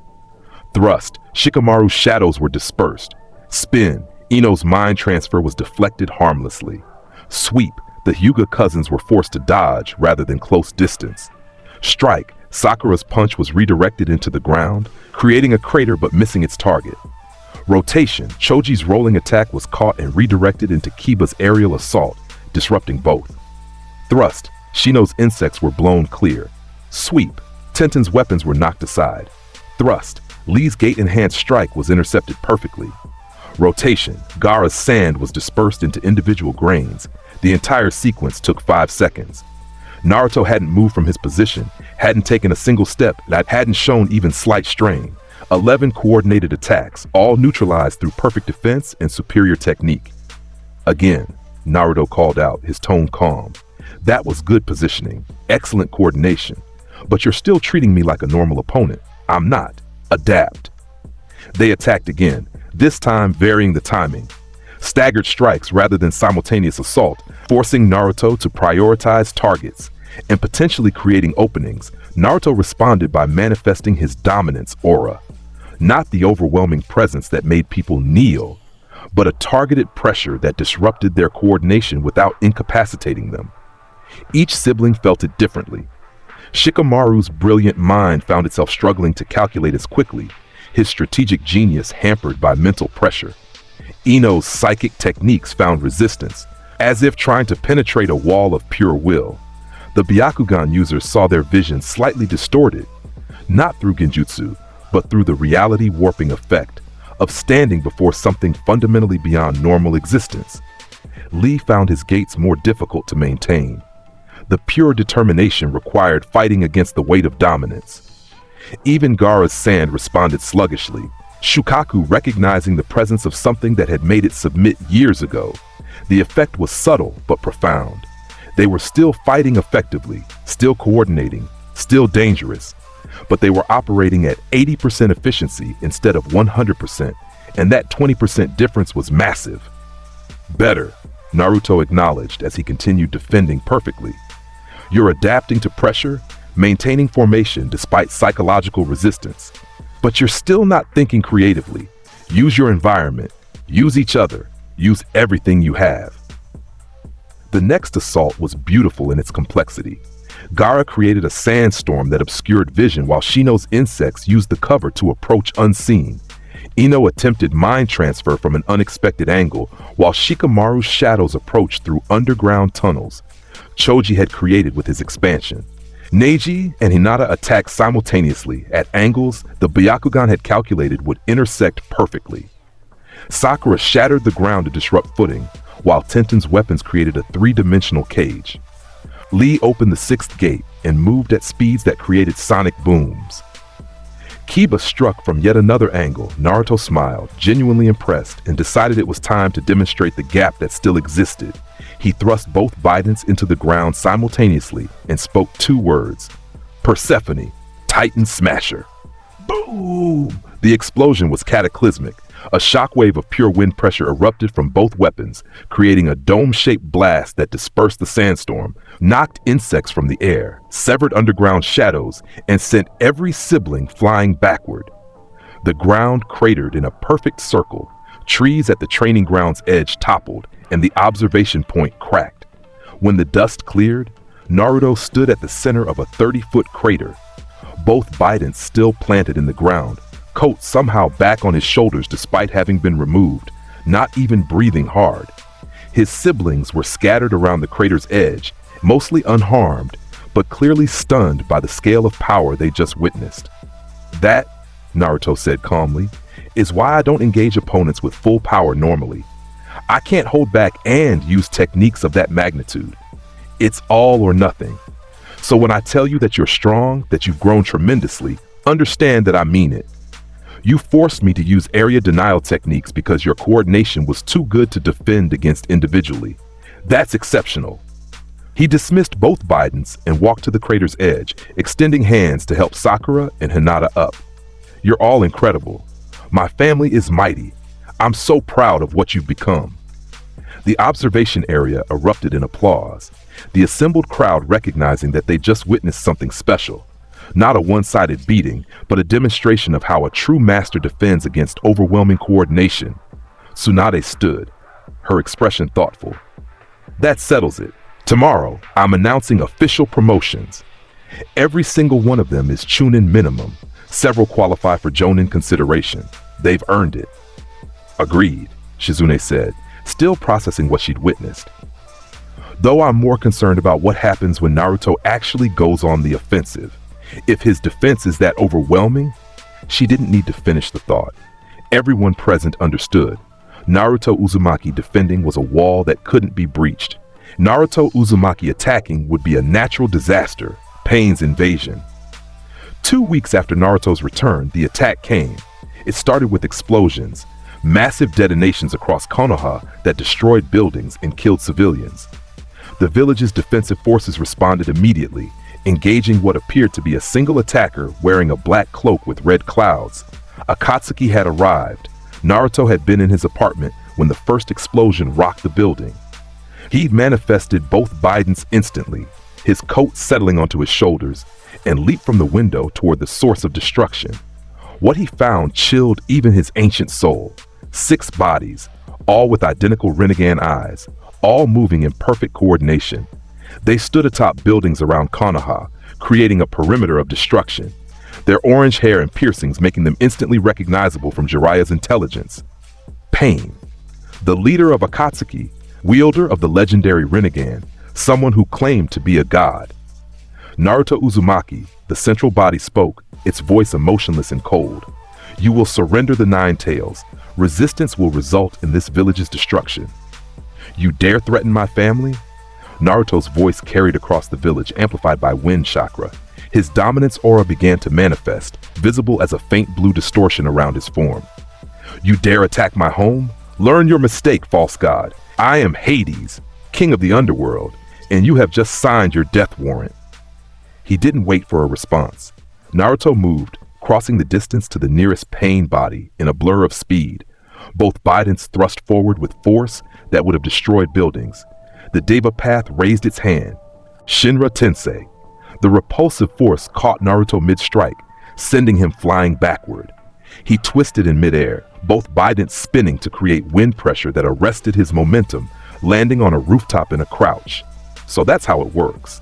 Gravity manipulation, push and pull. Standard 5-second cooldown between uses if Jiraiya's intel was accurate. The other 5 Pain bodies attacked simultaneously, each demonstrating different capabilities. The Ashura Path launched chakra cannons from its arms. The Human Path attempted to grab Naruto to extract his soul. The Animal Path summoned massive creatures, dogs, birds, a rhinoceros. The Preta Path absorbed chakra from nearby jutsu. The Naraka Path manifested a creature that could revive the others. And the Deva Path, the most dangerous, prepared another Shinra Tensei. Naruto defended against all 6 simultaneously, both Bidens creating a web of strikes that intercepted attacks, dispersed summons, and kept the human path from making contact. Impressive, Devapath observed. Your combat capabilities exceed our intelligence estimates. However, you cannot defeat a god. I've fought gods, Naruto replied, his visible eye hard. I've been a god. You're not even close to divine pain. You're just a man with powerful eyes and delusions of grandeur. He cut his palm, coating both Bidens in blood. Let me show you the difference between false divinity and the real thing. Ichor! Argo! The weapons transformed, turning crimson and beginning to vibrate at frequencies that created visible distortions in space itself. Naruto moved, and this time his speed was absolute. He appeared behind the Asura path. Both Bidens thrust through its core simultaneously. The body exploded, destroyed so completely that even the Naraka path's resurrection wouldn't restore it. 5 remaining. The animal path summoned more creatures, dozens of massive beasts that filled the battlefield. Naruto spun both weapons, creating a vortex of wind and crimson light that shredded through summoned flesh, dismissing the animals before they could engage. The human path attempted to close distance during the distraction. Naruto caught it with his dominance aura, the targeted pressure making the body freeze mid-movement. 1 thrust later, and it ceased to function. 4 remaining. You're destroying my bodies faster than anticipated, Devapath said, emotion finally entering its voice. Not fear, but calculation, forcing adjustment to strategy. The remaining 4 bodies converged, attacking in perfect synchronization. But Naruto had fought for millennia, had battled opponents who moved as unified forces. He knew how to disrupt coordination. He manifested his full dominance, not targeted anymore, but released broadly. The pressure crashed across Konoha like a physical wave, making civilians collapse unconscious and forcing even elite jonin to struggle staying upright. The pain bodies felt it too, their coordination disrupted by the overwhelming presence of something that had judged the souls of countless dead, that had ruled realms beyond mortal comprehension, that represented absolute authority made manifest. In that moment of disruption, Naruto struck. Both Bidens, still in Ichor, Argo form, moved in a coordinated assault that overwhelmed the remaining bodies. Thrust through the Preta Path's chest, spin to redirect the Naraka Path's defensive technique, strike to destroy the animal path completely. Each movement was perfect, economical, devastating. And then only the Deva Path remained. The most powerful body, the one that controlled gravity itself, stood alone on a rooftop facing Naruto. Behind it, Konoha burned from the initial assault. Civilians screamed. Buildings collapsed. The village Naruto had sworn to protect was suffering. Surrender, Naruto demanded. Both Bidens pointed at the Deva Path. Release your technique, leave Konoha, and I'll let you live long enough to regret this attack. I am a god, Devapath replied. Gods do not surrender to mortals. Then you'll die like one, Naruto said and cut his chest deeply. Blood flowed freely, coating both Bidens until they transformed completely. Ichor, Eos, dual form. The weapons became crystalline crimson, pulsing with power that made reality itself bend. Light erupted from both, so bright that people across Konoha had to shield their eyes. The temperature dropped 20 degrees from the sheer energy being channeled, and Naruto moved with speed that transcended normal physics. The Deva Path raised both hands. Shinra Tensei. Maximum output. The repulsive force exploded outward, strong enough to level everything within a kilometer. Buildings shattered. The ground cratered. Even reinforced structures disintegrated under the pressure. Naruto thrust both Bidens forward, channeling all his power into a technique he named in the instant of its creation. Twin Underworld Judgment. Boom! The collision was apocalyptic. Crimson light met repulsive force in a clash that created shockwaves visible from the village walls. The air itself screamed, reality protesting forces that shouldn't exist in the mortal plane. For 3 seconds they were deadlocked. Eos-enhanced Bidens versus maximum Shinra Tensei, god-killing power versus gravitational manipulation. Then Naruto's power overwhelmed it. The Bidens punched through the repulsive force like tissue paper, the crystalline weapons caring nothing for gravity or pressure. They struck the Deva Path simultaneously, piercing its core and continuing through. The body detonated, destroyed so completely that even chakra signatures were erased. But the technique didn't stop there. The twin underworld judgment continued past the pain body, carving dual canyons through Konoha itself, massive trenches that split the village, destroyed infrastructure, altered the landscape fundamentally. When the light faded and the dust settled, Naruto stood alone in the center of destruction, both Bidens dismissed, breathing hard from the life force drain of dual Eos activation. Around him, Konoha was silent. The attack had stopped. Pain's bodies were destroyed. The invasion was over. But the cost? Naruto looked at the dual canyons his technique had created, at the destroyed buildings, at the fires still burning. His defense of the village had saved lives, but it also caused tremendous collateral damage. No, he corrected himself.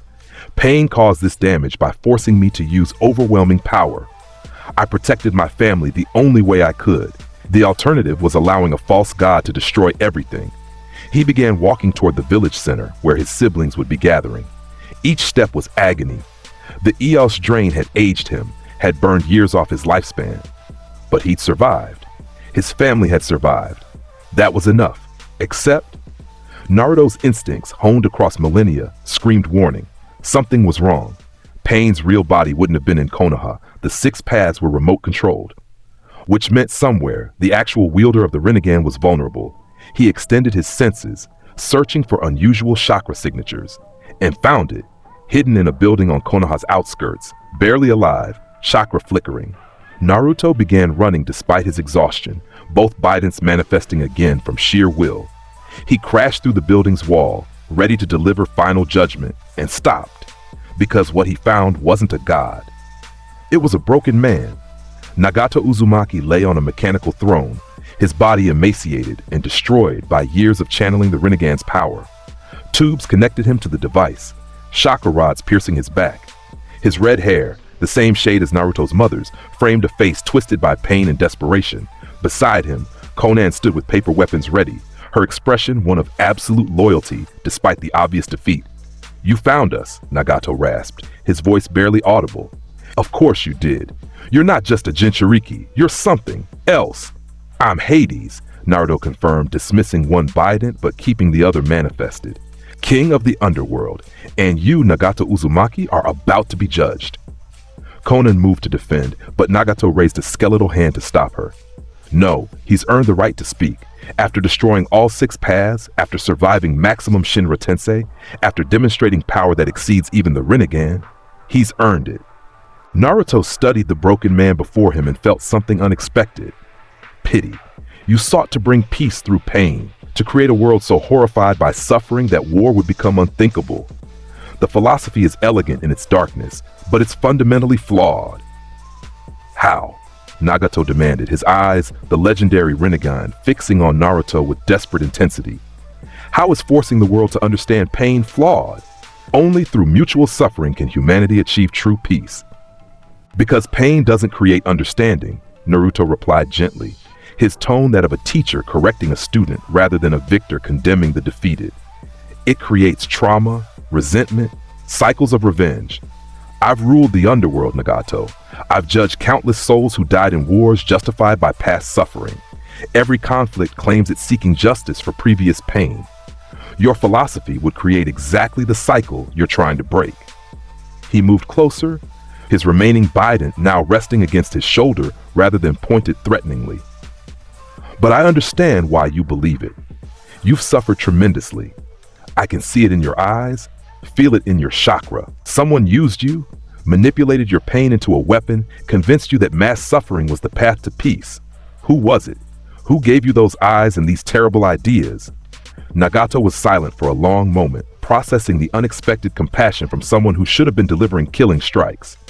You could kill me right now. Why haven't you?"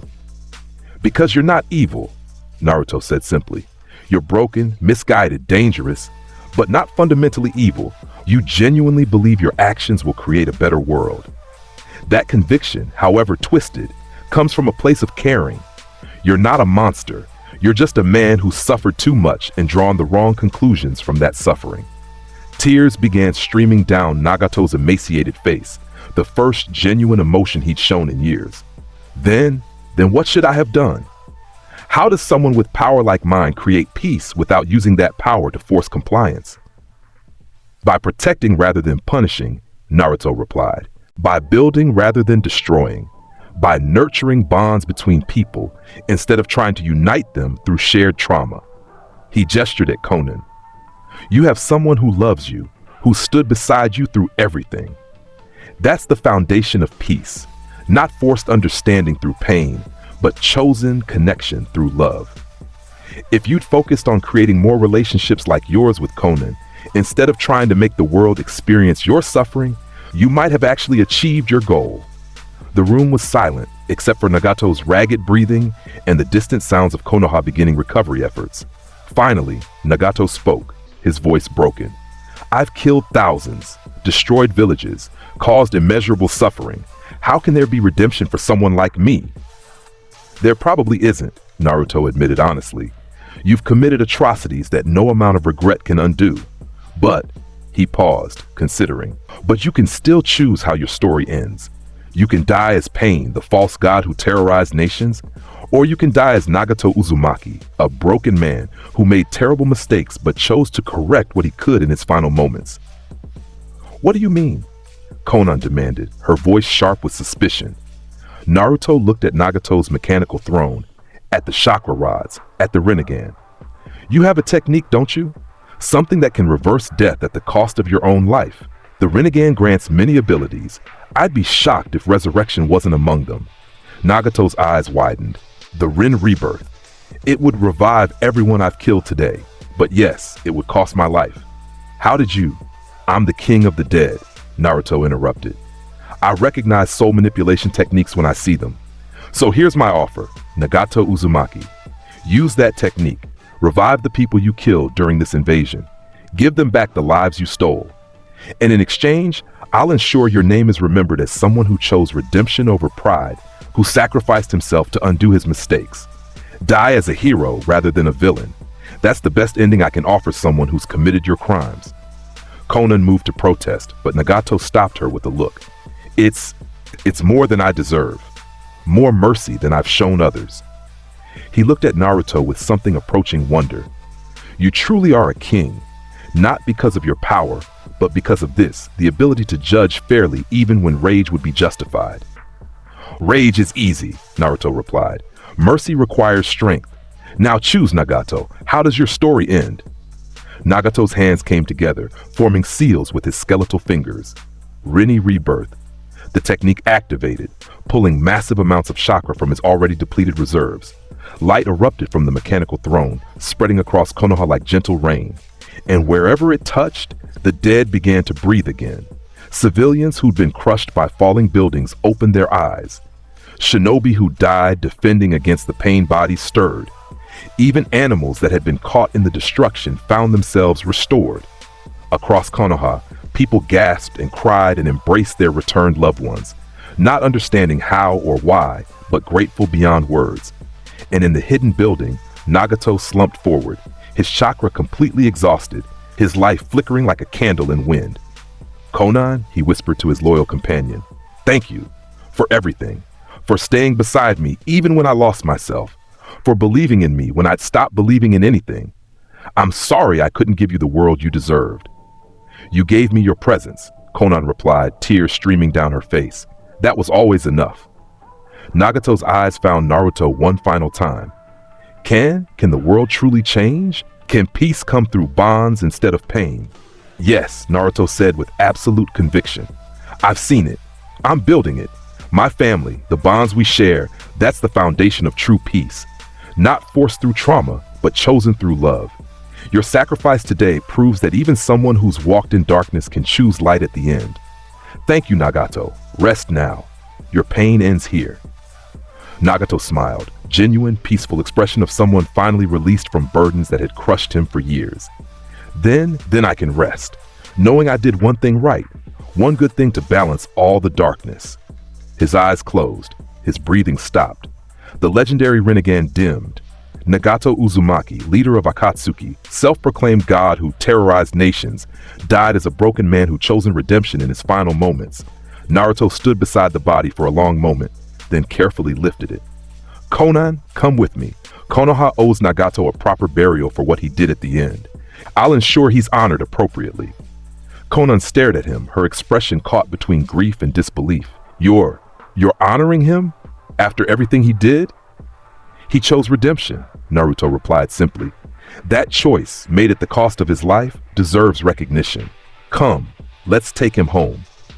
Resolution: the aftermath of Pain's invasion had been complicated. The village had sustained tremendous damage. Dual canyons carved through Konoha's infrastructure, buildings destroyed, civilians traumatized. But the dead had been returned. Nagato's sacrifice restoring lives that should have been lost. Tsunade had declared it a victory, though a costly one. The fifth Hokage had stood before the assembled village and explained what had happened. Akatsuki's attack, Naruto's defense, the final choice made by their enemy that had returned their loved ones. We mourn the destruction, Tsunade had said from her podium. We rebuild what was damaged, but we celebrate the lives restored, and we honor the sacrifice that made it possible. Nagato Uzumaki died protecting this village from the consequences of his own actions. That deserves recognition. The speech had been controversial. Some villagers wanted to spit on Nagato's grave, to curse the man who'd killed their loved ones even briefly. But others, those who'd been brought back from death, understood the magnitude of what he'd given up. A compromise had been reached. Nagato would be buried in Konoha Cemetery, but away from the honored dead. A simple stone marking someone who'd made terrible mistakes, but had chosen redemption at the end. Konan had stayed for the funeral, then departed without a word. Naruto had let her go, understanding that she needed time to process and grieve. He'd given her contact information, told her she'd always have family in Konoha if she chose to return. Whether she would or not remained to be seen. 3 days after the invasion, Naruto stood with his siblings on a repaired rooftop, looking out over the still recovering village. The dual canyons were being filled, buildings were being reconstructed, life was slowly returning to normal. We did it, Sakura said quietly, her hand unconsciously touching the pendant Naruto had given her years ago, a small medical symbol that she wore always. We survived Akatsuki's attack. One attack, Shikamaru corrected, his tone thoughtful. Pain was their leader, but the organization has other members. This isn't over. Let them come, Sasuke said, and Naruto's heart leaped because Sasuke was there, standing beside them, having returned during the chaos of the invasion when Orochimaru's attention had been divided. The Uchiha had shown up at Konoha's gates 3 days ago. Curse mark gone, Orochimaru dead by his hand, Itachi's truth revealed and processed. He'd knelt before Tsunade and requested reinstatement, acknowledging his crimes and accepting whatever punishment the village deemed appropriate. Tsunade had looked at Naruto, who'd simply smiled and said, "Welcome home, brother." The punishment had been probationary status and mandatory therapy sessions with Inoichi Yamanaka. Sasuke had accepted both without argument, grateful just to be home. Now he stood with his family, shoulder to shoulder with Naruto as an equal rather than subordinate, ready to face whatever came next. They can come, Naruto agreed, his arms settling around Sasuke's shoulders in a brotherly embrace. Let Akatsuki send whoever they want. Let other villages test our strength. Let threats gather on every horizon. He looked at each of his siblings in turn, his visible eye reflecting absolute conviction. Because my kingdom stands, my family is strong, and I will burn the world to ash before I let anything harm what we've built. Hinata stepped closer, her hand finding his. The necklace he'd given her years ago still rested against her collarbone, catching sunset light. We did it together, she said softly. Not just you protecting us, all of us, fighting as family.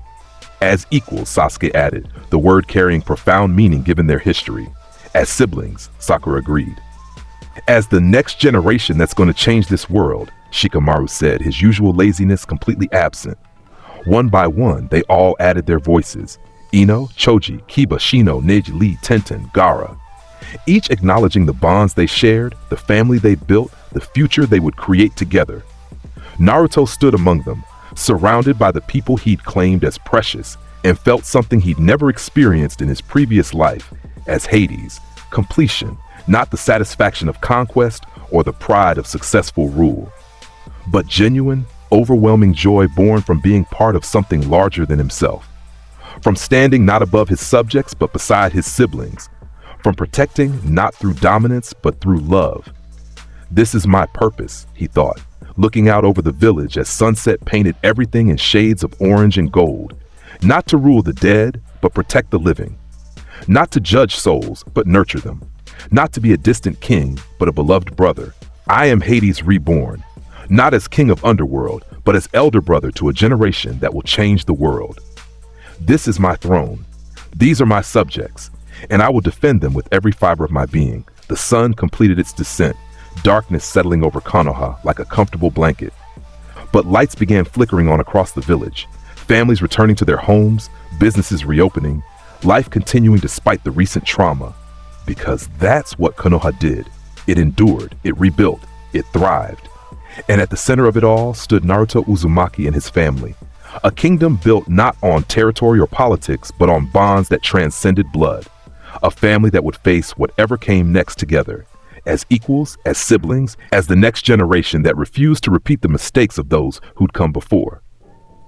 The king of the underworld had found his true throne, Naruto murmured, so quietly only Hinata heard, in the hearts of those he loved, and that throne would never fall.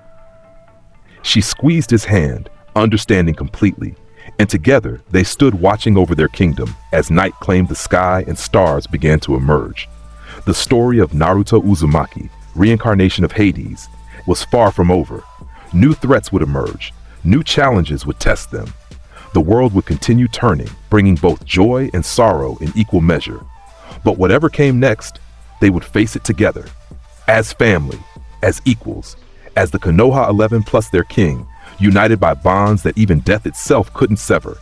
And that, Naruto decided as Hinata leaned against his shoulder and his siblings' laughter echoed across the rooftop, was exactly as it should be. End. Then there it is, the king of the Underworld's legend complete. Naruto's journey from isolated Jinchuriki to beloved elder brother proves that true strength isn't power alone, but the bonds we forge.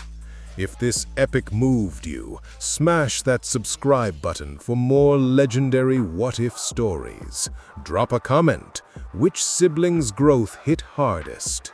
Until next time, stay legendary.